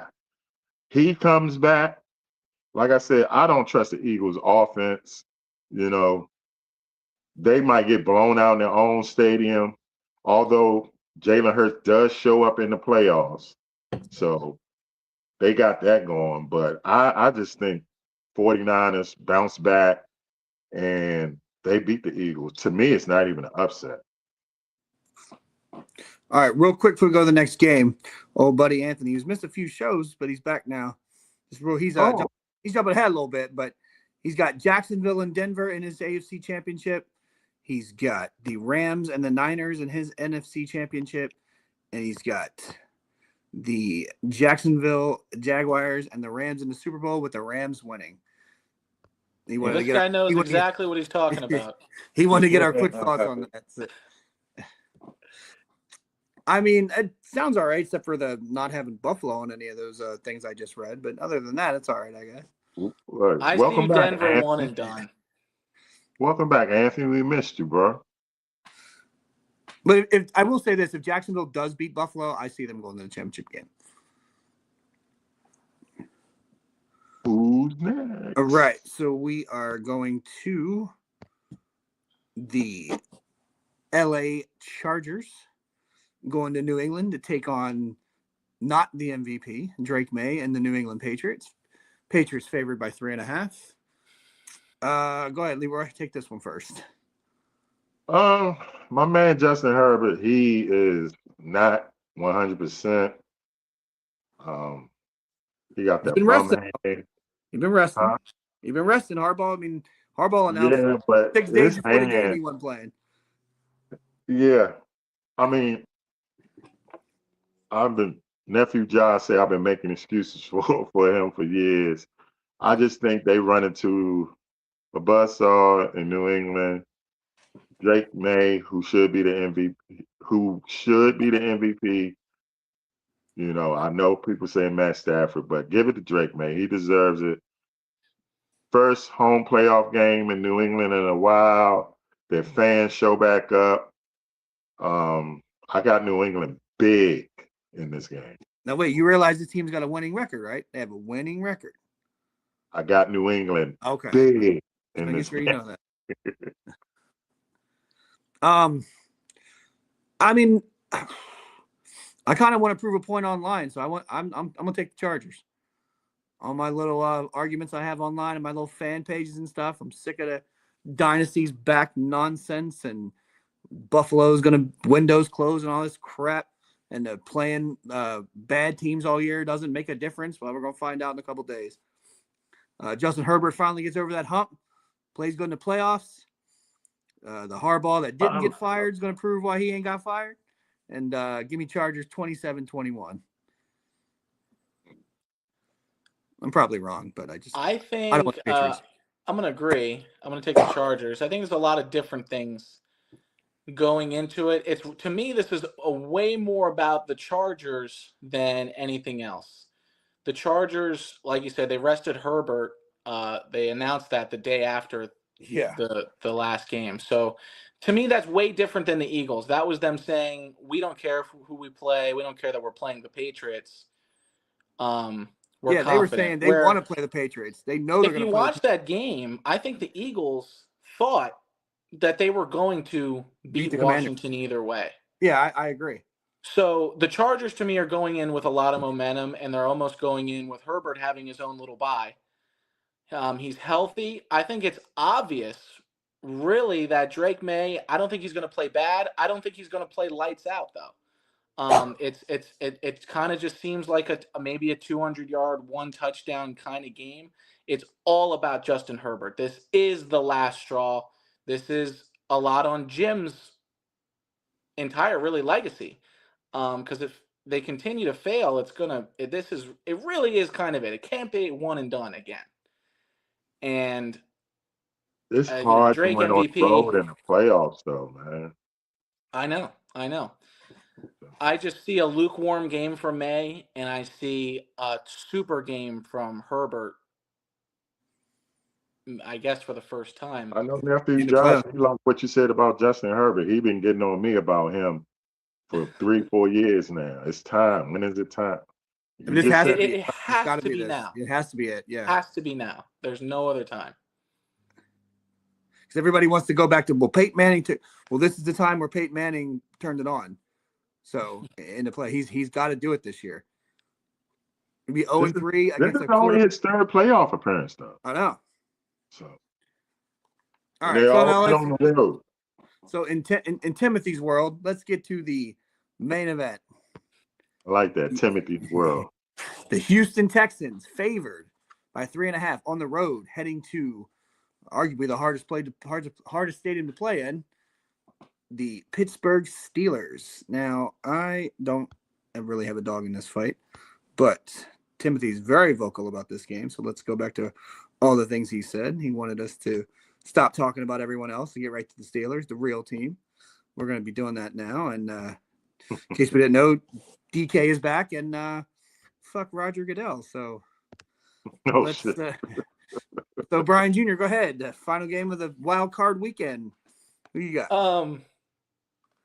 Whatever, DK, whatever. It's massive that he's back. It's massive that he's back and that it's mixing with an Aaron Rodgers that looks like he's back. He's not as, good as he, maybe once was, but this could be the run that submits it all. Maybe he's playing really good and he seems energized and the team finally looks like they're coming together.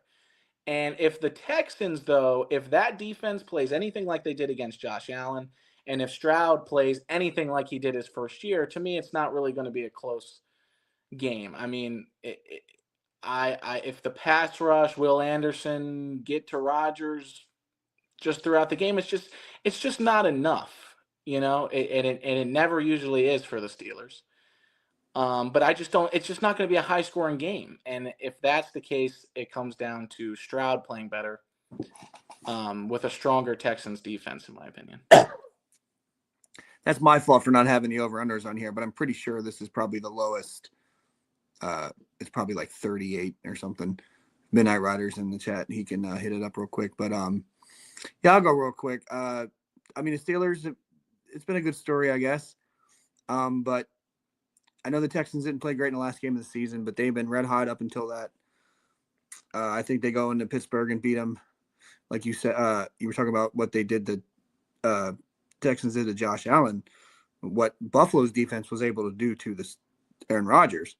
So if Buffalo's defense could do that, and the Texans, what are they going to do? And we all know Rodgers don't like to get hit, and if he gets hit once or twice early, he's going to get frustrated. So. So I got the Texans, low scoring too. Do 24-17 Texans. I was all set for Houston to make a run. Who's checking in? Tim? What is that? Steelers 20-10. I was all set for Houston to make a run until I saw they playing Pittsburgh. I think if they were playing any other team besides Pittsburgh, Houston would win. Aaron Rodgers has new life. He thought his career had ended. If you watch him on the sideline, that man was ready to cry. He was like, damn, my career going to end like this? He has new life. He has teammates that he actually like. When was the last time we said that? You know, it's going to be cold in Pittsburgh. Pittsburgh weather. The terrible towel's going to be waving.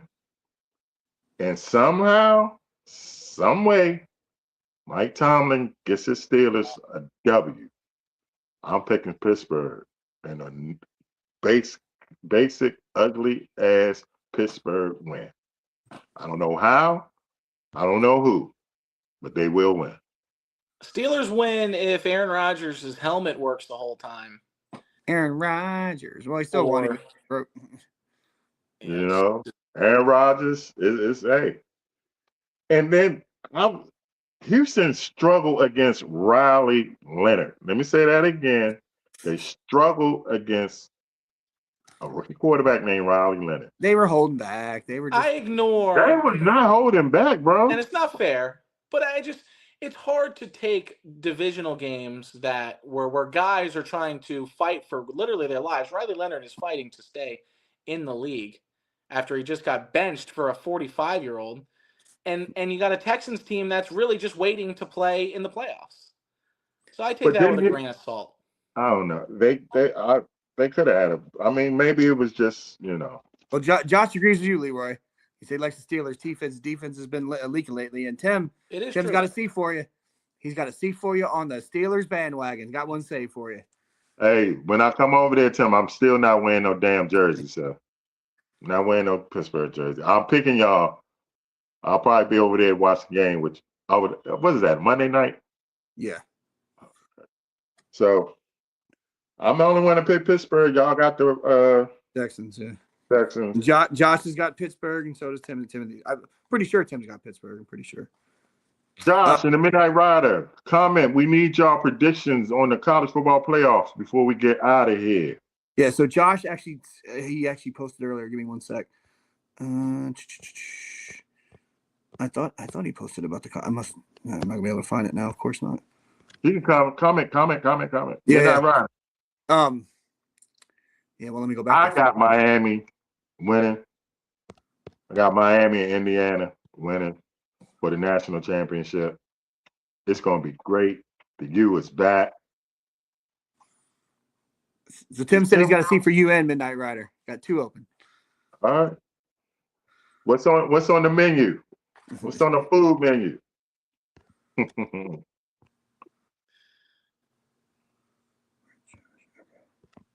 JR, your first time being on, definitely won't be your last. Thank you for your excellent commentate. Excellent. You've I just always, hope that no team makes me sound silly. you've always showed up. Is that Josh checking in again? Yeah, it's Miami and Indiana. We think good minds think alike, nephew. Good minds think alike, man. Yeah, we were going to try to cover a little bit, but with just the Black Friday being so packed, I knew we were Black Friday. I mean, we'll go into more detail. We'll bring Josh and Midnight Rider back. We got a little tea. We got a little tease coming up. Midnight Rider said he ain't giving nothing to our audience. You got to tune in after 7:45. They got the check out the flight, and then you'll get the real predictions. That music that they play when we go, that flight music, I love that, man. That sucks. I wake up sometimes in the morning and have that in my head. Yeah, man, I love that. Whoever put that together, yeah. Put that together, get something for Unapologetic, man.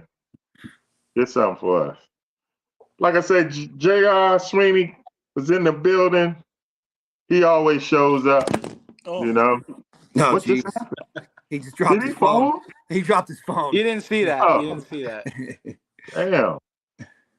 That was That's crazy. Aaron Rodgers moment for me. What did Tim say? Tim said he's cooking food. He got some food for you. Cook it up. All right. You know, I'm not shy when it comes to food. All right, y'all. Time flies when you're having fun.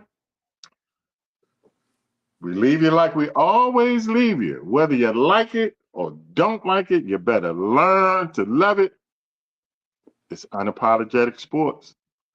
For J.R. Sweeney. Thanks for having me, guys. For the Fly Guy, I'm Lee Ice. We will see y'all next week. Talking about the Bills in the divisional round.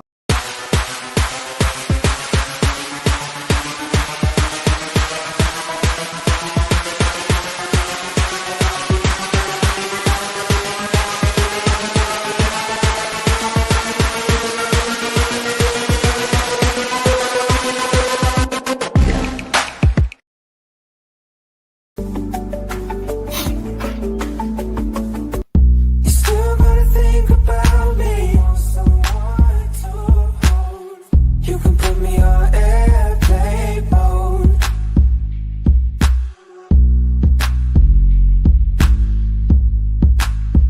You can put me on.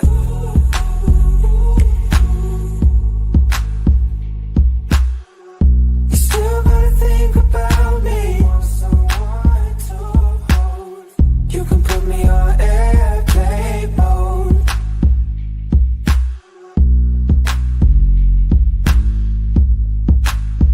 You can put me on.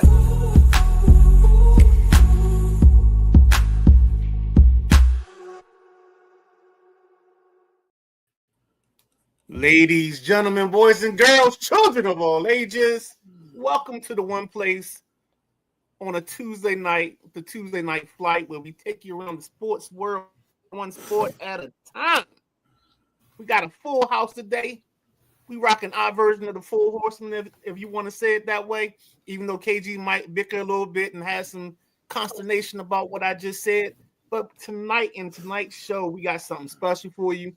We got to go through the coaches being fired. We got a nice little thing where maybe KG got beef. I don't know, but it's kind of sort of that way. We got a nickel recap. We got previews of the college football games coming up and the Saturday wild card game. And then, of course, Sunday morning, when no better way to start your Sunday off with the Sunday Rise, we'll take you through the other 3 games. The other 4 games. So we'll get you squared away, get you up to date. We might even sneak in a golf update with the TGL because we got the correspondent in the house. With all that being said, this is the Sideline Junkies Podcast Network. I'm the Midnight Rider, the guy above me in the square. That's the gentleman Jack. The guy beside me in this square with the dope background is the correspondent. The guy in the top corner, he's the host of the show. He's the big guy, KG. And with that being said, before I pass it on to him, just remember tomorrow morning when you wake up, you know what I'm saying? You wipe the crust out your eye. You throw on your ESPN. You probably watch Sports Center like most of us do. Or you might throw on some Biggie. I don't know. You might get you some cheese, eggs, and Welch's grape. But whatever you do, by 9:00 a.m., you go to your local podcast place, whether it's Podbean, Podbox, iHeartRadio, TuneIn, Odyssey, any place you want like that. And guess what you get to do? You get to hear the audio version of this show, brought to you by these 4 gentlemen. You get to hear our voices and take us with you throughout the course of your day. Now, you might say, "Hey, Ben, Midnight Rider, I want the video version." And I say, you know what? We got the video version. So what you do is you take yourself over to YouTube, you type in Sideline Junkies Podcast Network, and you pull the show up that way, and you can watch it at your desk. Or you can watch it while you're on the treadmill. It don't matter how you watch it, but as long as you watch it, America's a better place. With all that being said, now I turn the show over to the big guy, KG. Take it away. Good evening, good evening, good evening. I'm gonna make it. It's a good thing Jack got shorts on. That's all I'm saying. I got drawers on today. I got drawers on today. He said today. I didn't need to know that in my life. It's not Sunday. Sunday is sucker-free Sunday. No draws. Oh Lord. Man, TMI. Man, how y'all feeling? Obviously, Jack's feeling good. Oh, I had a great day today. Went to the doctors, had a great report. Down to 226. I am fired up. Made some business moves today with some possible sponsorships over here on Kent Island. My man was like, I gave him a card. I gave him the card that I showed you guys at the boxing event that I had made, the Sideline Junkies Podcast Network card. And my man was like, dude, somebody just mentioned this to me like 3 days ago. I'm like, boys, nah, you lying. He's like, yeah. So then I said, well, I go by the Gentleman Jack. He's like, yeah, they asked me about the Gentleman Jack. I'm like, no. He said, for real. So there's a local carry-out joint over here, gas station, liquor store. And, I told him nothing's too big, nothing's too small, man. Let's get some sponsorships going. So had a fun day today. Met a young athlete today, lacrosse player. He's going to be playing lacrosse up north in Boston. So I think I'm going to get that young man on in the passenger seat. He's 19 years old from Centerville, Maryland. Played ball at, where did he play ball? Oh, what's it called? Sewell friend? No, anyway, I'll get into that. But yeah, met some athletes today, met some sponsorship possibilities. So had a great doctor's appointment. JC is pumped. Okay, thanks, guys. I called both of these cats earlier, KG, just to show them how pumped I was. Well, I'm doing pretty good, just not as good as Jack. How about that? Yeah. Works, baby. With all these coaches being let go, I'm happy to be employed over here. So thanks for having me. It's a work day. Yeah, and I'm at 241. I'm dancing between 237 and 241, down about 18 pounds the last 3 months. But I don't know if I'm doing it the right way. I like how we talk about food on Sunday, and then on Tuesday we're already talking about our Jenny Craig segment. I mean, that quick. Well, I ate chicken on Sunday. No. Sunday I had them house burgers, boy. They was banging. My wife make a banging house burger, Joe. She put a little lean pans in there, a little of that onion soup joint in there. That's and right. Some other specials. Ooh, cookie. That's the only way you make it. The onion soup and a little Worcester shy. Yes, I had a little lean pans. Yeah, so those was banging Sunday, dude. I was thinking of all y'all while I was sitting there, because house burgers, they ain't small. You make a small house burger, you a buster. So, what you gonna skip for, KG? You can't do that. Things that Two be big other as things this. That the side of that thing got look like that. And two other things you don't skimp on: peanut butter and air conditioning. Boom. Hey, I'm always with that. We can drink that. Talk about this real quick. Myles Garrett breaks the sack record. Miles ahead. He gets 23 sacks in the season. People trying to diminish it, saying, well, he did it in 17 games. Michael Strahan did it in 16, and Reggie White did it in 12. Okay, whatever. All right, Only problem I had with this. Quick stat on that. Myles Garrett did it. Here's a stat. Myles Garrett played 17 games, but only played 425 snaps. Oh, wow. Michael Strahan played 16 games. I think he played 623 snaps. Wow. And somewhere in the middle, I think it's Reggie with 500 plus snaps. Now, kudos, Midnight Rider. This is my only problem with it.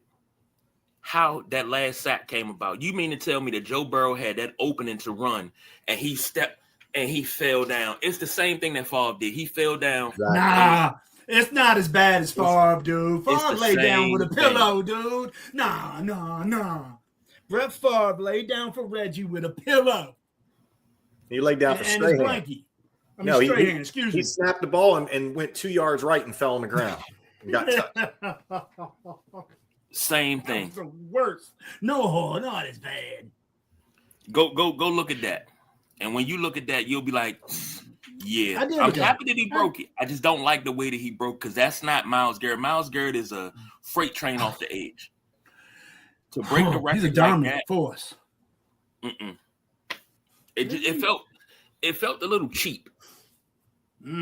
Not after Midnight Rider threw those numbers at us, KG. I was on your side 100% until Midnight Rider broke those numbers out. Now, you look at the snap counts, he broke that record in a shorter period of time. If you look at The reason why it doesn't feel cheap to me because the last 2 weeks of the season, the other teams were actually working against planning so he wouldn't get it, right? Trying so they wouldn't get it on their watch. He was trying his ass off. You know what I mean? To get it. Yep. He was, I think was it Pittsburgh the week before? And then Chicago. And then Chicago. He was trying his ass off. And that's when I said, okay, well, I hope he gets it.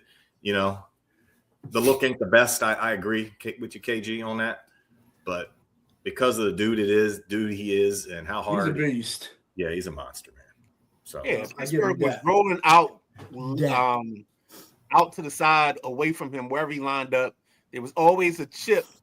Like they had a chip and a block waiting for him the whole ball game.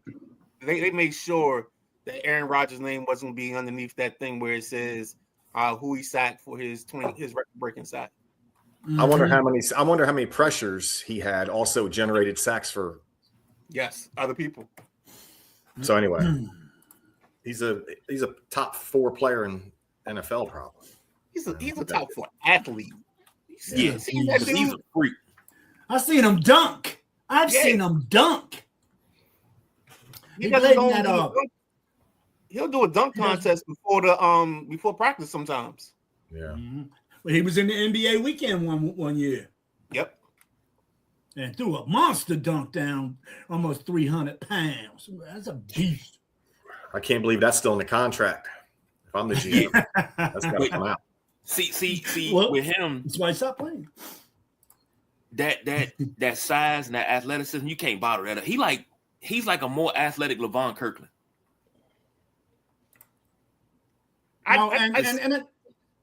Go ahead. I picked he's just a load.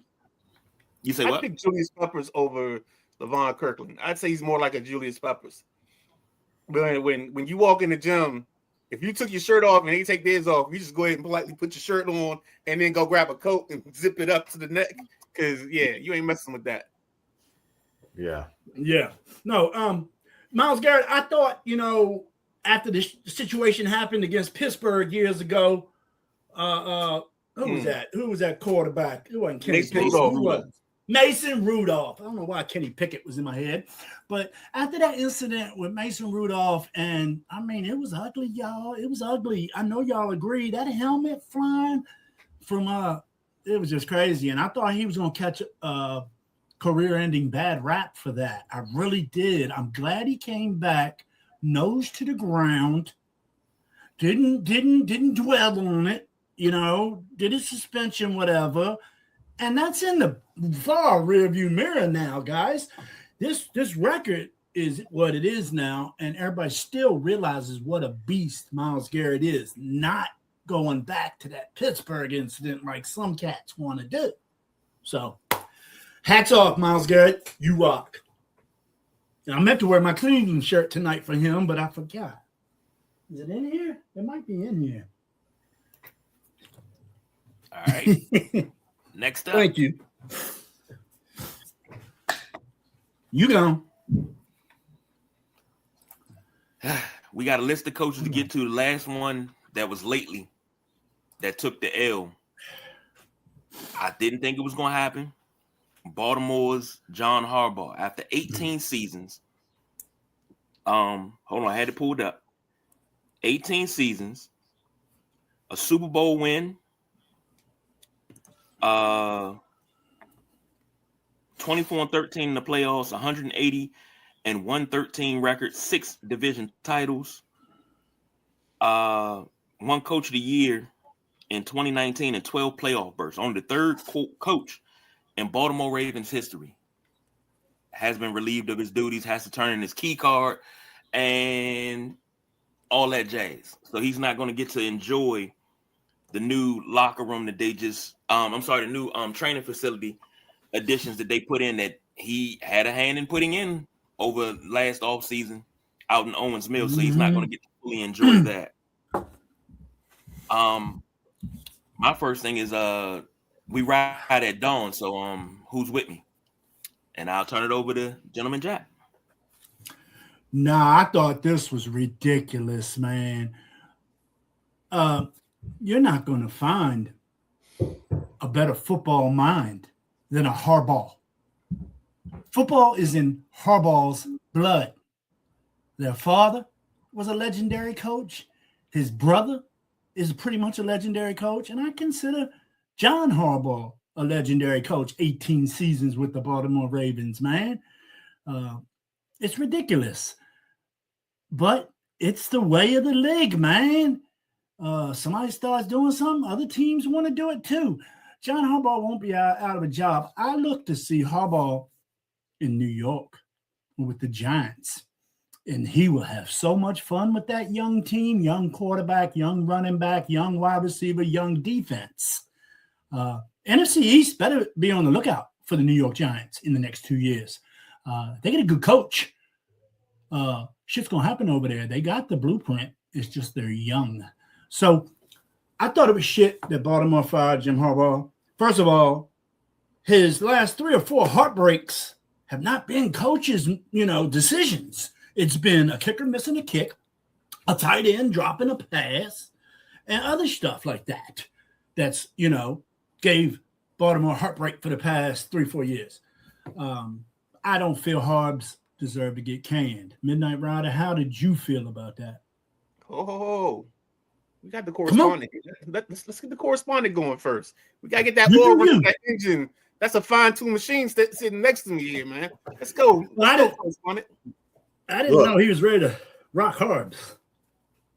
Correspondent. Look, the reason why John Harbaugh is fired is because he's had 8 seasons with Lamar and he's got 3 playoff wins. That's why. Super Bowl. He don't have a Super Bowl with Lamar. Not with Lamar. So that's the issue. What are you getting with? Oh, that's right. That was with Joe. That was with JoJo. That's right. They didn't make it. That's right. 2012. Thank you, fellas. So, Jack, your references are on point. We've got an Andrews drop pass. We got a Loop missed field goal. Yeah, that was a 2-point conversion, if I recall, the Andrews pass, right? Yes. To tie the game with Kansas City, maybe? Yeah. So my memory. Living up here in Ravens country. Yes, sir. Everyone up here kind of feels like they were ready for Harbaugh to go. The voices maybe getting a little stale, but I think they're realizing now that he's actually been fired, some of the text threads I'm on. All right, who are we going to get that's clearly going to be better and clearly going to be Stefanski, watch. John Harbaugh is one of what I'd call like a CEO type. He was a special teams coordinator when he was hired coming out of Philadelphia. Did a great job there. You didn't see that a lot. You still don't, right? You don't see special team coordinators getting too many. They get interim jobs when the head coach gets fired mid-season a lot of times, but you don't see that trajectory very often. So he, I put him in that CEO category. He wasn't calling plays. He wasn't running the offense or the defense, right? He was more of a observer of it all. Great football coach, hard-nosed. You can see he had a great program there, and he built it. It's a part of that. So, yeah, that's why he got let go. Midnight Rider, what do you got? So I'm going to go with a couple things here real quick. Let's look at it this way. Harbaugh has a .614 winning percentage as a coach. The problem is he's been there for 18 years. The message gets stale after a certain amount of time. We only have a certain amount of attention span in this day and age. And I think the message got stale. Also, because I heard Jack talk about the mishaps. Well, here's the mishaps that Jack didn't mention. This team has blown more 10-point leads in the fourth quarter than any team over the last 3 years. So either they're doing something wrong on the defensive side, it's either a coaching thing or it's a team thing. So with that being said, I think he had to get fired. I think we said it last weekend. I think KG fought me on this because I think I said that whoever loses this ball game, and then the fellas before us on Unapologetic Sports at 6:30, Lee Ice and Brian Sweeney, they said the same thing, that the ball game between Pittsburgh and Baltimore was going to say the coach that loses is getting fired. They just been there too long, and the message isn't getting better. The teams aren't being dominant. They're winning 9-8. So you're not. You're just getting in. You're just getting by, only to get beat in the first round of the playoffs. And I think if Pittsburgh loses bad to Houston, I think Pittsburgh makes a move. Now, I totally agree with Jack. I think Harbaugh lands in one or two places. I think personally, the best place for him is New York. Because he can take one of his defensive coaches up there. They got plenty of pass rushes. They've got the big fella in the middle, sexy Dexter Lawrence. Cornerback situation. Clemson University. Burns, Carter. Say that again. Brian Burns, Carter. Yeah. You trade Thibodeau. I think it's time. I think you gotta let Thibodeau go because unless he's playing against Charles Leno from the Washington Commanders, he doesn't really show up. So unless you can get Leno back on the field for him and Leno spot him 4 sacks, I don't see it. So, and he's the perfect person because I think he's in his 4th year and you got to pick up his 5th year option. With all that being said, I think Harbaugh had to go. Go ahead, KG.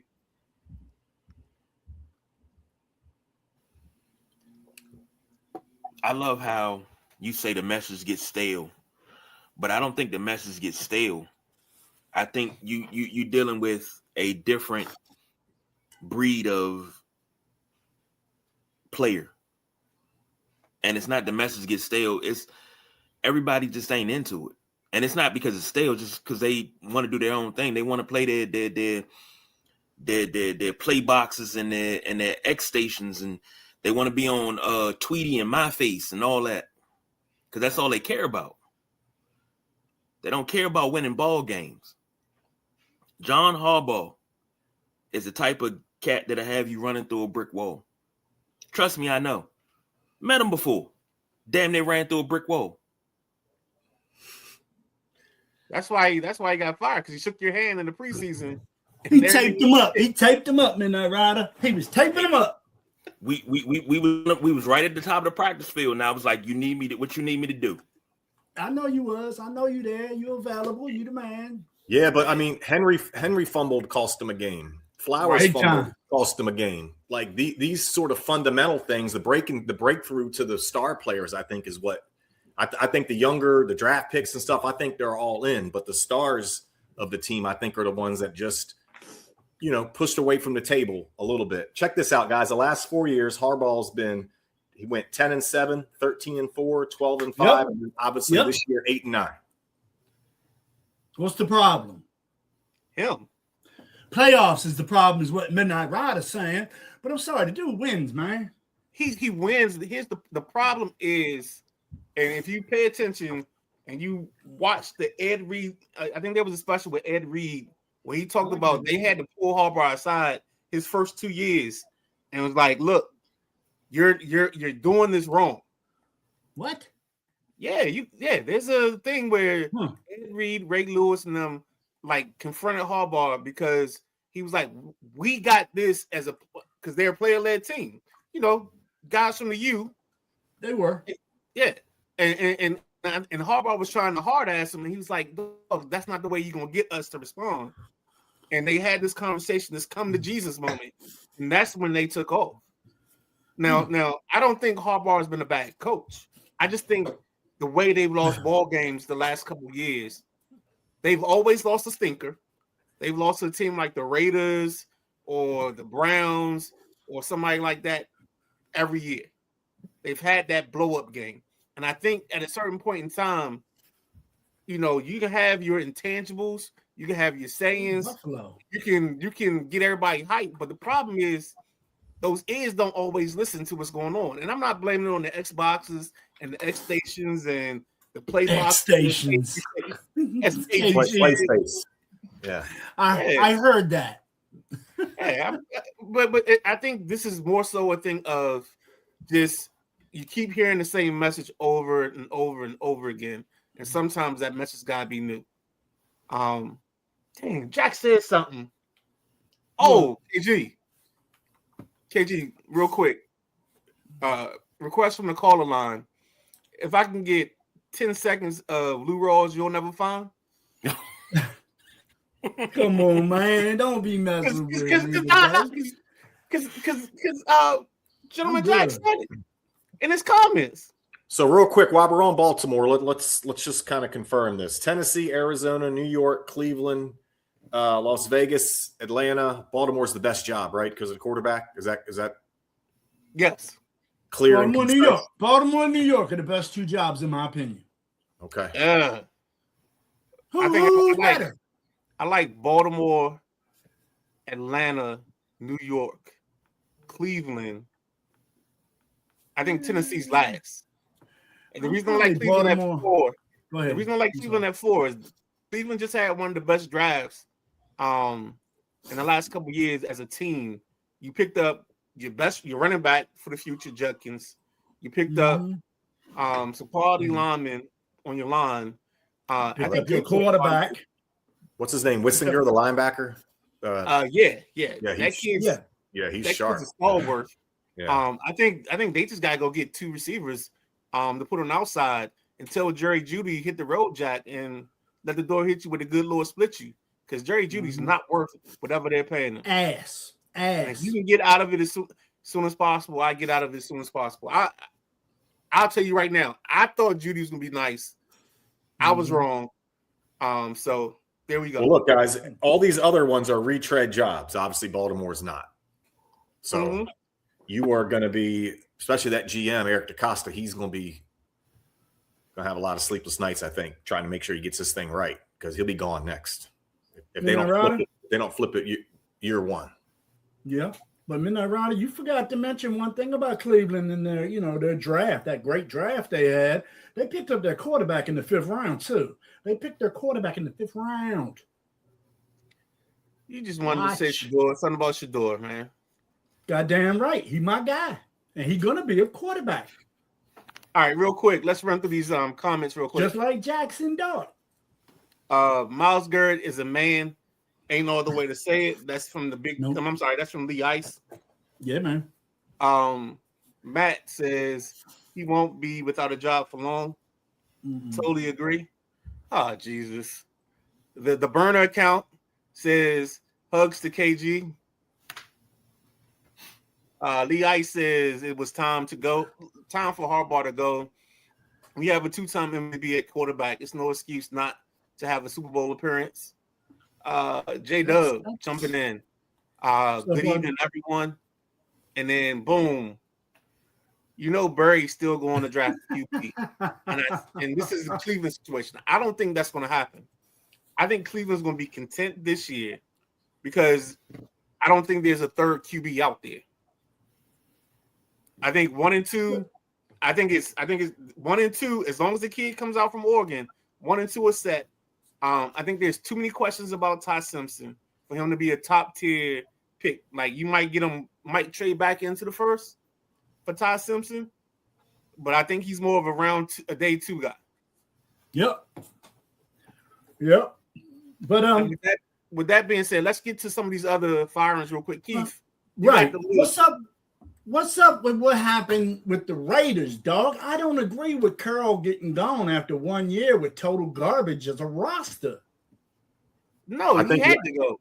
Go ahead. Yeah, I think it was more than that. It was the optics. It was he lost his fastball, man, of being a coach. And okay, that's how y'all feel. Edge, that competitive. What's that? That's how y'all feel. Well, that's part of it. He also made some really bad coordinator hires, Chip Kelly and the defensive coordinator escapes my mind. I mean, they were both fired mid-season, so that's on his watch too, right? So, no, I just think they need a younger, more vibrant personality and someone that knows that's in the weeds on the details of the NFL, the X's and the O's, right? They had that, and they fired him.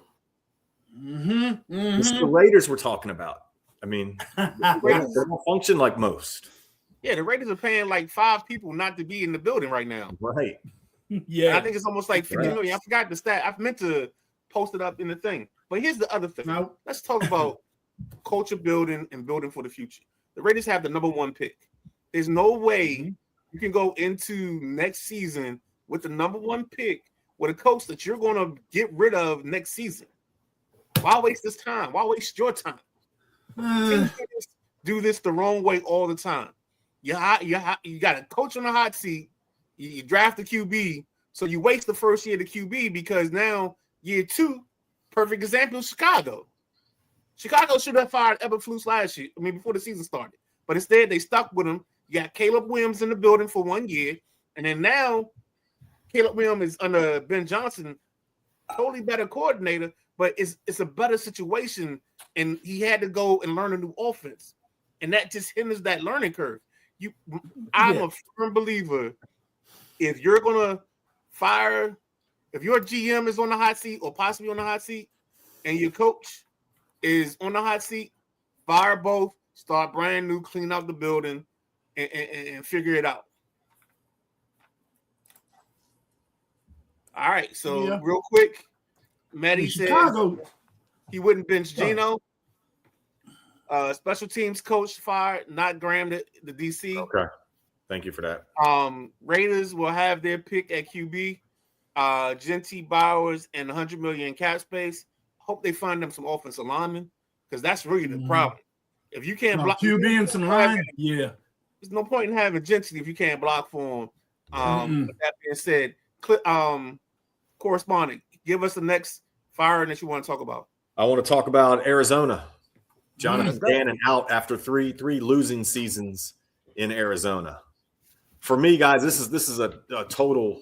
I mean, this is a second quarterback. Second coach Kyler's then got fired, right? I mean, if you want to put this year on Kyler, but I don't think he really wants to play, to be honest. He's not a quarterback, man. He's not a good quarterback. He's too small. I don't like him. I put him right there with what's his name from the Houston Texans, Stroud and Murray. Both of them are the same in my opinion. You don't think so, KG? Oh, KG. We talking CJ. We talking CJ Stroud. Now I get ain't all that. He's too small. We said about CJ Stroud. Are we watching the same dude? CJ Stroud is 6'3". You thinking about Bryce Young? You're right, Carolina. You thinking about Bryce Young? Thank you for straightening the old man out. You're right, CJ Stroud. But CJ Stroud, I don't think is that good a quarterback. Oh, I think he is. I think you're tripping on that one. I think the biggest problem for we'll find out this playoffs. No, we'll find out once they get him a real running game. Even though Quintavious Marks is playing running back for him, they still need another back. But didn't they just have their top 2 backs injured in Houston? Marks isn't their starter. Mixon was hurt. They tried to resurrect Nick Chubb. So that's the situation there. Yeah, they're 2 down. Yes. So guys, Gannon for me, I don't think he'll need work long. I think he'll get a D coordinator job here. He'll get a coordinator job. Yeah. In this cycle, I don't think he's a head coach. Say here again. He needs to be here. Right here. He needs to be here. Yeah. Here. I don't disagree. We see what you want. So they don't have unlike New York, even Tennessee, they don't have a quarterback. They need one. Oh, you say Tennessee don't have a quarterback? No, they do have one. They just drafted number 1 last year. They got that coach is going to, I don't think Ward's all that either. Didn't think he should have been drafted as high as he was.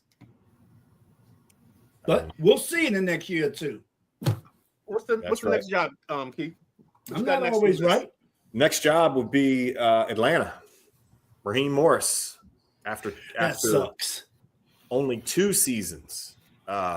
This one shocked me the most of all of them, other than Harbaugh. Other than Harbaugh, yeah. I mean, they won their last 4 games of the season. I'm Mr. Process-oriented Kirk Cousins.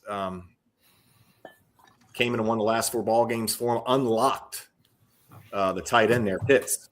I mean, Pitts is running wild all over the field. Somebody can throw it on time, to the man. So I was shocked by that. I thought he got a raw deal there. That's another. He'll be.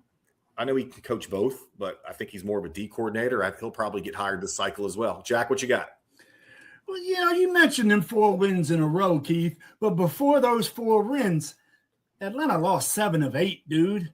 7 of 8, and they lost to Miami. They lost to New York, the Jets. I mean, they had a shitty middle season, but I like Morris, but I do think he deserved to get canned, man. No, I mean, so that's just to add to what you said. The 4 wins at the end. Look at the whole schedule. They didn't have the best season, dog. But the trend was up. You could see the players were fully. For me, that's a big part of it. You know, you can't. He just getting started. They just getting started there. You know, they fighting for Stefanski in Cleveland. Does that mean he's good? Just coach? the dynamics. They give Cousins $82 million in the offseason or whatever it was, and then pick number 6. They pick Penix. So you've already got a whole locker room is trying to figure out what the hell's going on. He's probably trying to, asking himself the same questions. That's a lot to dissect and then get your team, to buy in what you're doing. Now it was Cousins and it's Penix and it's Cousins. That's GM shit. That's GM stuff, Keith. But unfortunately, Jack, that stuff affects the players. That affects what happens to the football team, Monday through Saturday. But it's not just head coach. You're not just coaching on Sundays. You're coaching all the days of the week. Amen. KG? Come on, KG. We need some of you. I'm gonna be honest with you. Number one, I like to see Raheem Morris here. Ooh. I like to see him here as a D coordinator, team back up with Dan Quinn. I'm good with that. Mm-hmm. But when his firing was announced, I think he was the first. Him and the GM in Atlanta was the first to go on Black. But that wasn't even Black Monday. They got fired Sunday night. Yeah. The first thing I thought of was a quote by John Thompson. Oh shit! And I really believe that Raheem Morris, he wasn't given the opportunity to fail. 2 seasons does not make a coach. Again, if I don't have all the pieces, I can't get all my pieces in 2 years to put my fingerprint on this team. Now, if you had 18 years and you didn't produce anything, fine. You had 5 years and you didn't produce anything, fine. But 2 years, you got quarterback struggles. You inherited a team with quarterback problems. Mm-hmm. You just got your guy last year. And he started late in the year. They finished 8-9. You started kind of sort of doing something this year, but it was just off, just wasn't clicking. At least give him another year and see if it clicks. But to let him go this early, he wasn't. He failed, but he really wasn't. No, I can't even say he failed. He didn't have the time and the opportunity to fail. He wasn't given the opportunity to fail. This was a trash firing. This is a knee-jerk reaction. This was a dumb firing. Now, I can understand if he was 3-14 the last 2 years. Okay, get him up out of here. That's cool, but he was 8-9. Last year, the loss to Washington, that wasn't a loss you expected to happen. Because they came in here and they played like gangbusters. But he was not given the opportunity to fail. But okay, Atlanta's loss should be Washington's game. That's all I'm going to say. Oh, that'd be nice. I like for him, when he gets on the train, skip the exit or the flight for Ashburn and take his ass somewhere else because I'm good. I'm good on him. Second, here's the problem. There's this guy, he's like a great philosopher. He operates in the writing world under the name of Fat Poet. But when he's on certain shows, he operates as the Clarician. The Clarician. He's also Fatso Calrissian on Instagram. There he is. He says this thing. You have to die on the cross of your beliefs.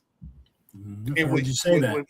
What Fontenot did by drafting Penix after he signed Cousins is he decided to dance with the devil in the pale moonlight and die on the cross of his beliefs. And that forever. If you ever watch their draft video, Off the Blank is in there asking them, why are we picking this? And how does that make us better? And the fact that Penix, unfortunately, Penix got hurt, but he was never really impressive in the early part of this season. You signed Kirk Cousins to $40 million, and now you got to get out of it. Now you're paying him to get out of it, and Kirk's not going to be there next year. What's your answer? What's your answer at QB? Is your answer bringing in somebody to start the first 4 weeks, 5 weeks of the season until Penix gets healthy, like you're in a worse situation than what you started with. You gave up your first round pick for the kid Pierce, who he looks good, but now you're talking about a pick that would be 9 as opposed to picking somebody at 26. I think they've made some mistakes along the way, but I don't begrudge anybody. Because I always say, if you're going down across your beliefs, go ahead and do it. Hindsight is 20/20. Everybody's perfect in hindsight. Amen. So, Keith, what you got next? We'll go Cleveland next. Kevin Stefanski is out in Cleveland. The GM, future Raiders coach. Andrew Berry. I wouldn't rule him out for Baltimore, to be honest. But Andrew Berry, the GM, who I believe is from Maryland. Yeah, he's from Bel Air, Maryland. Yeah. The GM, he's retained, so he's going to be, him along with ownership will be picking the new coach there. One thing I want to say about Stefanski, he's been known as an offensive guy and a quarterback guy. You can't call him a quarterback whisperer because he's had, I don't know how many quarterbacks. He really couldn't make one out of all the parts that he had over the years of his stints there. I know he's won 2 Coach of the Year awards because he made chicken salad out of some chicken shit rosters a couple of years. But when it comes to developing quarterback, I haven't seen it yet. Maybe Shador can be that guy, but that won't be on his watch. He won't get the credit for it. Mm-hmm. So Stefanski out in Cleveland. What you got, Jack? Who did Stefanski get that Coach of the Year with, quarterback wise? Was that Watson? Well, no, it was he Baker got one year with Baker. Wasn't it a 12-win season? That's the year they beat Pittsburgh in the playoffs. And then the next time he won it, they played like 4 quarterbacks, still made the playoffs. They played everybody from Dorian Thompson, hyphenated, whatever his last name is. I think they played Watson.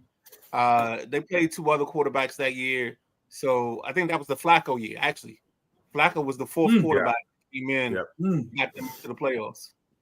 Yeah, so his quarterback position has been unstable, honestly, through the touchy-feely Watson things and the injuries. His quarterback situation just hasn't been stable, in my opinion. So we'll see. What's up, KG? No, I'm laughing because you said touchy-feely and Watson in the same How else you want to talk about? You want me to say the Justin Tucker Club? He's in the Justin Tucker Club? If I got to say this and then I got to run, gents. I thought Stefanski was going to get fired anyway, but I say that because he did the same thing Jay Gruden did here in Washington. You got a guy that you didn't really want, and then you kind of just buried him and didn't work with him. Yep. But this kid came in 5th round pick, went 3-4 in 7 games. And you telling me he can't play ball? So, I understand. This is what I talk about when I say, if you're going to make the meal, you got to be able to shop for the groceries. And a lot of coaches don't get to shop for their own groceries. So I understand that. But something Lee Ice said on Sunday, even though you don't get to shop for your own groceries, you still got to make some food and it's got to be presentable. Mm-hmm. You should have known that Dylan Gabriel wasn't going to be that guy immediately. But if I know that I got 2 rookies, I'm going to be working with them to get them up to par because the better they look, the better I look. Even if I don't want them here, I'm still going to get you up to par. The incidents that happened with Shador should have never happened. And I think a lot of the players that were inside the locker room knew that, and he lost the locker room 2 months ago. So I'm going to let you sit on that throne. You say I'm what? going to let you sit on that throne of bad thoughts and bad ideas. But what I want you to do is Cliff Kingsbury was fired in Washington today. So spitball me your information on that before you get out of here. And then we'll take it to Keith to Jack, and I'll close it out, and then we'll take a break, and we're gonna get on to something different. Well, Cliff Kingsbury, he was not fired. He went into the office and he said he wanted to go a different way. Him and Dan Quinn talked about it, and they mutually parted ways. That's not firing. That's basically putting in your 2-week resignation and saying, hey, I think it's a better opportunity out there for me. Honestly, with the reports that I'm hearing, my phone's been ringing off the hook like I'm Adam Schefter. People have been calling me saying, hey, can you get Brian Daboll here? I was like, I can't get Daboll here. I don't. Why y'all calling me? They like, look, you know some people that know some people that know some people. Put the word out there. So I'm hearing Brian Daboll as the OC. I wouldn't have a problem with that.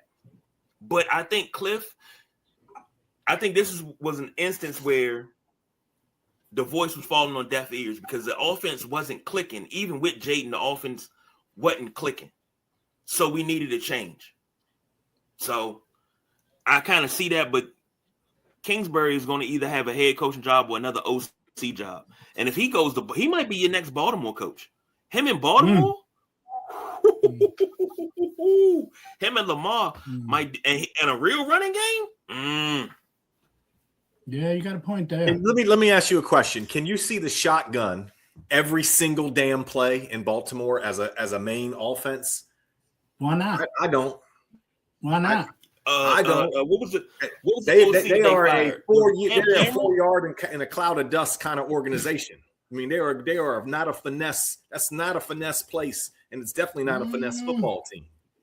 But wasn't it Cam Cameron that they fired because he wasn't using Lamar right? He had Lamar coming out of the shotgun so much, and they wanted Lamar was like, "Hey, I can play under center." Cam Cameron got fired when Flacco was there, and then they won a Super Bowl that same year. 2012. Who was he? Got fired. Cam Cameron got fired right after the RG3, Haloti Ngata, Kirk Cousins. He got fired the next day, and then what's the dude that was in Detroit as the head coach? Oh man, my guy, your guy, Caldwell Johnson, Jim Caldwell. Oh, Jim Caldwell took the reins, and they won a chip that year. His third ring to be exact. No, so I like the way Midnight Rider, 3 rings. I like the way you worded this, KG, because I pulled it up on my computer, my laptop here, and it clearly says Kingsbury and the commanders mutually agreed to part ways. I thought you was making that crap up. No, they both agreed that we wasn't gonna work together no more.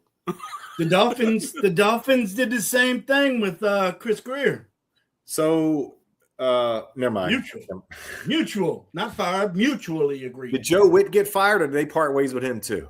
That's what I'm looking for. No, he got fired. Everybody on this list got fired except for Cliff. Come on, man, you kidding me? No. I think. Oh yeah, Witt got fired. I think there's and this is my working theory, and of course, some of the other people in the area. I think Quinn went to Kingsbury and asked for some stipulations or things that he wanted to see different. And I think Cliff wasn't amenable to the things that Dan Quinn wanted. And then I also think that with the cycle that we're in, there's no real offensive mind. He's the biggest offensive mind available, to be honest with you. Unless you want to go take a dance with the devil and take the kid from Jacksonville, Udinski. I heard people saying Clint Kubiak, but I think Clint Kubiak got fired 2 years ago. Like there's these things that we keep forgetting, and somehow these coaches get the ability to fail up. Yeah. In this market, and so it's gonna be interesting. Somebody says Stefanski to. Where'd y'all have Stefanski going? I like him in LA. You mean Vegas? Vegas, excuse me, guys. Vegas with the Raiders is where I like Stefanski. I think Harbaugh might land in New York. I like Stefanski in Atlanta. Atlanta, huh? All right, we'll see how it goes in the next 4 months. If Stefanski lands in Atlanta, you can go ahead and write it down, quote me. Do whatever you need to do. Put it in your book. If Stefanski lands in Atlanta, he's gone within 3 seasons because Atlanta won't win more than 7 games. What? How? Atlanta's Trust- improving, Come on, man. come on. Their We're gonna let you. defense is coming No, no, no. around. We're gonna let you out on this. We're gonna And get finish out. this our Coach's Fire segment. Get out. We're gonna hit you with a quick commercial. Come back. We're gonna recall the nickel. And take it from there. All right. So, KG, go get you some sleep, bro. I know you got a crazy week going on. Doses. Let me see if I can get this right. All right, y'all have a good show, brother.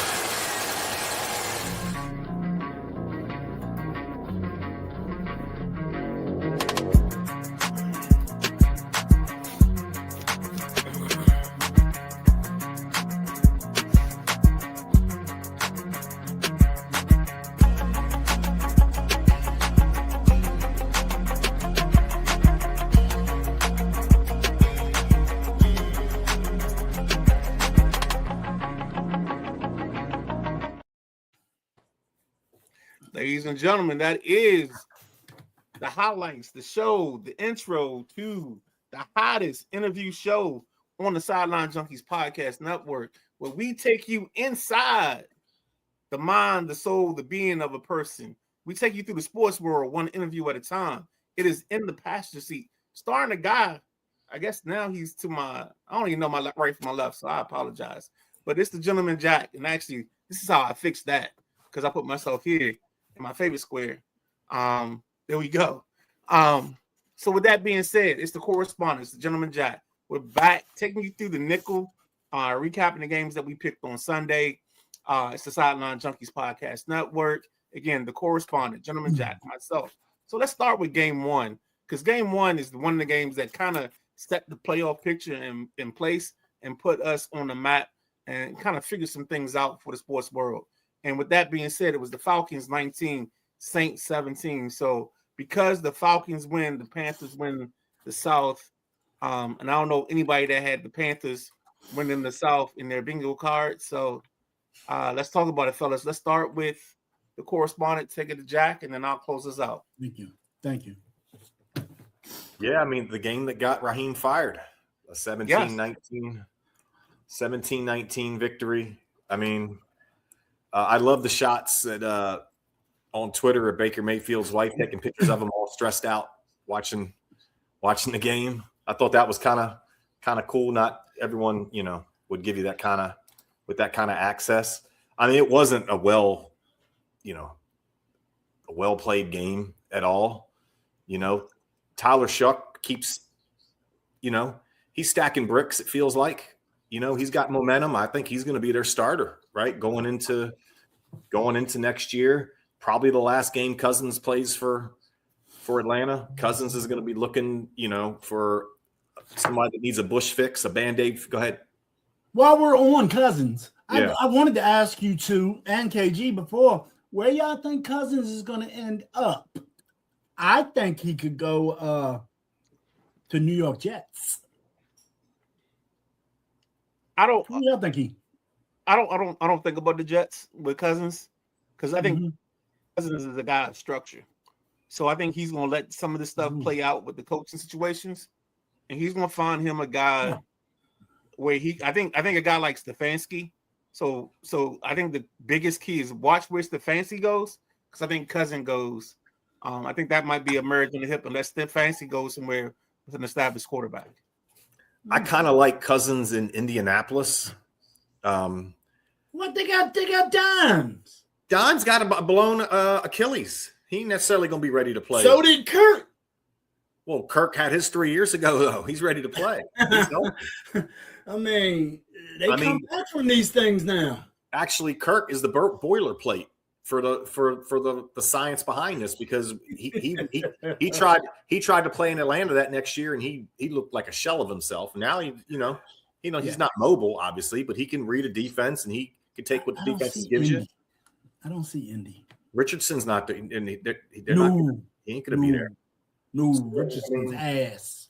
So I'm just. But let's do this. If I'm Anthony Richardson, I'm going to either Minnesota, the Jets. I'm going to Minnesota, San Francisco. I'm gonna suck at the teeth of someone in the Shanahan tree. San Francisco. Dog. They fine. No. He has to go somewhere where he can sit back and learn.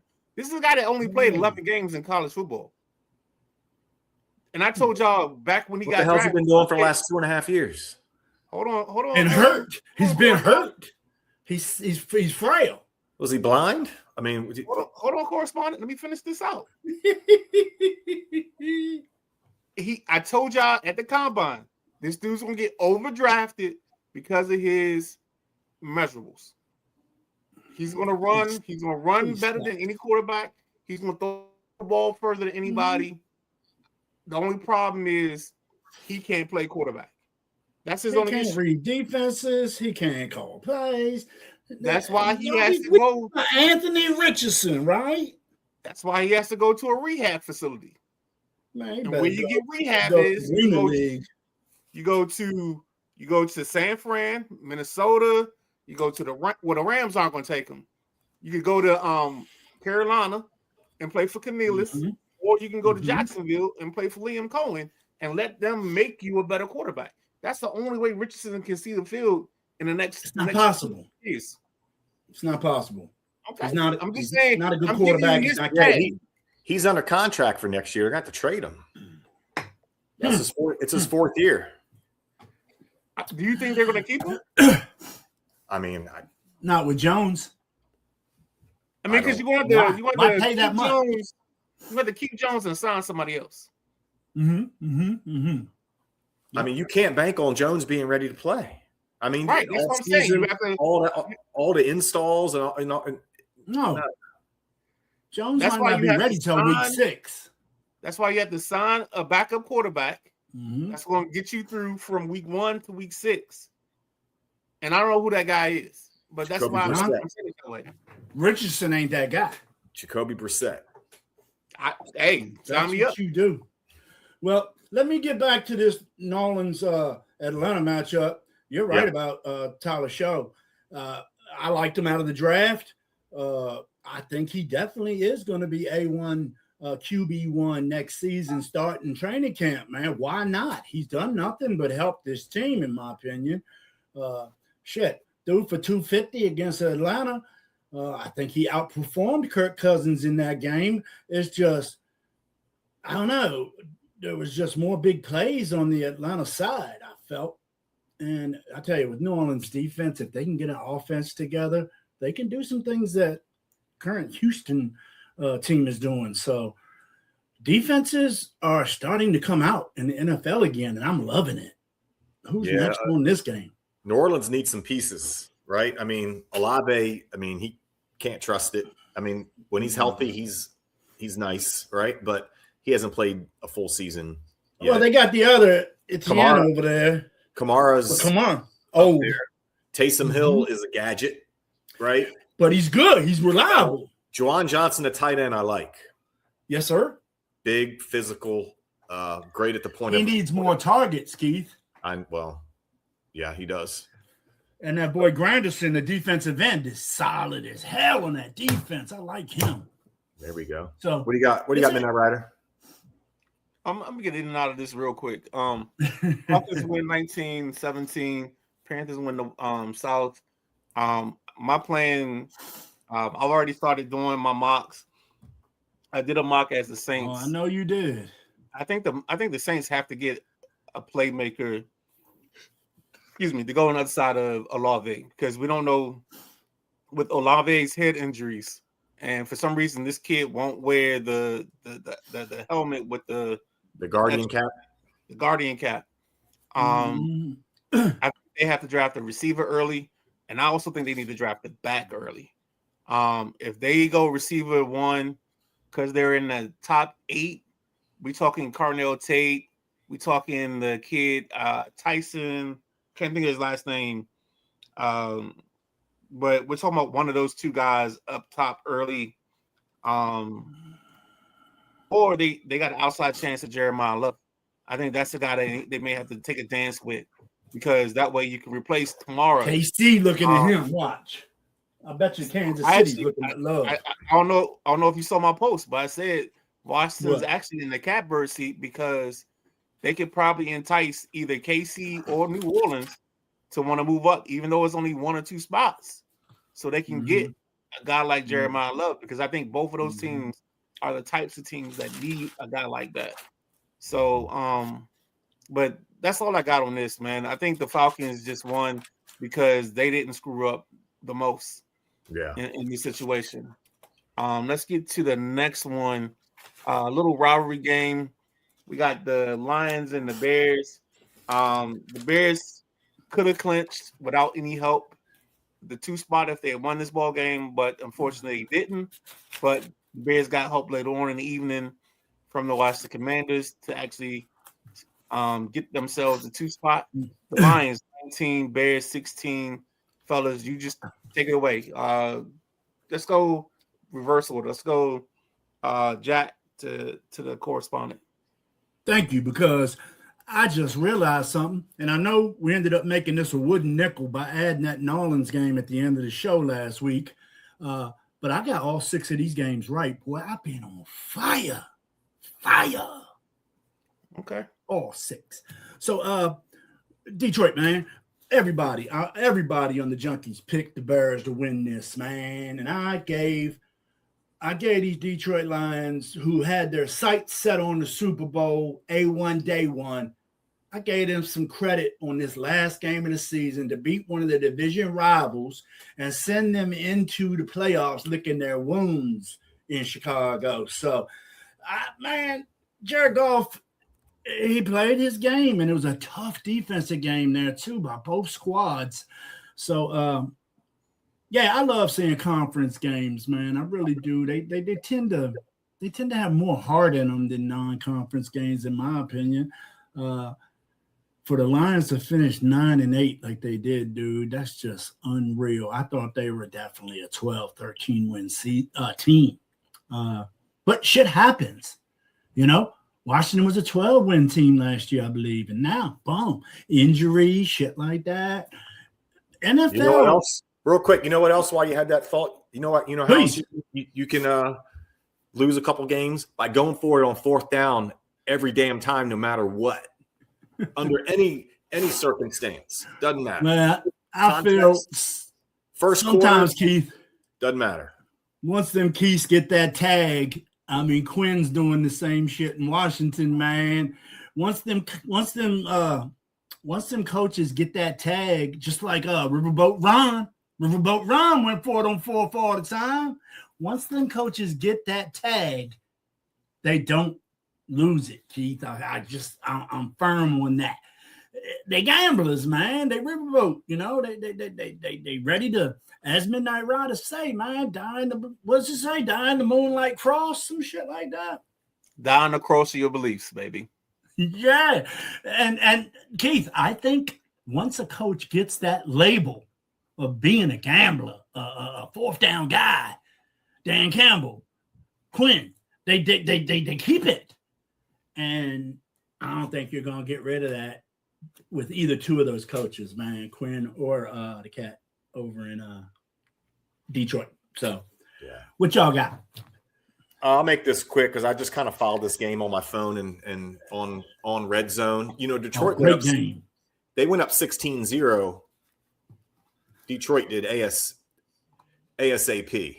So I don't really know what the Bears were lollygagging to start this game, but they definitely got caught off guard and got taken advantage. Amon-Ra was running wide open all everywhere. All over the field. What did he finish with? 139. 139. At 139. So Caleb Williams sets the Bears all-time passing record, but I don't think he got to 4,000, right? They're still he did not. Okay. Did not get the 4. He needed 270 something for that. I was curious about that. I expected more out of the Bears. Mm-hmm. I don't. 1 week the defense can't stop nobody. Next week, you know, they can't stop anybody in the first half. Yeah, it's they're Jekyll and Hyde. I think they're a team that's a year away. One and done. Yeah, maybe one and done. Midnight Rider. Real quick, Bears problem. is they're an opportunistic defense. They're not a steady defense. The quarterback is a roller coaster. If you remember Ethan Hawke in the great movie Training Day, it's about managing the smiles and cries. The smiles and cries. Smoking that stuff. And I think that's part of the problem. Real quick, let's hit these comments, and then we're gonna go to the next ball game after this. So Maddie talking about Raheem thought the 4-game win streak would save him. Maddie, After you lost all them Jones. Andrew Berry has to have bad pictures of the owner. I don't think that's the case. I think they're trying to set a culture, and they're trying to do it without constant change. Boom. He says, you mean Garrett's the second best player? I'm sorry, this is Tim. He says, you mean Garrett is the second best player in the division. TJ had 22.5 sacks in 15 games. He missed 2 games due to injury. That's just due to a lacerated lung or kidney or some shit. What do you have? Anthony jumps in and says, yo, you talking about he had a collapsed lung this season. Lung. Anthony comes back in and says, can you see John becoming an assistant? No. His brother Jim in San Diego or John Ego. Yeah, his ego way too big for that. And I think the fact that we got so many jobs available, he's going to be a head coach somewhere else. Stefanski, I think, going to be the two that's going to definitely get a job out of this mix. Yep. And the rest are probably going to get coordinator jobs. Not all of them, but Raheem and a couple others, I think, are going to be coordinators. Tim comes back, says Kingsbury will look great in Pittsburgh. Well, you got to find a quarterback. They got Arthur Smith there. Arthur Smith is never mind. KG to me, that's bullshit. That's just a white way to say Commanders fired his ass. No, I think that's what it said, honestly, though, Anthony. I think honestly, in this situation with Kingsbury and Quinn, I think they came to a conjecture where I think it was better to part ways and do it now. Let Cliff get his interviews in, do whatever, and it's all good. We got Anthony back in again. Kevin Stefanski to the Ravens. I agree, partner. Call me that. Anthony actually with a good one is I can see Kirk winning it, because if Kirk's there in Miami and they still keep Boy Wonder, that could make some things happen. That's gonna be an Al Saunders playbook with 4,000 pages. So them two are down there together. I didn't think. And about then Miami I can see Anthony Richardson going to Indiana, depending on the coaches is there. If it's Cliff, that's a perfect partner. Cliff don't want no parts, and Anthony Richardson don't. Nobody want no parts of Anthony starting for their team or being their future. Anthony Richardson is Trey Lance part 2. Anthony says, I'm saying the Saints draft Jeremiah Love. I think we kind of said that too. Can you see my Dolphins trading up for Love? No, because you got Devin A-Chain. That's a thing. Anthony can type fast, boy. All right, let's get going, man. Let's Omaha this shit. Omaha. Broncos 19, Chargers 3. What's your thoughts, fellas? I'll go quick. I mean, the Broncos needed the game for the number 1 seed. The Chargers didn't have much to play for. They benched all their players. So that's all I got on this one. I mean, it wasn't real football. Me too, Keith. I agree. What was it? Trey Lance was starting for the Chargers, some shit. Yeah, Trey Lance started for them. He was doing Trey Lance things out there too. Yeah, and the Broncos just did what they did to get the seed they needed. I mean, Chargers didn't need nothing, and I agree with Keith. This was an ass game. We got another ass game coming up on this nickel here that I'm definitely going to chew into. But this one here was an ass game of the weekend. So let's give it 2 thumbs up for ass game. All right, let's go into the next one because I don't need to say nothing because y'all covered all that. We got Steelers and the Ravens. Steelers 26, Ravens 24. My man Luke, missed the big kick. Let's go to the playoffs. Why right? Sorry. Y'all understand when I start talking about it, Midnight Rider. You'll understand why I'm so excited about this one. No, you good. Steelers 26, Ravens 24. This is the reason Harbaugh got fired. Let's go, Gentleman Jack, since you're so excited. Yeah, let him get it out. But it's funny because BJ was on Drive Time the other night for a second. Boss Man BJ, everybody knows Boss Man. And when Boss Man came into the segment, Matty Ice was currently on this game. And as soon as Matty Ice said Loop's kick went wide right, BJ pops in. And if everybody doesn't know, BJ's a Buffalo Bills fan. Bills fans know all about wide right. Scott Norwood. Yeah. So BJ was like, damn, that's a hell of a time to come in. And this game just had me so excited, dude. My heart was pumping. This was the game that was going to decide Matty Ice's survival pool. Week 18, last game of the night. Because I did my math and I knew my guy, Curtis, was going to pick Atlanta, Minnesota, and Chicago. And I would have picked them too, but I didn't want to wash. So I said, I'm going Pittsburgh in the upset because Baltimore was favored by 3 in this. And I tell you, man, to see Chicago lose, because that's who Curtis picked, it was his third game. To see Chicago lose and then me to watch this football game. You guys probably watched it. It was the only game on at that time. It was a back and forth. Damn, Lamar did this. Damn, the Steelers did this. Damn, Steelers defense did that. I mean, TJ Watt got damn near a sack and an interception in the same play that one time. The Pittsburgh defense is fun to watch. That boy Hayward, I don't know how he's still playing at the level he is. He's got to be close to 15 years, 12 years in the league, something big. And I like that guy because he limped off the field with the trainers early in the first quarter, and main man played the full game. So Pittsburgh defense, I give them big hats off on this. And the young rookie kicker for the Baltimore Ravens, I give him a hats off too. Sorry about your luck, bro, but you won me 4 bones. So I'm good. That's all I got to say. I couldn't believe it, y'all. When I saw the Ravens score with minutes left, I'm like, oh, shit. Then I saw the Steelers score with seconds left. I'm like, oh, shit. Then I see the Steelers miss an extra point. What was Jack like? Oh, shit. Then I see the Ravens line up for that damn field goal. What was Jack doing? Oh, shit. 44 yards wide right, bitch. Go ahead, Keith. All right. Let me bring this conversation back to earth. Thanks, Midnight Rider. One thing, guys, I hope, right? The reason why, for me, Baltimore-Pittsburgh is the one or two best rivalry in the NFL is because those two coaches are really damn good, and they brought their sledgehammer twice a year, every time they played lock, stock, or barrel, right? And I hope we don't lose that with a coaching change in Baltimore, right? Yeah. You know, if Cliff Kingsbury goes to Baltimore to be the head coach, I don't run a shotgun every play and up tempo all that. That's not, you know, AFC North football. Smash mouth football, yeah. For me. So I just wanted to kind of make that note.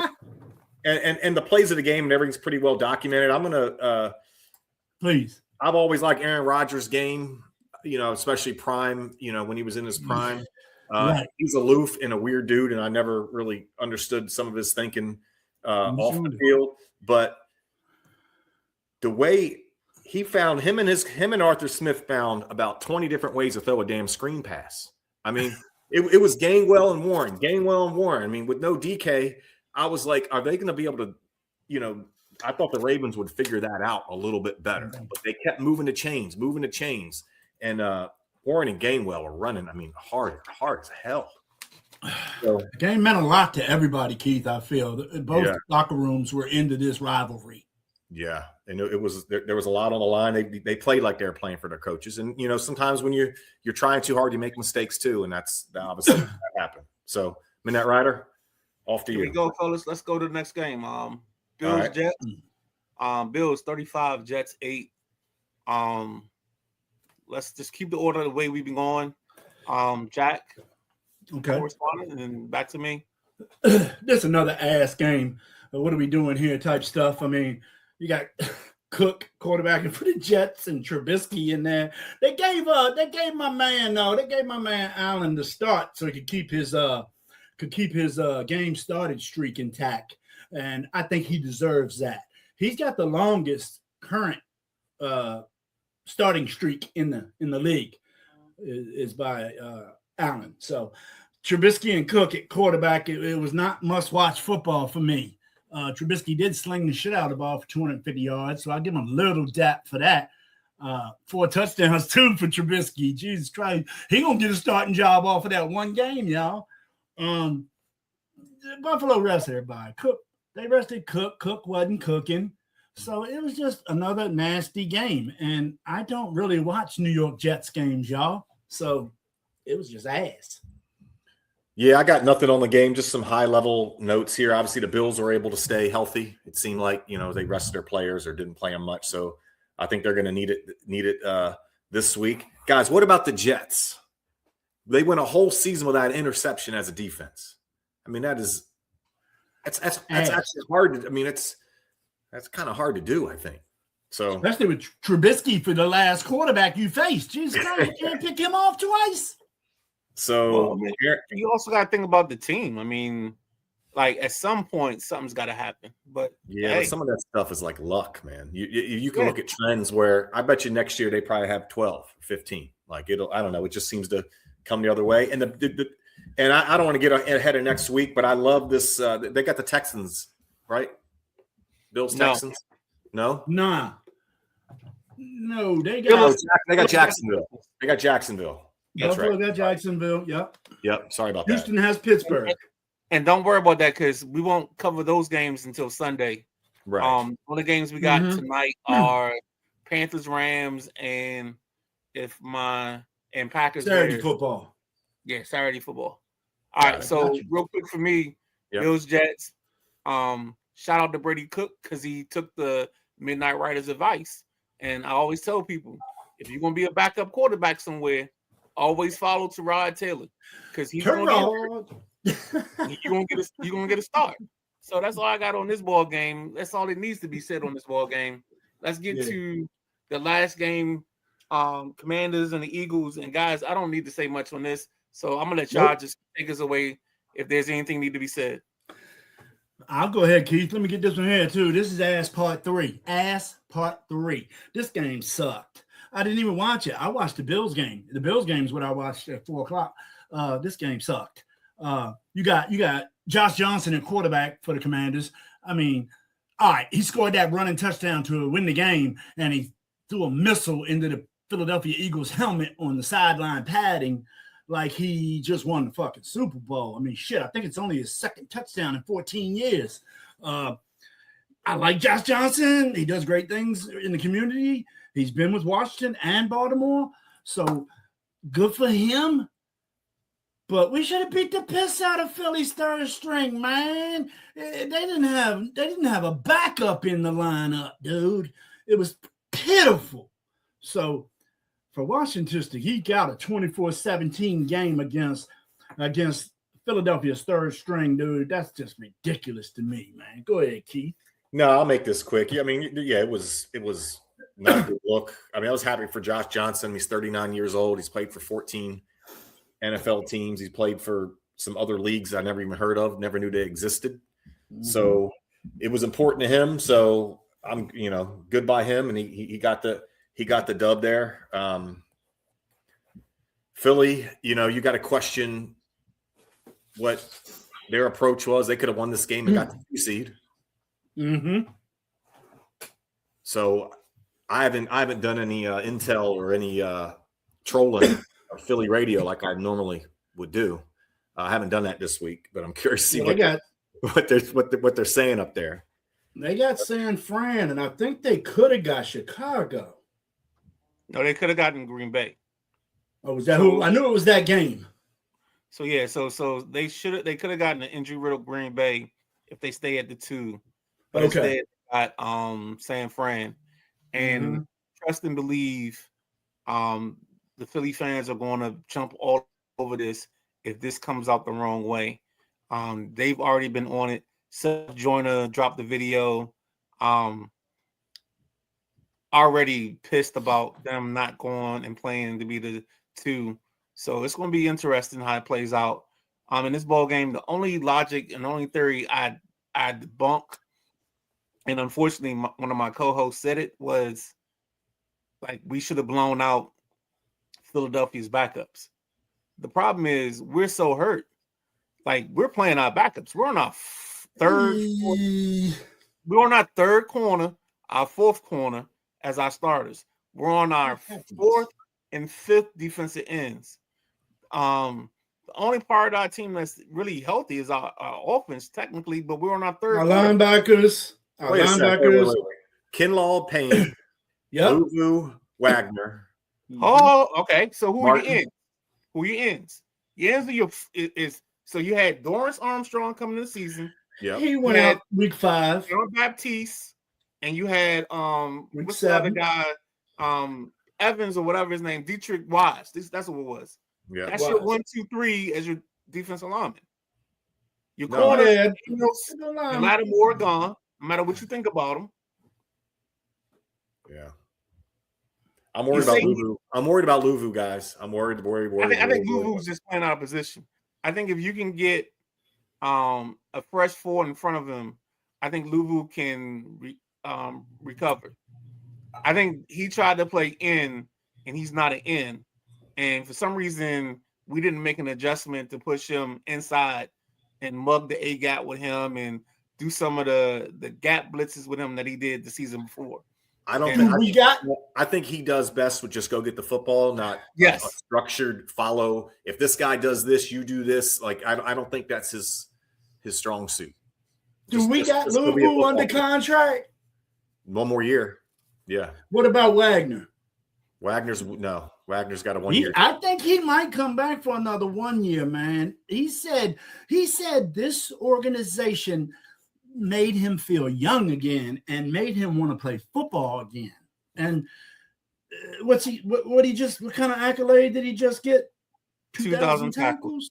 He's the 3rd person to get 2,000 tackles. So real quick on Luvu before we get out of this. Luvu, to me, he's got Doberman picture vibes. You tell him sick him, you don't tell him to do anything else. You don't ask him to think, you don't ask him to do anything outside of that. All right? I agree. Real quick break, and then we're gonna come back and we're gonna close this out with college football playoffs and then the NFL playoffs. With that being said, this is the shortest break we got, guys. So don't get too comfortable.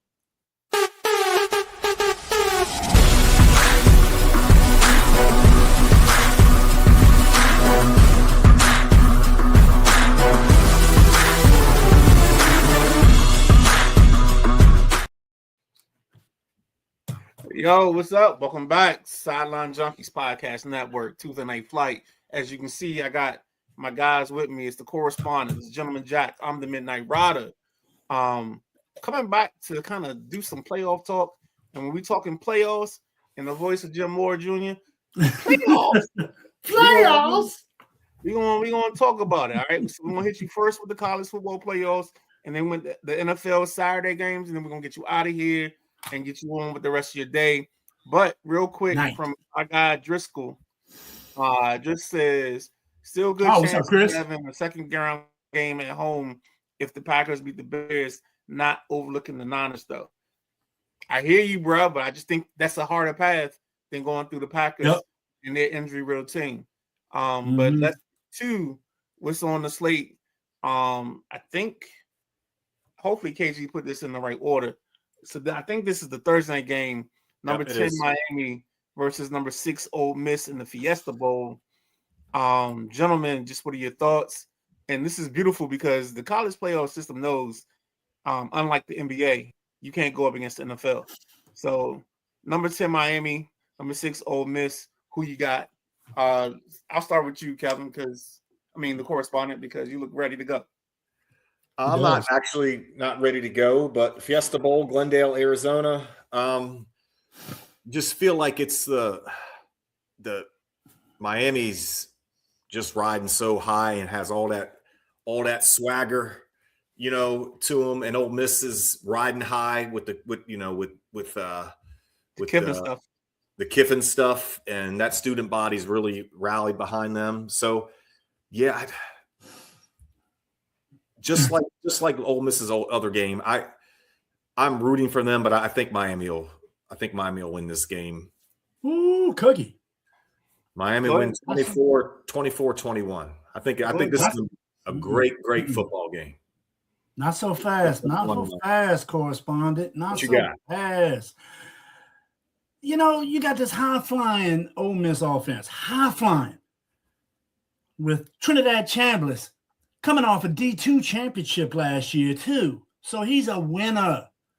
No Kiffin, no problem. That's been my saying this whole playoffs with these cats. That's kind of motivation to them, I think. Let's win this shit with us, is the way I think Ole Miss is looking at it. Now, don't get me wrong. I love that Miami defense. Them boys are thick, they big, they fast. And they did their thing last week in a low-scoring game. One of the lowest-scoring games in this playoff so far by the Miami defense held it there. So, I don't know, man. Carson Beck, one of my old Georgia Bulldog guys. But I just think Ole Miss is going to be able to score a little bit more than this Miami offense. And I think Ole Miss may be able to shut down Mr. Fletcher, the running back over there at Miami that I like so much. So it's going to be a battle of whose defense is the best here. Not because Miami's got to stop Trinidad. They have to, or this man will torch you, either with his arm or with his legs. The boy wants to win, man, and I love it. And I feel you see that in his game since Coach left. So, as I said, no Kiffin, no problem. Ole Miss all day. Isn't that right? Well, unfortunately for Miami, I might be the jinx or the curse because I put against them in the first 2 rounds. I think Fletcher's played great ball. I think the D-line's been great. I think the O-line's been great. I think they get a chance to prograde in this ball game. I think Miami to win this. I think it's a 23-14 type of ball game because I think Miami dominates on the ground. Fletcher gets 120 plus yards. That's all I see. Don't forget about Keywan Lacey over there, boy, with them Rebels. Keywan is a banger, man. Boy, got 1,500 yards this year. So I understand that, but I think this defensive line has come to play and it's come to dominate, and it changed the whole course of the ball game against Ohio State. So that's why I got that going on. Let's get to the next. Whoever stops the run game, Midnight Rider. I want to say whoever can stop the run game can win this game. Say that one. Yeah, whoever stops the run game can win this ball game. Totally agree. Thank you. Yeah. All right, let's roll. All right, Oregon, Indiana, number 5, Oregon, Indiana, number 1. Just thoughts real quick. Who you think? Who you got? How you feel?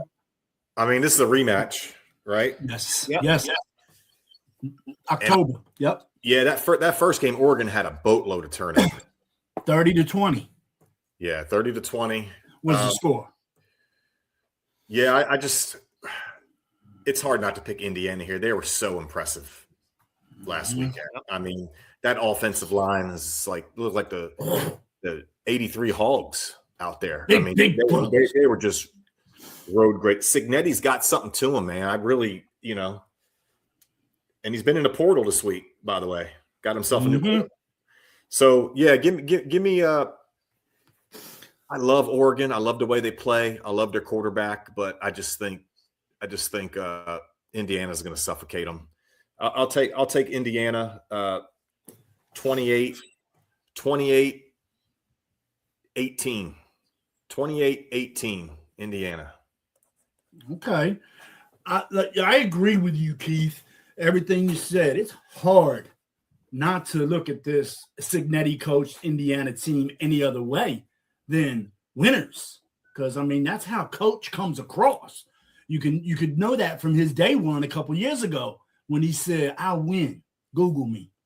He's a freaking winner. And he's also got a quarterback over there on the shelf right now, and that's Fernando Mendoza's little brother. A lot of people don't know that he's on that squad. I've seen 2 Mendozas in the quarterback meeting, and I'm like, whoa. Yeah, his little brother's also over there. And that running back at Indiana, Hemby, he's a bull, man. I look at Indiana to beat this Oregon team, and I think it's going to be pretty bad because I think the Indiana defense is just going to step up phenomenal. So I'm going to go 28-7. Indiana. Yeah, let's do it, Midnight Rider. I think it's gonna be a closer ball game than that. I think it's gonna be a one of those last team with the ball game. I mean, the ball type of team wins. Do you? I think Indiana does show off its impressive run game, but I think Oregon's got enough in the passing game, and Dante Moore is going to do enough to make it interesting. But I still think Indiana walks away with this ball game. Give me like a 31-27 type of ball game.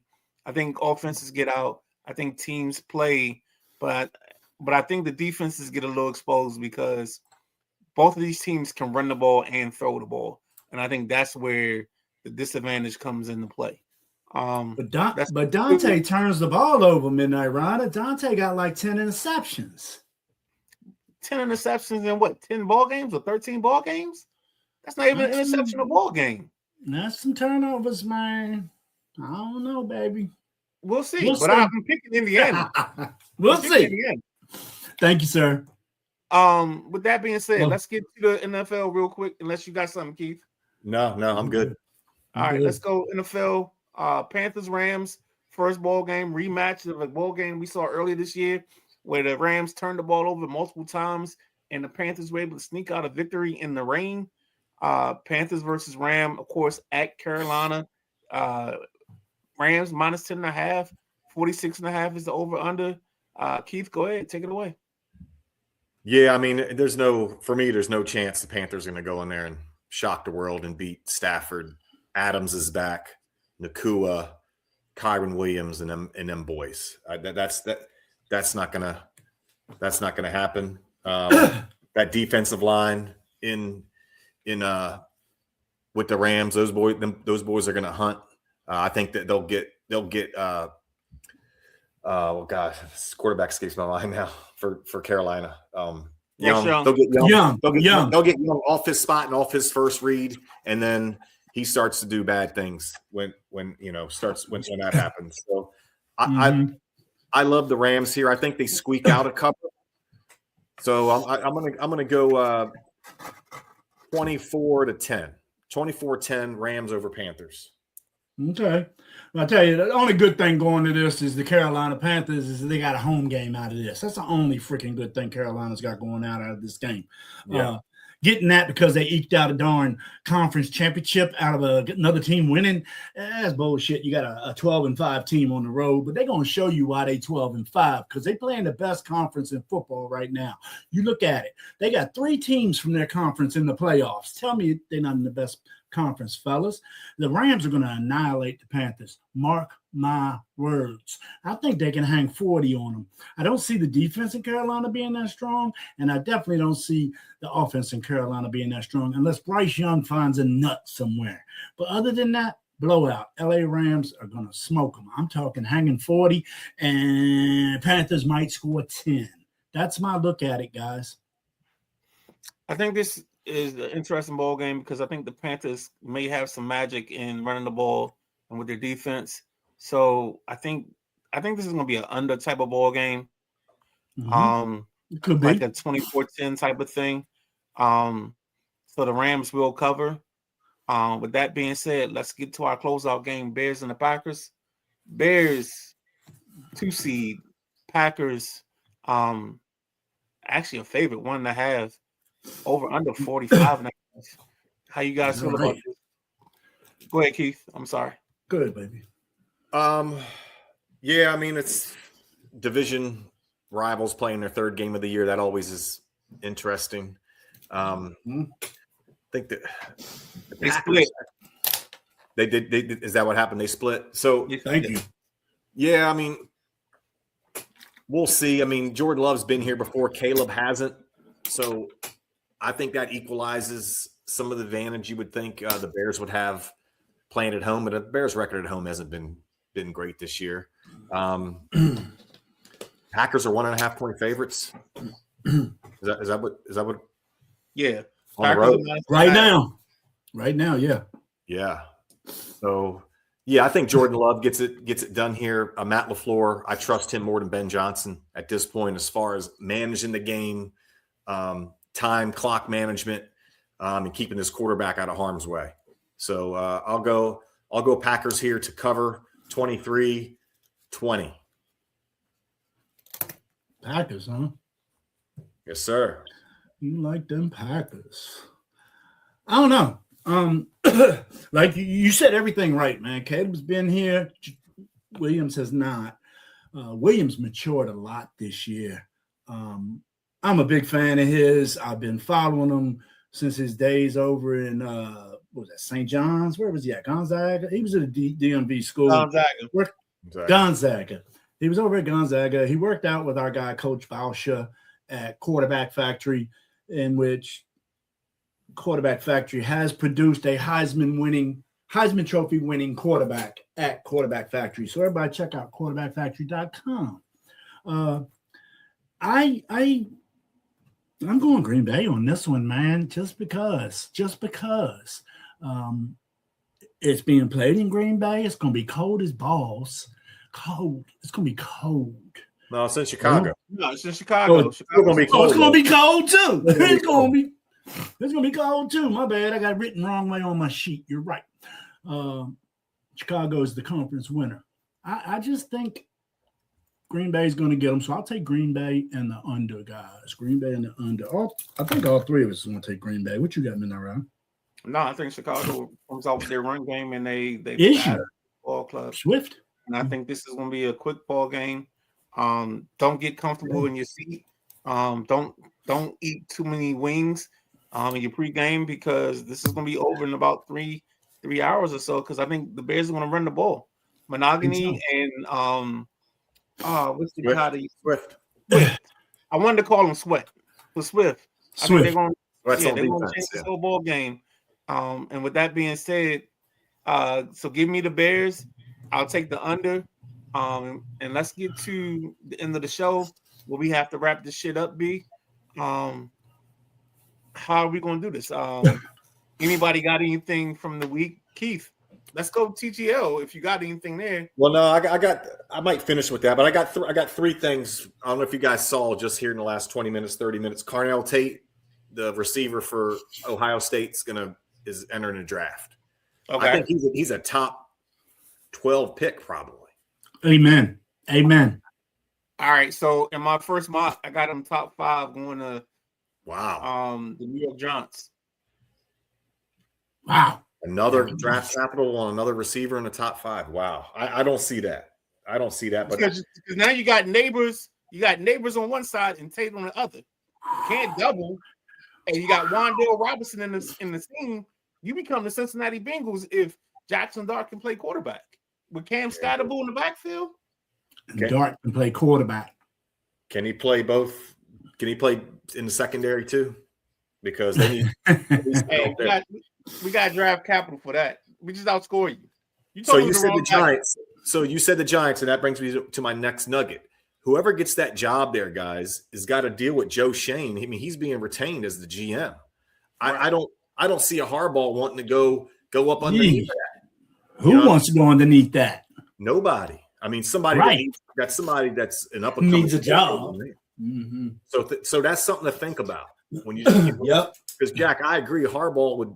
I just love that. I love him up there, but I don't know if he would want to do that with Joe Shane in the mix. I didn't think about that. You're right. So when Harbaugh goes to Atlanta, no GM, he could probably bring his own GM with him. Yeah, I can't wait to see. You bring the director of player personnel in Baltimore, or I think he's going to go to Cleveland. That's the stay in the division, huh? That's the diabolical one. That one makes a lot of sense. Staying in the division makes sense because he knows what he's got a game plan against half the damn schedule period. You know what I'm saying? Yep. If he goes to the NFC East, it's a totally different world, even knowing you're just down the parkway from us. But yeah, that would be crazy. 100%. And then just the last thing. Last thing is a quick TGL today. Yeah, I don't know why they're playing at 5:00. I mean, if you want to get eyeballs I on, get home from work. I mean, people are watching. Pardon the interruption. They're not watching TGL at 5. They watching Sideline Junkies at 7:45. So look, if you want to run a successful business, you can't have week 1. You're going up against NFL football at 4:00 on a Sunday, and then you're going to come on a Tuesday at 5 when you know what I mean. So anyway, Atlanta beat the Bay. That's your people. Atlanta beat the Bay today 7-4. It's cool as hell, guys. If you guys get a chance, I know you guys have watched a little bit of it. The Bay's a great squad with Oberg, Lowry, Wyndham Clark. Atlanta, Justin Thomas is hurt, so they had Cantlay, Horschel, and Chris Goddard up. Is Tiger still playing? Tiger's still hurt right now. Okay. I knew he was on the Jupiter team. He's on Jupiter Lynx. Yep. So, Look at me, boy. Call him. There you go. Your homework assignment. I do. There you go. That's it. I'm good. I'm done. I watch it every once in a while. I do. It's pretty neat. I want to play it. I got to come to one of your simulators. I hit Keith up the other day. Midnight Ride. It's cold his ass outside, right? He talking about, I just got back from simulator game. I'm like, man, he golfing fool right there. Yep. I want to play simulator. I'll just play 9, dude. Just 9. My clubs are rusty. The next TGL match is Tuesday the 13th at 7:00. Jupiter Lynx versus New York Golf Club. So who else is on Jupiter Lynx, if you don't mind me asking? Kevin Kinsler and Tom Kim. Oh, I like Kim. He's young. Tom Kim. Like him. He's great. He's outspoken because this is what you need, like personalities. He's awesome. Well, he was awesome when Tiger was there with him. He was just sucking up the knowledge from Tiger Woods, man. You could see it. Right. I like him. Yeah, I like him. And New York's Go ahead. No, New York's got Ricky Fowler and Schauffele and Matt Fitzpatrick, so they got a good squad too. Go ahead, Jack. Yeah, they do. No, my wrap that up is in the passenger seat tomorrow night, 8 p.m. Guest is still up in the air. I'm going to be honest with everybody. Guest is supposed to be University of Maryland baseball coach and Maryland baseball legend Scott Swope is supposed to be in the passenger seat. I'm still waiting on confirmation, but I can dig. I'm going to do everything I can do to make that show pop off tomorrow night, 8 p.m. Peep that.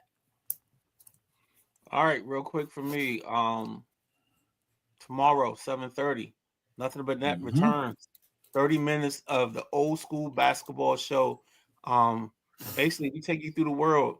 The eyes of 2 old guys that grew up watching Amari Rashad and company talk about basketball.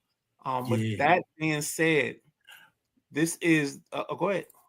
I want to give you and what's he go by? C. Perry? Yeah. You and C. Perry, man, in a 30-minute show, cover some hoops, man. I would love to try to make a college show like that, but I don't think I could do it in 30 minutes like you guys do. So thumbs up, man. Great job on that. Nothing But Net, man. I like the graphics. I like Perry at the end saying swish. That's pretty cool. Hey, do I watch the show? You watch the show. I love that part about it too, man. I do too. My man says swish. I got to get him back to doing that because he's been doing the did he? Other one. It's an old basketball player. He does his thing, but yeah. But tomorrow I like night, swish. I'll see if I can get swish in the mix for you. But with that being Great said, job. Tuesday night. It's almost 9:30. We covered a whole bunch of stuff for you. We thank you for watching us. We thank you for tuning in. Hopefully you ran the whole smorgasbord today. Hopefully you did unapologetic and then waited a couple minutes and came back and watched us for this time frame. Again, don't forget audio version tomorrow morning available. iHeartRadio, Spotify, wherever you can get a podcast, we there, baby. Because in the words of Jack Carr, we everywhere. Hey, Keith, I want to tell you, Caleb Williams came up 58 yards short of 4. Okay. It's All right. on my computer right now. So with that being said, that's the Gentleman Jack. That's the correspondent. I'm the Midnight Rider. This is your Tuesday night flight. We'll catch you guys tomorrow. Again, nothing but that is 7:30, in the pageant seat at 8, and then we'll take you from there on the rest of the schedule. Thank you for coming out.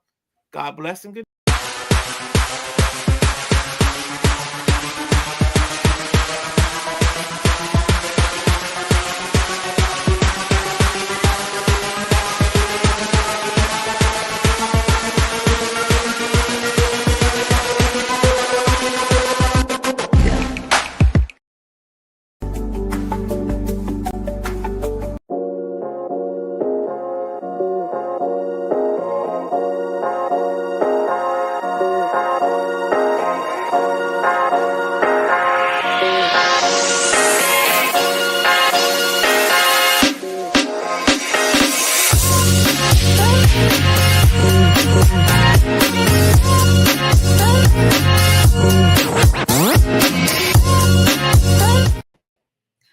Ladies and gentlemen, boys and girls, children of all ages, my people, my people's people, people of being people, alien people. All right, here's the first reveal of the gender picture reveals of KG. Today, this morning, it's the Sideline Junkies Podcast Network. It's the Sunday Rise. And as we always do, and we always tell you, there's no better way to start your week off than with the Sunday Rise. It is myself. It is the big guy KG, and at some point the gentleman Jack's going to jump in with us as well. I think he's got a surprise for us. With that being said, the rundown, recapping football from this week, recapping college football and NFL. Then we're going to hit you with the nickel as always. We got a guest picker. I think that's Lee Ice. I might be wrong, but you're right. And then with that being said, let's take this moment before we get started to let Jack take the show from here before we go into the introductions. Well, fellas, you know, I don't understand where the love went, fellas. Where did the Sideline Junkies love go? Because I remember last Sideline Junkie Podcast Network Fantasy Football League, some dude named Big Guy KG shows up with some belt. I mean, where's the belt? Where's the love? Where's the belt? Where's the love? I mean, come on. That's all right. I had my IT team work on something, and JC is the king of the fantasy league. Can I get big jumbo screen, please? I need to show everybody the fantasy league. Hold on. Where's the bling bling at? There it is. 25 champs. Woo-hoo-hoo. Yes, sir. And it's got Sideline Junkie on it. It's just money. Football's on it. Yes, sir. My people made me a crown for the king of the fantasy football league, fellas. Thank you very much. I show my own love. You know that. Let's go. Oh, man. With that being said, going from the Sideline Junkies fantasy football king to the king of all the talk, the king of slow jams, the king of all things of being cool and being old at the same time, the big guy KG. I appreciate that rousing introduction. Hey, Jack, that was a surprise. Shoot, we might have to talk to Don about getting another belt made just for that. But good morning. Welcome to the Sunday Rise. Man, this is going to be a epic week. We've already had good college football. Now we starting to really venture into the late season good NFL football. So ain't no way better but to start this thing off right. And I ask you, gentlemen, how you feeling? I'm good. I'm doing well in Victoria's land. I'm doing well. All right. We had the college football playoff. A couple of games. What was that? Friday, and then one game Friday, and then 3 games Saturday. So let's kick it off. and go ahead and hit them off with this one right here, which is an upset in the making. Number 10 Miami defeats number 2 Ohio State. Carson Beck, 19 to 26, 138 and a touchdown. Mark Fletcher had 19 carries, 90 yards. CJ Daniels, 5 receptions, 49 yards. For Ohio State, Julian, I'm just saying, 22 of 35, 287, a touchdown and 2 picks. Bo Jackson, 11 carries, 55 yards and a touchdown. And Jeremiah Smith had 7 catches, 157 yards and a touchdown. Gentleman Jack, take it away. Well, this was my game, fellas. This was my lock of the 4 games. I just had that Miami feeling. I had that South Beach soul. I was ready to roll. I tell you, it's amazing all the former players coming out in support of these Hurricanes. Michael Irvin looking a fool. He looking a fool on the sidelines. You see Ray Lewis and the rest of the boys. Jason, Jason Smith. Jason, he was a DN, played for the Dolphins. I thought he was at the U as well. Jason Taylor, JT, that's right. They all down the other end of the field, man, staying away from Michael Irvin's antics. He's probably all yacked up down there, you know what I'm saying?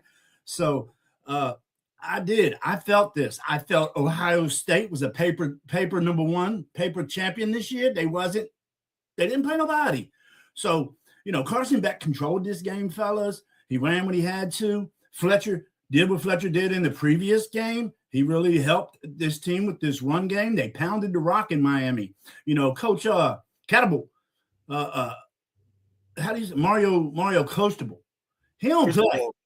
He don't play, man. He ain't want no parts of that confetti. He ain't want no parts of that celebration. The mission ain't over yet, is where it was in his mind. He didn't say it. He accepted that trophy graciously, but you could see in Mario's face, he was ready to get to the locker room, and the celebrations had to go.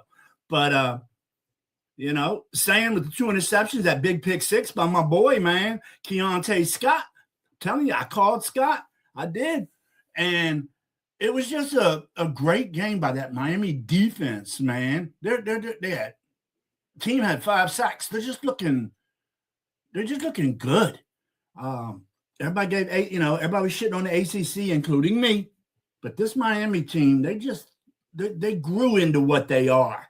And I think that chip on the shoulder is making the Miami Hurricanes a strong team like they are right now in the college football playoffs. And it's a perfect time to be a strong team in the college football playoffs. Midnight Rider, how'd you like it?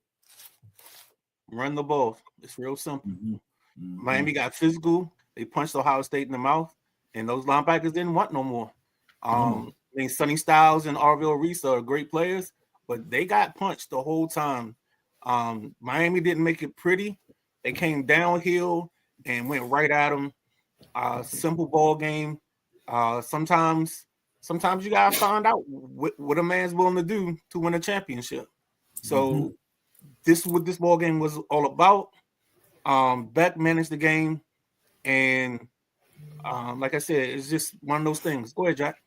Well, Carson Beck said one of our favorite sayings when the interview person asked Carson Beck, what do you got to say about your Hurricanes defense? He said, all I gotta say is we practice against them every day in practice. So iron sharpens iron. That's one of me and Midnight Rider. We like that saying, iron sharpens iron. And that's what Carson Beck said. And it makes sense. If you go against your team, which is a top 10 national defense every week in practice, it can't do nothing but make you stronger. Thanks for letting me add that. No problem.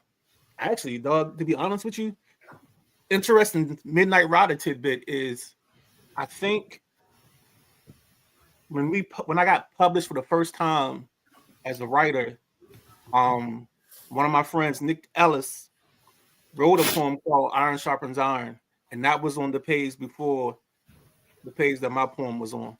So, random thought. But KG, you go ahead and close us out, man, because I'm good on this. I'm gonna say this, and I have to disagree with Jack. I think what Michael Irvin is doing is what you don't see in college football anymore, because you have somebody that's proud of they're proud alumni of a school, because most guys don't don't stay at a school 4 years. Most guys, you know, if something doesn't work out freshman year, they red shirt and they want to play, they go elsewhere. Or they're at a smaller school, they go elsewhere. Nobody takes pride in where they went to school at anymore. Michael Irvin takes pride in where he went to school at, and he's being himself. This is the playmaker we talking about. Love him or hate him, but this who he was when he was at Miami. Go, if you don't believe me, go look at the U 30 for 30, part 1 and part 2. That's how Miami players act when they in their element. It's all about the U. That's how he was with the Cowboys. This is great, man, because it's beautiful, but it also, guess what? He's keeping his name in the news. You talking about it, whether you like it or not. So this is beautiful. I just think he's going a bit extreme to getting on all fours and banging on the turf. It's a bit much, in my opinion. What are you talking about right now? I know. I'm talking about Mike. Hey, man. Sometimes publicity is publicity, baby. Oh, good or bad. I agree. But this is I'm sorry. I was like, you know, hey, Miami gonna get obliterated and this, that, and other. My bad. Players fuck up.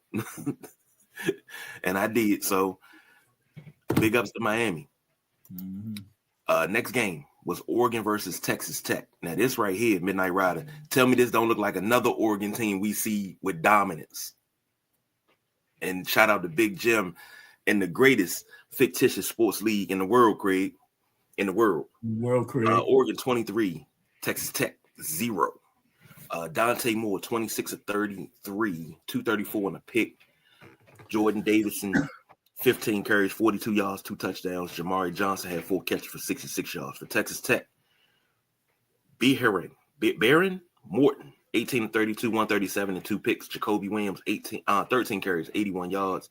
And Terrence Carter, 9 catches for 72 yards. Gentleman Jack, take it away. Defense is all you got to say. Defense carried the day for the Ducks, guys. If you look at it, running back Jordan Addison and place kicker Atticus Sappington, 2 touchdowns for Addison and 3 field goals for Sappington. That's all the scoring here. So the Oregon defense did his job. They ended up getting a rematch with Indiana from the October 11th matchup, in which Indiana beat the Ducks 30-20. Quarterback Morton could not get going. Oregon had 7 tackles for loss. It was just dominance by the Oregon Ducks all the way. One bright shot for the Red Raiders. Linebacker Ben Roberts had 16 tackles. He was all over the place trying to do everything he could. But Oregon was just too strong in this game. Midnight Rider, what you got? You know what? I'm going to take a step back. I'm going to do what we do on another show and put it in reverse because we talked about defense. So I'm going to put this one in reverse real quick and talk about Mr. Bain and Mr. Metasol from Miami. They dominated that game against Ohio State. And then we come forward to this ball game, and Oregon's defense was dominant. But let's give Texas Tech defense some love too. Mr. Bailey wrecked some shop. The only problem was, and that's the only reason this wasn't a blowout. Like Texas Tech defense made this 23-0. It probably should have been 45-0. So their defense held up. They won't get any stats or any participation trophies for it, but they came out and played a good ball game. The problem was their offense just didn't show. You know what I'm saying? When they went to take roll, there was one thing missing. It was the Texas Tech offense. So that's all I got to say on this. Go ahead, KG. Good call. This right here, this is one of those ones that really wasn't a game per se, but Oregon showed up and they showed out. There's nothing else that can be said. What is this, the second shutout of the playoff? If I'm not mistaken, this was like a trend that everybody was talking about, and I'll get to that when we get to the next couple of games. But this wasn't. I had Oregon winning this, but yeah, this wasn't a game. This was a laugher. Next up, you got Indiana 38, Alabama 3. For Alabama, Austin Mack 11-16, 103. He came in for Ty Simpson. Ty Simpson was 12-16 and 67 yards. He also had 3 carries for 17 yards, and Jeremy Bernard 4 catches for 60 yards. For Indiana, the Heisman Trophy winner, Fernando Mendoza, 14-16, 192 and 3 touchdowns. Kalon Black, 15 carries, 99 yards and a touchdown. And Charlie Becker, 2 receptions, 51 yards and a touchdown. Gentleman Jack, take it away. All I got to say right here, fellas, Coach Signetti. Coach Siggs, as everybody calls him, my man's doing what he says. He's walking the walk, talking the talk with his squad. Star quarterback, Fernando Mendoza with 3 touchdown passes. What else could you ask for? Kalon Black, 99 yards and a touchdown. Hemby, 87 yards and a touchdown. So the running game was there for Indy, no doubt. They rushed for 215 yards on this Bama squad. And on the Alabama side, I ain't got nothing to say. They was dominated on all 3 phases of the game, up the field, down the field, to the locker room, to the showers. Alabama was dominated. That's all I got, Midnight Rider. This game was a snooze. I ended up doing housework in the 3rd quarter, dude. That's how bad it was. I think we talked about it all the last 4 weeks, maybe last 5 weeks. We talked about Alabama's lack of a run game, and that kills everything else for them because Ty Simpson can't carry this team by himself. He's not a guy that you can just say, all right, roll the football out, go be Superman, go be Thor, go be whatever superhero you want. That's not who he is. Ty Simpson's a good quarterback, so don't get me wrong on that. But I just don't think he's one of those guys that he can carry the team by himself. And we got to talk about the SEC once this is all said and done, because everybody keeps saying that that's the best conference in football. But you put a little offense in front of them, you put some dynamic players against them. I don't know. I think we got one SEC team left, and that's Ole Miss. Mm-hmm. So, I mean, I don't know if they dominant or not. It's just going to be interesting, man, the way this plays out. Indiana came in. I keep telling y'all, the Kirk Signetti statue should be up by the end of 2029, early 2030. What he's done in this program, taking them from being the worst football team in college history to now being on the precipice of winning a national title. That's crazy. Go ahead, KG. I'm gonna throw it in reverse too, because I meant to say this when we were talking about Ohio State, and I said this to BJ. I didn't say it on air, but how you feel about Ryan Day now? You were talking about greatest coach in the modern era. That's what they were talking about. How you feel about Ryan Day right now? When I said pump your brakes, because he got so many people to leapfrog to be one of the greatest coaches, I don't understand how you foam your mouth to call him one of the greatest coaches. I thank God that I don't have your algorithm. Because I listen to Cleveland radio. Cleveland gives them the hard time. Even Maddie heard it. I'm glad Maddie heard it, but I hadn't heard that. So, And I told you I'm gonna start sending y'all this stuff so y'all don't think I be making it up. No, I'm good. I believe you. You too, man. When I tell you crazy, they were ready to crown him the greatest coach of all time. And I'm like, how? He has to jump over Saban, Newt Rockne, Lou Holtz, Bryant, Bear Bryant, a lot of them. Joe Paterno. You got to jump over a lot of coaches. Yeah, that Joe Paterno one, I don't know about that one no more. Oh, come on now. Joe Pa, you got the years to be called that. I get where you're coming from, but that's a great territory. Right. Don't touch me now. But, I mean, you guys can agree with it. We talking about somebody that's won one championship, and you ready to call him the greatest coach, and we got Nick Saban, who has how many? 6. Right. Come on now. No, I get How what many you're he saying, got? buddy. I that wasn't on my radar. I hadn't heard that. Yeah, I don't know why it popped up on mine because I'm like, yeah, I don't want to. You know, I'm still mad at Ohio State from last season, but How many Saban got? 6? We gotta get research to look that up. I'll look it up. As a head, I think he's got 6. But you talking about jumping over a lot of coaches to become the greatest of all time. Now to this Alabama-Indiana game, Indiana, Mendoza went 14-16 for 192 and 3 touchdowns. That is efficient passing, is what that is. That is making the right decisions. He got 6 or 7. 7. Sheesh. But Ryan Day's a better coach. Get the fuck out of here. I know. But this offense that Indiana has, well-oiled machine. And if they play their game, it's nothing that's going to stop them. Nothing. I like this one. Plus, I like that they beat Alabama, but that's a personal thing. Next up, this right here was your barn burner of all.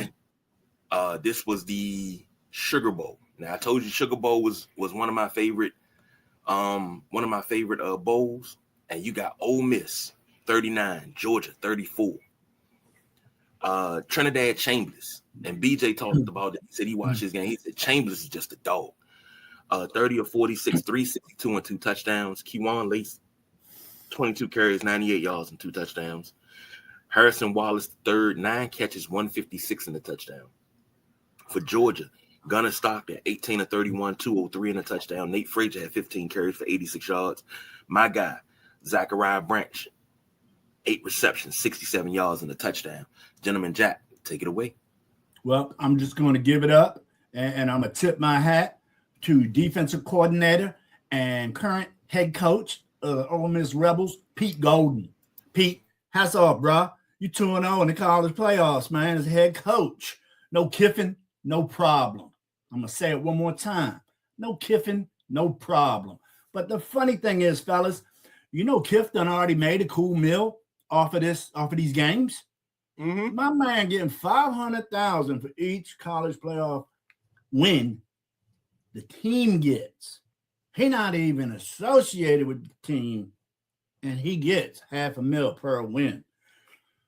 I mean, I understand stipulations and things added in contracts, but when you leave the school, that should be null and void, man. I mean, null and void. I said null and void.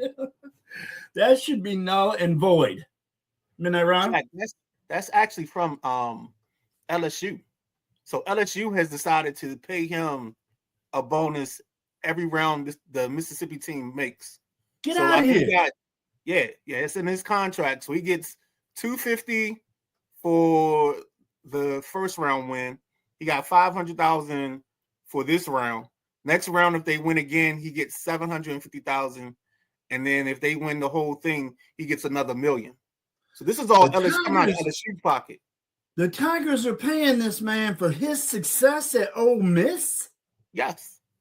Oh, man, what are we doing here? Jesus Christ. I mean, I caught it on the tail end that he got $500,000 for this last victory. And I assumed, and that's bad to assume. I know that. You got to look your shit up. But I assumed that was from Ole Miss in a contract for him. Damn. Okay. All right, we're going to hire you away. And every bowl game your team wins, we'll tighten you up. That sounds like good business. Oh, man. Okay. Well, thank you, Midnight Rider. Chambliss, quarterback. You cannot say enough about his play in this game. He made big plays at pivotal moments of the game. 312 yards, man. He was a do-anything quarterback in this. He did anything. He was getting stretched on rollout passes, doing little jump passes, and I mean his ribs gotta be hurting. Both QBs rocked out. Gunnar Stockton, do not take a thing away from his game here. I don't take nothing away from them Georgia Bulldogs, guys. This was a real deal shootout. The best. This is SEC football right here. So I knew it was going to be whoever scores last, man. And that's a real shootout. Pew, pew, pew, pew. real shootout. So I'll tell you, it hurt to see the dogs go down because I got the dogs in one of my pools, and I do enjoy Kirby Smart and Georgia football. But Ole Miss right now is playing very good. I expect to see possibly an Ole Miss Indiana championship, the way these two teams played this quarterfinal games. So on to the semis. Let's see what's up. 4 left, guys. MR. Real simple, man. Trinidad Chambly, as I like to call him, came out and showed off, man. He made plays every which way. He even ran out of the sky cam to complete a pass, which was crazy in its own right. He made some throws, man. Ole Miss, man. Who knew? But Jackson Lacey came to play. And Georgia didn't like lay down in this ball game. Georgia put up a fight. It's just they just got beat in that fourth quarter. You can't give up 20 points in one quarter. And that changed the whole nature of the ball game. And we talk about it all the time, momentum. She's a tempestuous whore. And that's what she did. She took over the ball game, sat on the Ole Miss sideline, and Georgia kept trying to fight its way, but they couldn't get there. Great ball game. Good thing we have this is the part that I think we all wanted. We didn't care about, and I'm gonna say this, we uniformly. I don't know if you guys always agree with what I'm saying on this, but we as fans want it settled on the field. And the fact that we get these games to settle these arguments instead of us sitting in a barbershop and going back and forth, we can go and look at the results. We can see that Ole Miss beat this team and this team got beat, and now we in the finals, so this is where it is, and this is how it plays out. So that's why I like this. Go ahead, KG. I'm sorry. JoJo said, wow. I think that's to the Lane Kiffin thing. I don't like that about Lane Kiffin. I heard that he was on the field trying to take photos with the team and things like that, bro. You haven't taken over yet. Like, if I'm not mistaken, he sat in the press box, came late, sat in the press box, and then when they won, he came down. I think that's how it went. But yeah, I'm not cool with that, being honest. So that's just me. He wasn't there for that one. He wasn't. Oh, then that must have been the first round then. Yeah, he was actually holding hands with what's her name? The LSU basketball coach, the women's coach. They introduced him at the women's game at that time. So he wasn't even around for that. I see her Mulkey. Kim Mulkey. Yeah. Yeah. Okay. So I mean, just my thing, but this game right here, somebody said it perfectly. They said if this was old sports NCAA like 2003, 2004, something like that, this would have to go in a time capsule as one of the greatest games. This had a rank of like number 3. This was a great game. This was a barn burner, a slobber knocker, whatever you want to call it. Just call it great. This was it. Georgia put up that fight, but them dogs ain't had that dog in them that, at that time. Midnight Rider, you alluded to something earlier. We were talking about SEC, and the SEC don't look too good in bowl games right now. I think they're under 500 with all SEC teams. Yeah, I mean, they struggle, but I keep telling people the biggest part about this is they've always had great defenses, okay skill players, mediocre quarterbacks. Like I did this thing one time, and I don't have the information now because I did it a couple years ago, but I was looking at like Georgia versus Alabama. And every time that Georgia played Alabama had like Tua, Bryce Young. They had what's the other kid? Jalen Hurts. Jalen Hurts is probably the worst of the 3 quarterbacks or the 4 quarterbacks they've recently had. Georgia was going in with like Gunnar Stockton. I remember one time they had like Eric Zaire. Like Georgia's had some mediocre cats, playing quarterback for them, and they just got carried by their great defense. So that's the funny part about that. And if you look across the SEC, there's not a lot of great quarterbacks playing in the SEC. There's not a lot of great offenses. Like nobody sits here in this room and says, "Oh, you know what? We got to go and run that SEC offense because it's dynamic and it's a game changer." People don't do that. What are you talking about? What am I talking about? Name an offense in the SEC that you really want to copy. I mean, the SEC offenses are copying somebody else's offense. It's not like they invented it and they're trying to roll it out for you. I mean, Vanderbilt's offense is tight. So is both of these teams, Ole Miss and Georgia. Their offenses are tight, ran by good quarterbacks. What are you talking about? Schemes, running a West Coast offense versus that. I'm saying this conference isn't used. So I think we have examples. We have people. Yes, you got Trinidad Chambers. You got a couple guys. But this conference doesn't constantly have great quarterback play. You can say what conference does?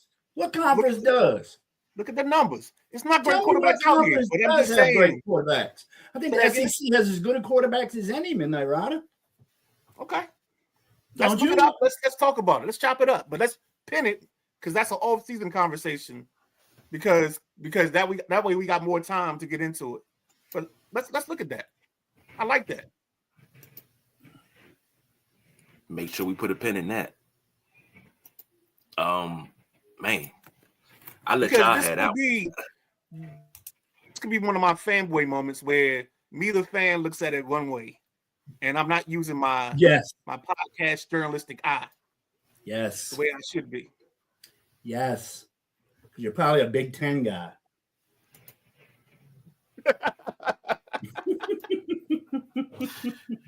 J Dub checking in saying good morning, everyone. Good morning, J Dub, man. Glad you could be here. What's up, Jack A?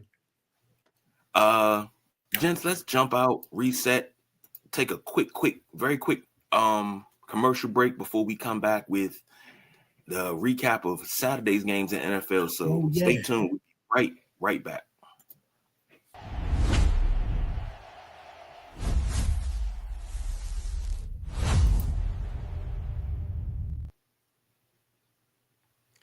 Ladies and gentlemen, welcome back to the Sideline Junkies Podcast Network. This is the Sunday Rise. I don't know if you guys can hear in my background, but I got two dogs howling from next door. So I apologize if that's getting into the sound at all. This joint is crazy. I don't know what they doing to these dogs. Midnight Rider, wake up! Woo woo! Midnight Rider. Yo, it's howling, it's barking. I can't hear it. It's crazy. Like I don't know what's happening over there, but hey, let me see. Let's get back to what we do here on the Sunday Rise. I ain't got no noise.